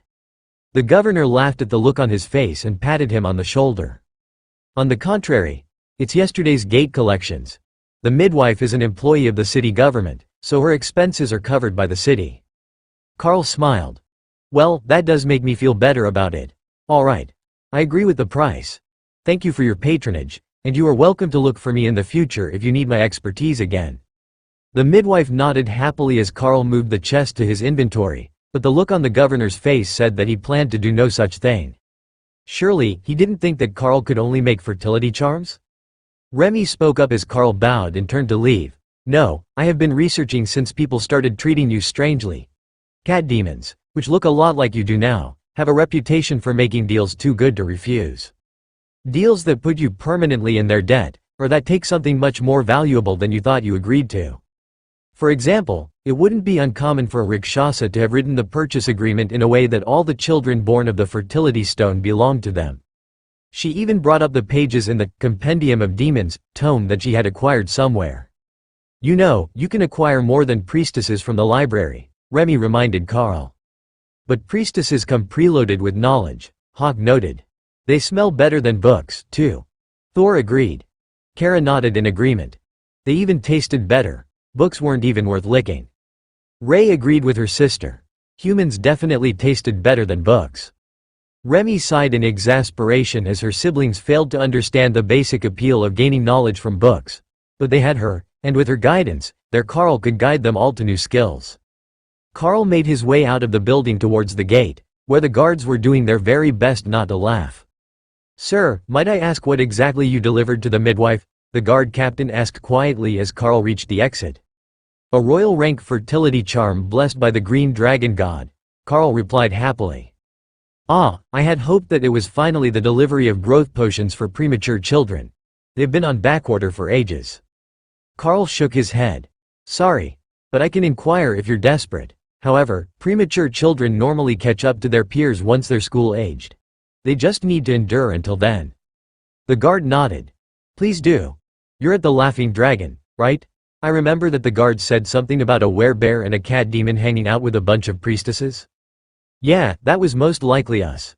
I didn't know that we were so memorable," Carl replied. "No offense, but with so many soldiers just returned to town, I think they've made a note of every potentially single woman of marriageable age." Carl frowned. "I will have to keep an eye on my friends then. It wouldn't do to have something happen. But tell me, as I'm new to the city, how likely is it that someone might try to push their weight around?" The guard shook his head. "The governor would bust their balls in public if they did, so it won't be the soldiers, though you can expect them to flirt constantly. You might have some trouble with the drunks, but that's true anywhere. Normally, we would be more afraid of the Lord, but with the triplet princes just born, he doesn't really leave home these days, and the governor is doing all his duties." Hawk was happy resting in his space, so Carl began to walk back across the city toward the inn. There were shops all along the main street that led to the Laughing Dragon, so Carl stopped and grabbed some snacks to taste test, and then a jeweler operating a small street stall caught his attention. "What is that ore?" Carl asked as he examined the oddly colored items. "It's mana jade. All of these pieces are carved from a single slice of stone," the shopkeeper explained proudly. It was beautiful but not magical. However, Carl suspected that it could be. If his goal was to reach totem rank as quickly as possible, it would take money and effort. The dungeon in the city should help on the effort side of things, but making runic jewelry and items should make up the necessary funds to get the rest of what he needed. "How much do you want for the 4 bracelets?" Carl asked. "All 4 of them?" the pale violet demoness asked in shock. Perhaps they were more expensive than Carl expected. 2 gold coins each. Or maybe this was a less affluent area than he thought. "How about a bulk discount? 7 and 5 silver for all 4. The shopkeeper nodded happily, and Carl quickly moved the items to Remy's space, so the Naga Queen could inspect them. The mana jade was a vibrant green with violet streaks, and looked good against her scales. If it really did take as much mana as Carl hoped, she would make him buy more of this stuff to upgrade. Carl found a few more interesting shops on his way back, and made a note to bring the others down this street soon. Back at the inn, things were quiet. Everyone was just catching up on sleep and discreetly listening to gossip on the street through the open window. You could learn a lot about a city by how the people behaved in public, and while there had been trouble last night in the tavern, the daytime crowd was cheerful and more concerned with shipping delays with a holiday coming up. As they understood it, there was a mythic rank or higher, lord, person in town, and he had declared his wife's birthday a city holiday. It sounded a lot like White Day at home, when the girls would give chocolate to their crush and gather the courage to maybe ask him out. But the gossip had given them a good idea of the power structure of the city, where a handful of totem rank leaders working under the governor controlled the districts, while the lord was actually the leader of the nation, and a form of royalty, as his sons were referred to as princes, but not in relation to their power level. But much more shockingly, that seemed to be a normal thing all over the nation, to have at least a few totems in every major city and most towns. That final bottleneck was where most people here were getting stuck, and while there were many overlords, there were relatively few totems. Unfortunately, all the talk was about the upcoming Matriarch's Day parties, and nobody mentioned anything about events outside the city, except that some of the deliveries were late. Once he was finally back in his room, Carl sat down at the small table and took out the 4 bracelets he had purchased from the market. "Oh, did you get us all gifts?" Dana asked. Carl smiled. "If the runic inscription works as well as I hope, not only did I get you gifts, I might have found a good way to make money here. Did you all learn anything today? I see that you have the window open." "We learned a bit about the city, and that there is a holiday upcoming, but nothing too extreme. How did the delivery go?" Dana replied. Carl laughed at the memory. "Very well. The city government paid us well for the charm, and they've already started using it. The only condition was that we should refuse if ever the governor's daughter comes to request a similar service. With that explanation, Carl began to plan out the carvings for the first of the bracelets. Skill power and mana regeneration would stack up quite well. But Remy had a better idea. She had found a set of descriptions that could be translated to runes that should allow the item to store mana as well as helping to regenerate it. That was an interesting concept, and it would put a lot of reliance upon the actual item, as the runes themselves did not store the mana. However, according to the description in the inscription tome that the Blue Dragon acolytes had provided, an item should be able to store 2 seconds worth of its maximum mana flow without affecting the function of other spells put on the item. That was for inscription, which was similar, but not the same as runecrafting. It should be a good enough baseline for his next attempt, and even if he misjudged, he could either stop early or simply replace the item. They weren't that expensive. The basic inscriptions wouldn't take long for Carl to do, and he didn't want to overdo it when the primary purpose of the bracelet had now become a reserve mana storage device. It might only be enough to cast 8 or 10 spells at moderate output, or fewer than 3 full output spells. But the bracelet would refill itself, and given time, it would provide more free energy. Carl finished the runes on the inside of the bracelet, and then began to upgrade them. From common to royal, the process went smoothly, but as soon as the runes changed to the rich amethyst of royal rank, Carl felt the matching streaks in the stone begin to leach mana, saturating the bracelet.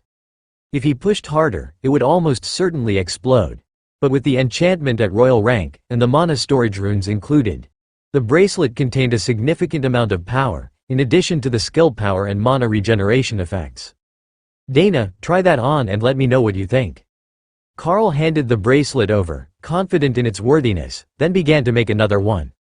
The final 3 bracelets were finished in a matter of minutes, all at royal rank, and the ladies now all had matching accessories. Lotus was smiling like she had just won the lottery. "This is enough stored mana to cast a resurrection spell. If I keep this in reserve for the worst case scenario, I will always have enough mana available to bring a fallen comrade back," she explained. Tessa nodded in agreement. This would be enough mana to put up holy weapon and holy armor spells on an entire 500-soldier regiment. Truly fantastic. Dana nodded in agreement with the assessment of the power, but she had another idea. "We should get more of these. Or possibly rings made of the same material. You could make enough for us to get all the resources we need to keep pushing for the monarch rank that way. Or, enough to buy them for Remy to grow more and make us what we need. I know that it's cheating, in a way. But if we can combine strengthening potions and some trips to the dungeon, we might be able to reach this place's power standard," she explained. Carl nodded. "First, we will need to see what magical items are going for here. The jewelry itself was cheap, so I don't know what the upgraded ones will go for. After all, there is a royal rank dungeon here in town, so there should be a steady supply of royal rank items available for sale." Not long after, they went down for lunch, intending to check out the shops down the main street that Carl had noticed. But first, Carl needed to get some information. "Innkeeper, do you know where we might find some royal rank accessories?" he asked. The innkeeper frowned. "Good luck with that. There are a few shops near the dungeon that resell them, but most of the ones that come out of the dungeon get sold to exporters. They ship them all over the country and south to Lared. Besides, the dungeon has only been open a year, and accessories are a 1 in 1,000 drop. Hardly 1 in 5 gets a weapon. But armor pieces and potions are fairly easy to come by in the shopping district." Carl nodded. "Thanks. That changes our shopping plans for certain. But we're going for lunch. Is there anywhere you recommend? Perhaps somewhere with cake?" "If you go east to the river, down through the Fool's Walk district, there are all sorts of fancy Kappa copyright S and shops. The boardwalk runs most of the way to the wall from the port. It's impossible to not find somewhere with good food. Not that your food is bad," Carl added, making the innkeeper laugh. "No offense taken. My food has always been more popular with guards and sailors than young ladies with a sweet tooth." It was only a few minutes' walk from the hotel to the river, and Carl easily led the group to the boardwalk. There, the crowds of the city began to thin, replaced with couples casually walking, and joggers exercising on the open wooden walkway. "Now, where do we start looking for lunch?" There were stalls with sweets and street foods every few meters down the boardwalk, restaurants and Kappa copyright S in behind them, and a number of more specialized shops spread among them. Lotus quickly pointed to a spot further up the walk, where Carl could see the picture of a twin-tailed nekomata on the sign, next to a slice of cake on a tray. "Did we just find a cat cafe copyright on another continent?" Dana asked as they followed the nature priestess to the shop. "Possibly," Tessa agreed, but the shop was not what they expected at all. It was the Nekomata bakery, but there were no cats roaming the dining room. Instead, it was a maid cafe copyright stocked with catgirl employees. Bonus. Carl laughed as he realized the baker was actually an ascended rank Nekomata using a humanoid transformation skill. But the food smelled delicious, and Lotus was a sucker for the sales pitch. She had been ushered into a table so fast that the staff hadn't even realized she was part of a group. Tessa sighed. It's like being back in school. Every new thing gets her sidetracked. The hostess welcomed them into the restaurant, where Lotus was already beginning to order for everyone. A different flavor for each, so that she could steal a taste and sample them all. The staff slid an extra table together with the one Lotus was at to make room, and started to bring out cakes, croissants, puffs and other treats, along with various flavored coffees. Now Carl knew why the cleric had been in a hurry. If she hadn't ordered first, Tessa would have never let her have caffeine. But she wouldn't humiliate her friend by taking her drink away once Lotus had started. "Are you new in town? We welcome all lovers of sweets to our shop," the fluffy-eared server in a frilly maid outfit asked. Lotus nodded happily. "Yeah, we're on an adventure. They sent us to a random city to start over, and here we are." The maid looked confused for a moment, then realization hit her. "Wait, you were exiled from your home island, weren't you? That's wild. You're so cute, who would have thought that you were that sort of badass?" Lotus smiled at the compliment, not realizing that the woman thought they were criminals from another one of the Dragon Isles. Technically, Carl was exiled, and we all chose to go with him on an adventure. But they said we can come back when he reaches totem rank, so it's not like it's permanent.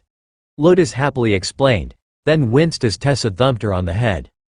"The short one misunderstood your words, I think. We weren't exiled as criminals, but for political reasons," Tessa explained. "Oh, so it's like that. Well, welcome to Drode.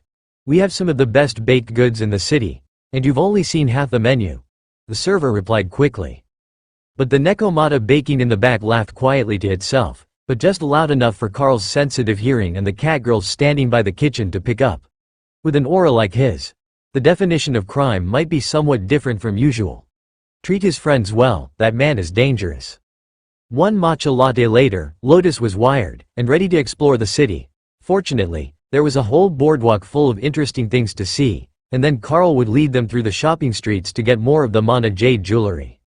They certainly wouldn't be short on sweets for a while, as Lotus had brought them to a dozen different street food stalls, and the proceeds had been saved in the latest inventory for later.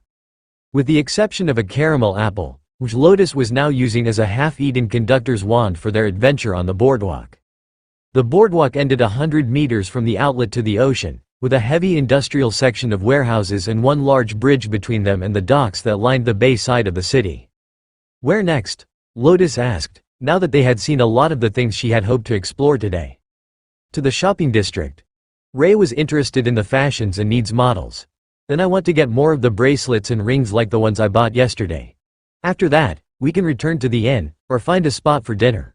We did do quite a bit of walking, so I'm sure we will be hungry again soon," Carl offered. Those were magic words, and Ray appeared from her space to lead the way. The money-making schemes could wait. There were new ways to decorate her team waiting. She was more demanding and less flighty than Lotus as a leader, and Ray deftly guided them through the streets to the start of the shopping road by the castle. Ray even did her best tour guide impression, using Remy's information for the others. "And here we are. The castle. The city governor as well as the lord, as people here call the leader of the nation, both live here. The lord has new triplets at home and is on paternity leave, so he's not visible today. But the governor is standing on the upper balcony outside the working offices right now, if you can see that from here," she explained.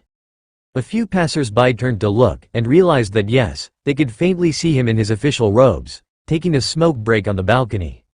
As a totem, he didn't really fear surprise assassinations. Anyone below his rank did so much less damage to him that their efforts would be in vain. Ray turned the corner onto the shopping street and led them into a custom dressmaker, before being picked up by the shoulders and brought back to the door by Ophelia. "Understand this much. I'm not wearing a dress around all day without a good reason. The berserker insisted, her black eyes intently on Ray's face, searching for a sign of understanding. Not even a nice skirt? It's easy to move in, you can wear armor under it, and it's extra armor if I make it. Ray bargained. It was a trick question. Normal armor usually already had a hanging loincloth or long shirt that fit like a skirt to protect the hips. If Ophelia tried to reject the idea, Ray could use her current armor against her. After seeing the excitement of Ray and the dressmaker, Carl stopped at the door. "Why don't I go take care of the work part of the day, and you ladies can try on dresses in peace," he suggested. "Oh, good idea. We can make it a surprise for you later," Ray agreed. Tessa waved him off and pulled Ophelia further into the store, which had everything from traveling cloaks to evening gowns on display in multiple colors, all of which were exquisitely made. As he walked away, he heard the dressmaker gasp as Ray slapped a few gems on the counter and insisted that she close the shop until they were done. She didn't want her work interrupted. Carl headed straight for the stall that had the Mana jade accessories, and found that today the stock was even better. The green and purple jade accessories had been joined by a bunch of white jade rings with red streaks. If Carl's guess was right, those should accept monarch rank runes. The purple ones had flooded with power when they reached royal rank, and these ones perfectly matched monarch rank runes. "Sir, welcome back. Did your lady friend like the gift?" the demon girl at the stand asked. "Indeed she did. But I am back here for business reasons this time. You see, I am a runesmith." Carl was about to continue, but the demon gasped and surged to her feet. "Sir, please follow me into the house," she insisted, already starting to fold the sides of her stall down.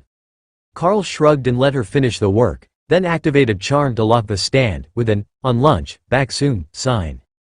Carl followed her up the stairs to a tiny apartment over the shop behind her stall. Only once they were inside, and she had cast a silence spell over the room, did she speak again. "Is it true, you're a runesmith, a real one?" she demanded. Carl nodded. "I would show you the results of the other accessories, but the ladies are shopping for dresses."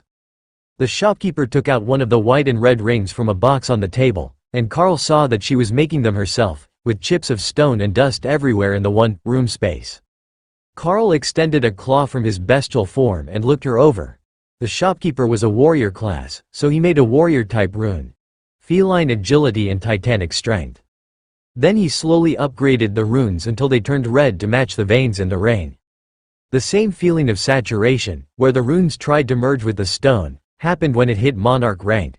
Carl stopped then, and handed the ring over to the artist. "See, if you put it on, it will bond, and you can use your system interface to examine the stats," he explained. She looked panicked at those words. "Let it bond to me? Are you insane? This thing is worth more than my home?" Carl was about to point out that her home was likely the spare bedroom of the other unit on this floor at one point before it was given a stairwell to the balcony.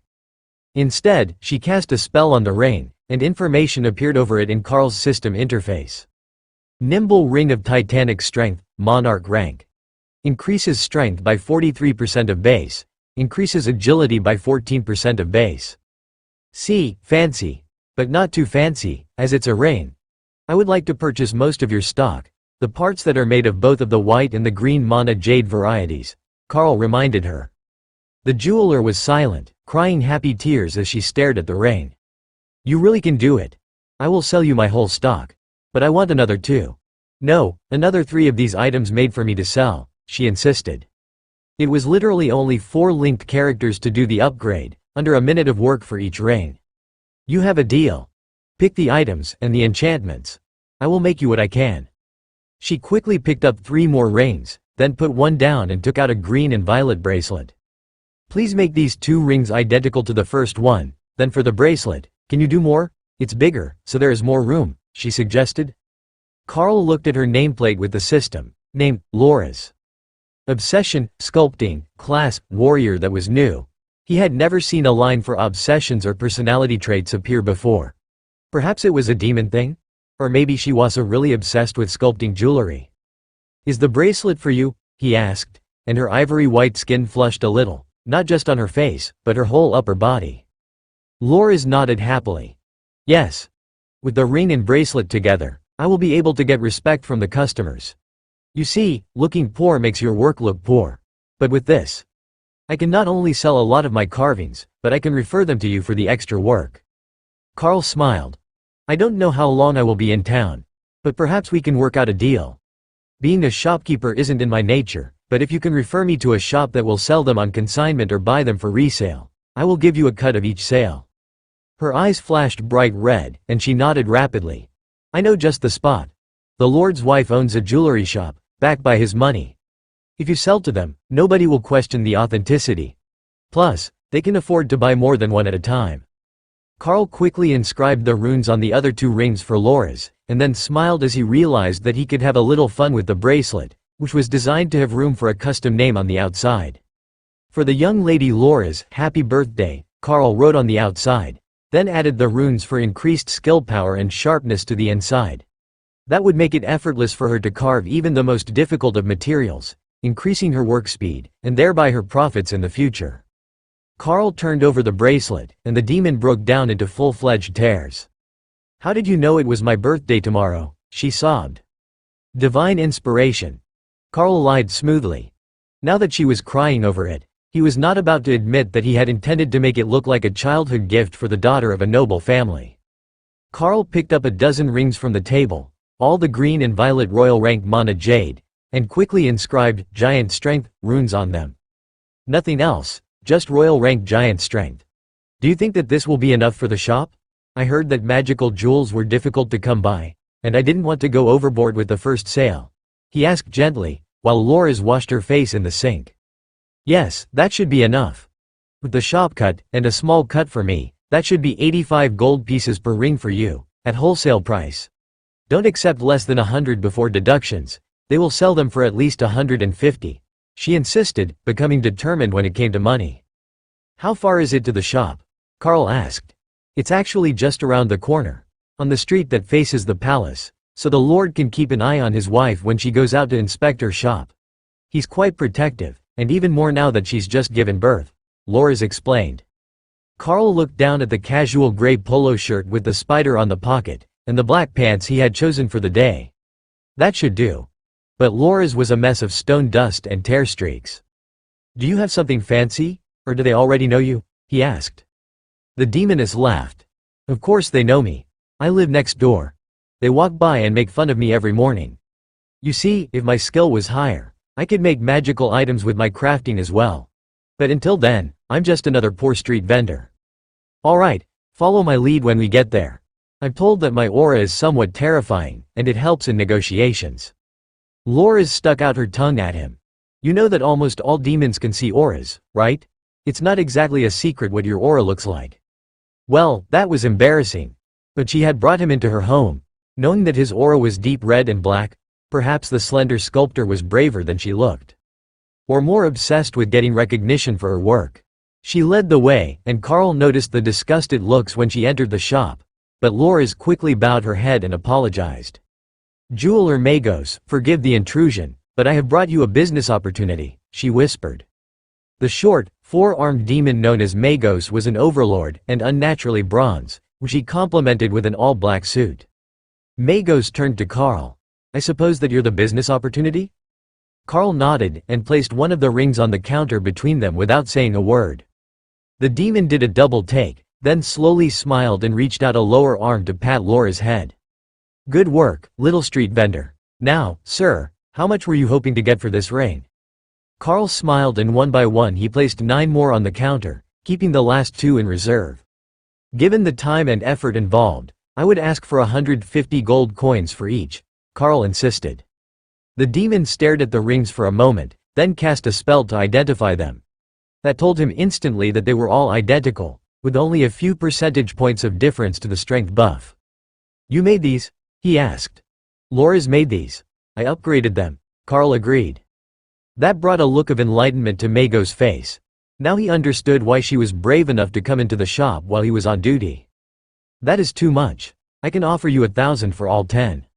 That was the minimum that Laura's had suggested he accept, and he hadn't even negotiated yet.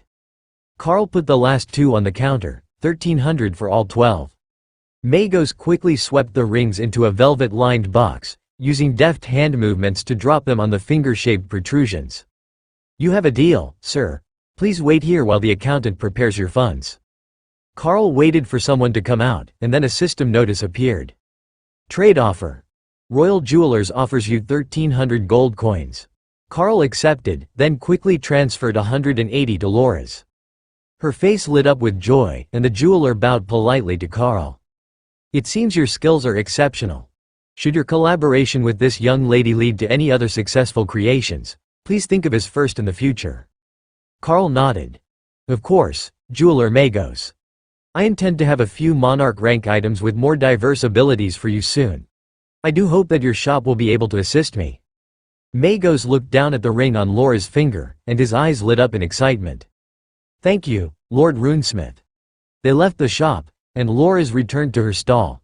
She unlocked the boards on the side and flipped the sign to open. Such dedication. Carl joked, knowing that this was the most money she had likely ever had at one time. "Oh, right. You intended to buy the entire stock, didn't you?" she realized. Carl nodded, then stopped her from packing up. "How about this? I will take the monarch ranked items you have today, and all 10 of those green cloak brooches. Those are large enough for a proper upgrade. That's payment enough for today, and then you can make me an equivalent number of items later. These all have similar engravings on them, but Magos would be much happier if they were all distinctly different with one identifying mark on them, so he could trace them back to his shop later." That worked out well for Laura's. "You're not worried about me running away with the money?" she asked. "I could tell Magos that you ran off with the raw stock for the next batch, and it wouldn't take long for someone to find you." Carl shrugged. The pale demoness shuddered. "Please don't. That man is a savage. There are rumors that he beat his cook to death for burning his dinner." Carl smiled. "See, we have an understanding. But I'm at the Laughing Dragon with my friends. You can bring the items over when you finish. So, even if you want to move apartments now that you have a load of gold coins, it's not a problem." "And give up my spot? I'll wait for a bit before I move," she giggled. So, the rights to the spots out front were part of the rental deal. That made sense, as the shop behind her was a furniture store, and not a competitor. Most likely, the furniture shop owner had the rest of the apartment on the second floor as well, and Laura's simply rented the small suite in the corner with the outside entrance. It was a functional solution for a crowded city with so many street vendors who wouldn't want to live too far from their spot. After all, they could take the items home, but the stall had to stay to save their sales location. It was peace of mind to be able to see it from your home, so you knew it wasn't being vandalized. With Laura's hard at work selling her existing stock, Carl returned to the dress shop where he had left the ladies. There was a large mound of dresses in 5 different stacks, presumably one for each of them. Then, Remy came out in Naga Queen form and gave Ray a pleading look. The shopkeeper didn't see her appear, only after she had entered, and quickly held up a hand. "Ma'am, my apologies, but the shop is closed for the moment for a private shopping group," she announced in a firm tone. "Oh, she's with us. Hello Remy," Ray replied, waving the Naga Queen over. "There are some dresses here that didn't look right on us, but might on you with the extra 2 arms. Here, put this on. It should be your size, you're pretty slender." Carl could practically see the cash register ringing up new sales in the woman's eyes, so he leaned in to quietly ask her the important questions as the assistants catered to Remy. "What are they at so far?" The shop owner double-checked the stack, and then her math, before shrugging. "About 70 gold coins, but for this large of a purchase, I can offer a discount." Carl nodded. "Not as bad as I had feared." Then he turned to Ray. "Are all these items the ones to keep?" Ray nodded. "Yes, they're all different styles, and all exquisite. I want them all for my art." The shopkeeper seemed to take that as Ray being a personal stylist, whose art was her outfitting of her clients. So, there was no hesitation as the shopkeeper began to carefully fold and bag the items. She had dealt with many wealthy clients in the past, and that man had already said he had no problem with the total cost. Dana messaged Carl. "Do you have enough local currency? Or can we convert gems?" Carl smiled at her. "I have enough. I found a buyer for rune-crafted rings, and made a few more with the help of the sculptor who made the bracelets." No need to mention that what he had made today was 10 times what they had managed to spend buying out half of a high-end clothing store. Hopefully, this level of spending didn't continue, as the market for magical jewelry was bound to be somewhat limited. But for Ray's sake, they had to find local fashion. Remy's fashion choices were limited due to her extra arms, But there were options for multiple armed customers, as well as ones with wings. In fact, there were countless options for customers with wings, to the point that backless dresses seemed to be the standard here. The shopkeeper smiled at Carl when Remy was done shopping and whispered to him, so as not to disturb the ladies. "How does 70 for the entire pile, with your last friend added, sound?" Remy had added at least 10 more dresses to the pile, so Carl nodded, and searched his interface for a moment until he found the way to initiate a trade for 70 gold coins. He shook hands with the shopkeeper, and the carefully bagged items were moved into Ray's space. These were all lovely, but she wanted them as samples to remake them in her own silk and innovate. She had even managed to get Ophelia into a few dresses.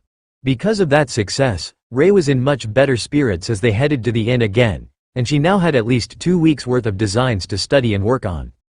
It was strange for everyone in Carl's group to be somewhat anonymous in the city, as a group of royal rank women led by a monarch was hardly anything out of the ordinary, and dozens of similar level groups entered the dungeons every day. But after a lifetime in the Golden Dragon Nation, they weren't mentally prepared to live a life of anonymity in a huge city full of demons. They could certainly make enough to survive, even without Carl and his runecrafting skills. But that didn't feel like enough for any of them. Dana was keenly aware that it was a spoiled and selfish notion that they should remain as a special person when they were on another continent where everyone had some sort of power on their side if they wanted to live a life better than cattle. It wasn't obvious here in the city, as the weakest had been driven out of the city many years ago. The slums of the Black Shade, as the locals called it, were the residents of the species that couldn't exceed awakened rank. In the city, even janitors and housekeepers were normally required to be ascended rank or higher, unless they were children. It appeared to be normal for apprentices to follow their parents to work before they were even teenagers, and the young faces in the shops that they passed only served to remind Dana that they really were in somewhere entirely different from anything she was familiar with. But the most notable fact about the city was its cleanliness. There were no rodents anywhere, no rot or filth in the alleys, other than around the garbage bins. Old Jared, the one-eyed sailor, waved and greeted them from a stool at the bar as they entered, looking much worse for wear than he had the other day. He hadn't been part of the fight at the tavern, but it was obvious that he had been in one sometime today. "Old man, are you sure that it's wise to go picking fights in the middle of the day?" Tessa joked. The sailor laughed and ran his fingers through his shaggy hair. "You're a funny one, priestess. I was at the dungeon today, and our healer was worse than useless. Some Null shaman, who seemed to forget that they were supposed to heal someone other than themselves." Tessa patted him on the shoulder and cast a healing spell to remove the bruises and cuts from his body. "Well, you'll be all right now." Old Jared laughed, then waved to Beth, who was in the back room. Bring my friends a drink. They've fixed my face as good as new, and that lingering cough has cleared right up." Carl's group retreated to their room before dinner, in order to make plans for the upcoming days. "Do we have enough local money to get by? I know Carl said he had made and sold some items today." Tessa asked, ever the practical one. Carl nodded. "Yeah, I've got about 1,000 gold coins left. If we keep spending like this, I might have to make more rings soon, but now that Ray has cleared out a designer shop, our basic costs even staying at the Laughing Dragon would take years to go through that. But I suspect that sitting around all day is going to get boring quickly. We could also check out the dungeon, and see if it helps our power levels grow. I have some hope that if we keep practicing, one or more of the beasts will be able to activate an overlord rank skill long before they have grown to advancement. The extra combat power or defensive abilities would put us in a good spot."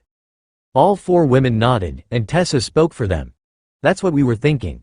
The way that the locals speak of it, being in the dungeon helps you grow faster.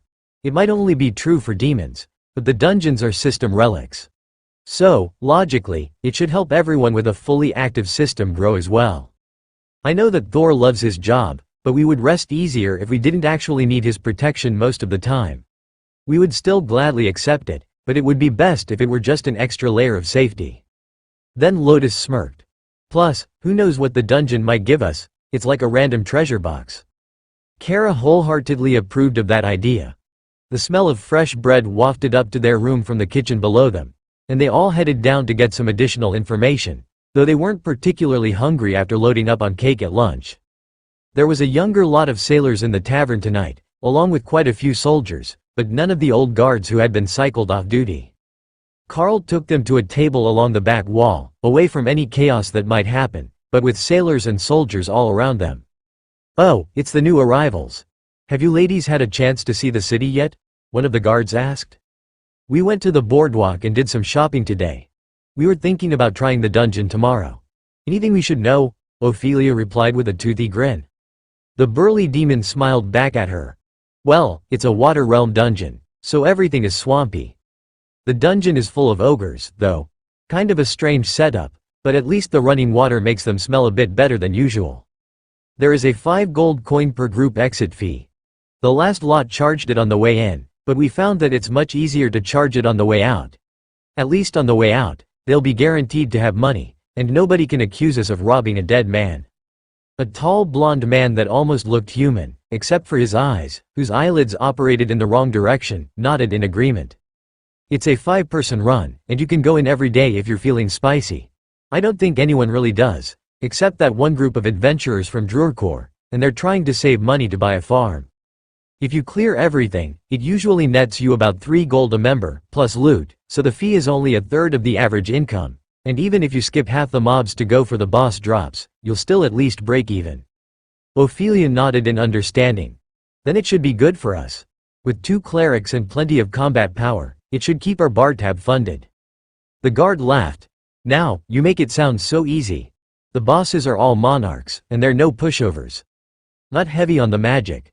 But ogre lords can be pretty nasty even without the dungeon making them unreasonably durable." Carl motioned for Beth to bring a round of drinks to the guards in exchange for the useful information, right before one of the other guards chimed in with a bit of interesting information. "We got a lot luckier than those poor bastards in Bara, the capital of Nabibun. We stopped there on the way back from the northern island, and they got themselves an overlord-ranked dungeon that's nothing but bloody spiders and dark elves. The whole bloody place is cursed, I swear." One of the sailors began to laugh and nod in agreement. "And in a city full of dwarves, no less. I swear they'd brick over the entrance if it wouldn't start a riot." They were sitting and drinking, waiting for dinner, when an overlord in a guard uniform strutted in, looking excessively proud of himself. "Hey boys, look what I found at the royal jeweler," he called, holding out his hand with a very familiar-looking ring on it. "Got yourself married? Congratulations. Was it old man Magos, or his sister?" one of the guardsmen teased. "I'm not married, you idiot. They got a whole batch of royal rank strength rings in today, and I got my hands on one before they sold out. Now, it took a fist fight and twice the asking price, but look at this, 30% strength increase on top of my base," he boasted. All the ladies looked at the bracelets on their wrists, then turned to look at Carl, who was trying not to laugh. The guards whistled in appreciation. "Now that's a good strength ring. Is it on your personal base, or on the royal rank base?" one asked. "Mine personally. I checked it once I bought it. With the increased base strength warriors get, this thing is no joke by the time you get to overlord rank," the captain confirmed. The jeweler might require some sweet talking next time Carl came in to make a sale. After this round caused fist fights in his store between overlords, there was no telling how he would react to a monarch ranked item or two. The guards were highly entertaining, and they had nearly as many tall tales as the sailors did after their recent deployment. Carl and the others only ended up heading to their room near midnight, with plans to go to the dungeon after breakfast. Waking up late meant that the tavern was quiet as they ate, but the streets were still busy as they headed out to the dungeon to try their luck. Fortunately, it wasn't a long walk, and there was no lineup to enter. All they had to do was let the guards check their ranks as they passed by so that nobody took on a stupid bet and got themselves killed. Or, dragged someone unwilling and under rank into the dungeon to kill them and dispose of the body, Carl assumed. Carl led them into the entrance, then called out the whole team, including the bodyguards and the guardian. Thor sighed as he could finally stretch his Sero body, and Hawk flapped up into the air. "This is nice. Human bodies just aren't the same," Thor informed them. "Sorry about that. I will try to come here as much as possible, so everyone can be themselves for a while." Ray snorted in amusement. "Speaking of being ourselves, Kara has pulled the first group of ogres. We should likely go save them from her." That was a good description of the situation. Kara wasn't even trying to kill them, she had disintegrated their feet and was in the process of turning their pockets inside out. Skill. Pilfer, successful. 8 silver coins obtained. Skill. Pilfer, Successful. Fire opal obtained. Well, that was unexpected. You really could loot them while they were alive. The Void Badger had become a menace to ogre society. But more importantly, they still gave a reward of coins that was split between the group members when they died, and a few common grade items dropped beside their bodies. They might be good for raw materials, if Carl wanted to practice his rune work, but not much more than that. Carl realized a second later that the humans had been left behind. The beasts and the summons had all gone ahead to pick a fight with the second group, following Thor's exuberant charge. Ophelia looked like she was going to chase them as Hawk began to bombard another group, pulling them to where Ray was watching the fun with her golems. Don't hurry. They've been cooped up in their space for days. Let them burn off some energy, Carl advised. Ophelia snorted in amusement and gave Carl an "and I haven't" sort of look. She was a berserker, and yet that insufferable spider had forced her to wear a dress. The fact that it actually looked good on her werebear form only made the indignity worse. Carl took out his bow and followed as Ophelia headed in the other direction, transforming into dire bear form before raging and expanding to tower over the hapless ogres. Don't engage the bosses. We will clear out everything else first, then do them as a group, Carl warned, focusing on Kara and Ray, who were most likely to get curious and attack them. Once he had warned the excited beasts, a single, smite, upgraded shot with his bow sent a glowing golden arrow into the eye of a wounded ogre, and its head simply exploded in a flash of light. If Carl had realized that skill was so overpowered, he would have started using it as soon as he got it. But his bow was feeling a bit lackluster now that he had experience with his abilities to upgrade others. It was also limiting his attack power, and if he wasn't careful, he would break it. This was already a completed item, he couldn't mess with it any further, so he would have to purchase a high-quality non-magical bow somewhere to upgrade. Or have Lotus make him a new one. However, that wasn't the only weapon he had. The Maul might be falling behind a bit, but the skill stacking ability was as good as ever. As long as he didn't push it too hard, either. He really was outgrowing his weapons, Carl realized. The weapon was quickly reaching its limits as a commander rank weapon, and he had been pushing his luck using it with overlord ranked skills, even when at commander rank himself.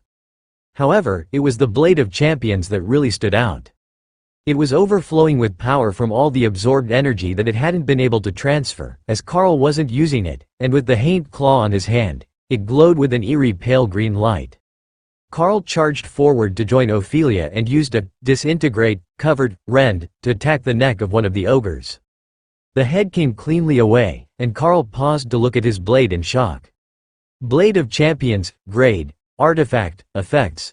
Each kill cumulatively increases the user's strength and skill power. Harvests life energy to transfer to the champion. Life steal on hit. Carl didn't remember the description saying all that before. But the power that it had stored was beginning to flow into him even as he cut down the ogres at a walking pace. Of course, he couldn't go too overboard, as Ophelia was venting her frustrations beside him, and he didn't want to steal her kills. But the already exaggerated abilities from the Packmaster class and the Bestial Champion skill that came with it were becoming ridiculously overpowered now. Overhead, even Dana was holding back, only using some basic blade attacks, while practicing her form, and letting the golems herd the monsters to Ophelia. The Berserker needed the release more than anyone. By Carl's calculations, his fully buffed combat power was well into the Overlord ranks now, but his base power was still lagging, and the beast spaces were still making their steady upwards climb.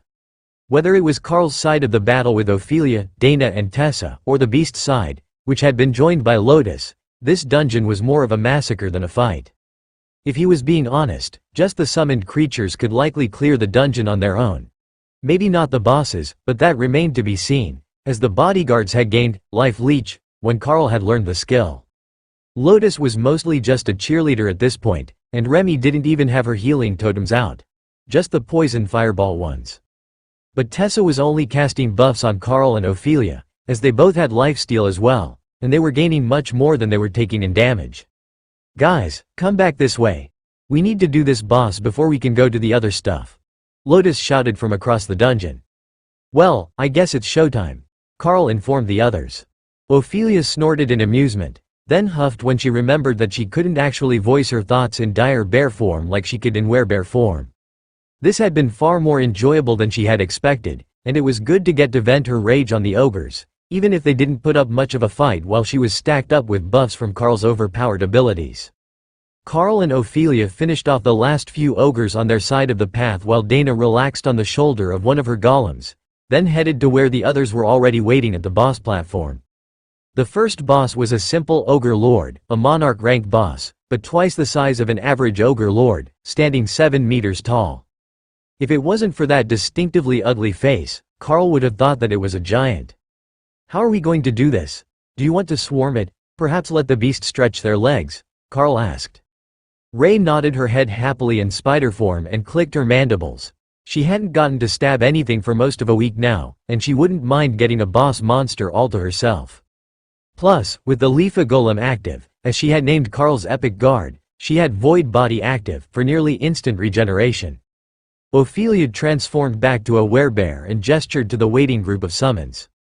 Why don't you let Ray and the bodyguards go at it? They need practice working together in battle if we're going to travel the wilderness here anyhow. That was all the recommendation that Ray needed, and she vanished from her spot with Night Haunter, or perhaps Shadow Step, as both allowed instant movement over that distance.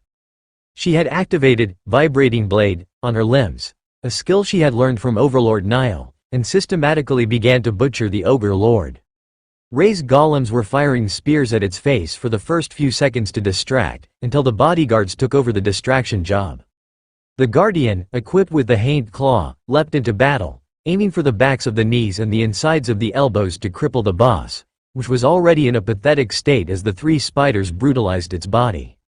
Remy laughed and held back her bodyguards. They weren't needed, and the boss was only going to last a few minutes anyhow. The Ogre Lord surged with power, activating some sort of skill, then suddenly stopped as the power vanished without a trace. Kara did her best to look innocent, while Lotus laughed at the smug Void Badger. Nullify was just ridiculously overpowered in a dungeon. One of the golems was caught and smashed on the ground, but a strike from Ray's forelimb broke the Ogre Lord's grasp, and the golem flitted away for the few seconds it took for Void Body to regenerate the damage. Tessa turned to Carl and shook her head. That skill sharing is just too overpowered. When you said that the Epic Guard shares its healing and regeneration abilities, I didn't think that it was something like that. When we saw it on Dana, it was a shock, but seeing it in effect on the already overpowered Ray, it's just unfair to the boss. Carl chuckled. It really is, isn't it? Plus, with Kara interrupting all his attempts to use larger skills, he really does look pathetic. He's getting some hits in, but this is closer to a massacre than a fight. It's surprising how much damage he can take, though. I would have expected Ray's blades to sink deeper with all the stacked damage from Rampage and her skills. Remy turned to Carl. Why are we waiting, though? I just realized, we can use an area ability to just bring everything to us, so we can fight it all at once. She still spoke Serpent, but for everyone else, the system was happy to translate. As much as that sounds like a terrible idea, I would kind of like to see what happens, Ophelia agreed. Remy poked Lotus. We will need the Lotus Tree. Hawk and I will pull everything else in the dungeon to us. Lotus didn't really understand, but when she transformed, Hawk perched in her branches, and that felt like a new form of head massage. Both casting-type beasts activated their area spells. For Remy, that was Apocalypse, while Hawk went for multiple castings of Hellstorm, to gather groups on the pathways and keep them clustered in the fire. Nearly 100 ogres were rushing their way through the flaming blizzard while being pelted by meteors and scorched by Hellstorm vortexes. The swamp land was beginning to boil, and the air was thick with steam. Tessa shook her head in dismay as sweat rolled down her face. This might have been a bad idea just on principle. If they keep it up much longer, we're going to have to retreat, she reminded the group. Carl shook his head. Void Body is being shared. You won't take damage from the steam, it will just be exceedingly uncomfortable. However, as the 2 beasts' mana levels began to deplete, the dungeon monsters began to fall. One after another, they succumbed to the spells, leaving only 2 large ogres in heavy armor slowly charging across the dungeon. Carl began to fire arrows into them, using Poison Arrow to add stacks to Rampage and whittle down the life of the bosses even further. The poison also had a slowing and paralytic effect on them, bringing the mighty charge to a stumbling gait. They were also now being directly targeted with meteors from Apocalypse, as the only monsters in the targeted area. Skill activation. Skill Master 4, Hawk has improved, Ghostfire body, to Overlord rank. Skill activation.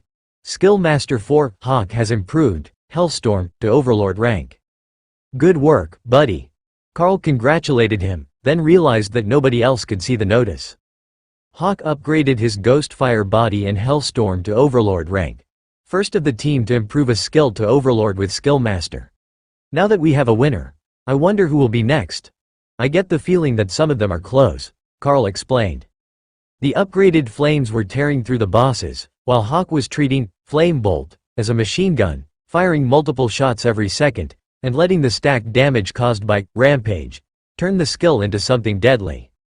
The first boss died with a pained roar, and the summons, along with Ray, were instantly on the remaining two.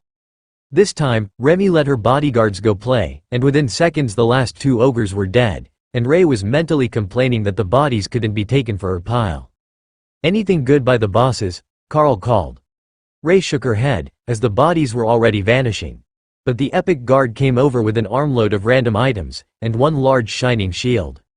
Shield of Indomitable Defense, Epic Grade Shield. Reduces damage taken by 12% of armor rating. Adds 210 strength to the user. It was large, shiny, and while it was lacking in details, it was an epic grade item and monarch rank. That was the best possible item level you could get from the dungeon, as far as Carl knew.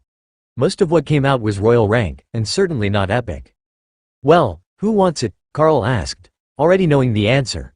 Thor had a custom one made for decoration by Ray, and he fought in Sero form as much as possible. So, the shield would go to Tessa, who would normally fight with a long spear from his back. Now, they were both tanky. It was a good day, Thor decided.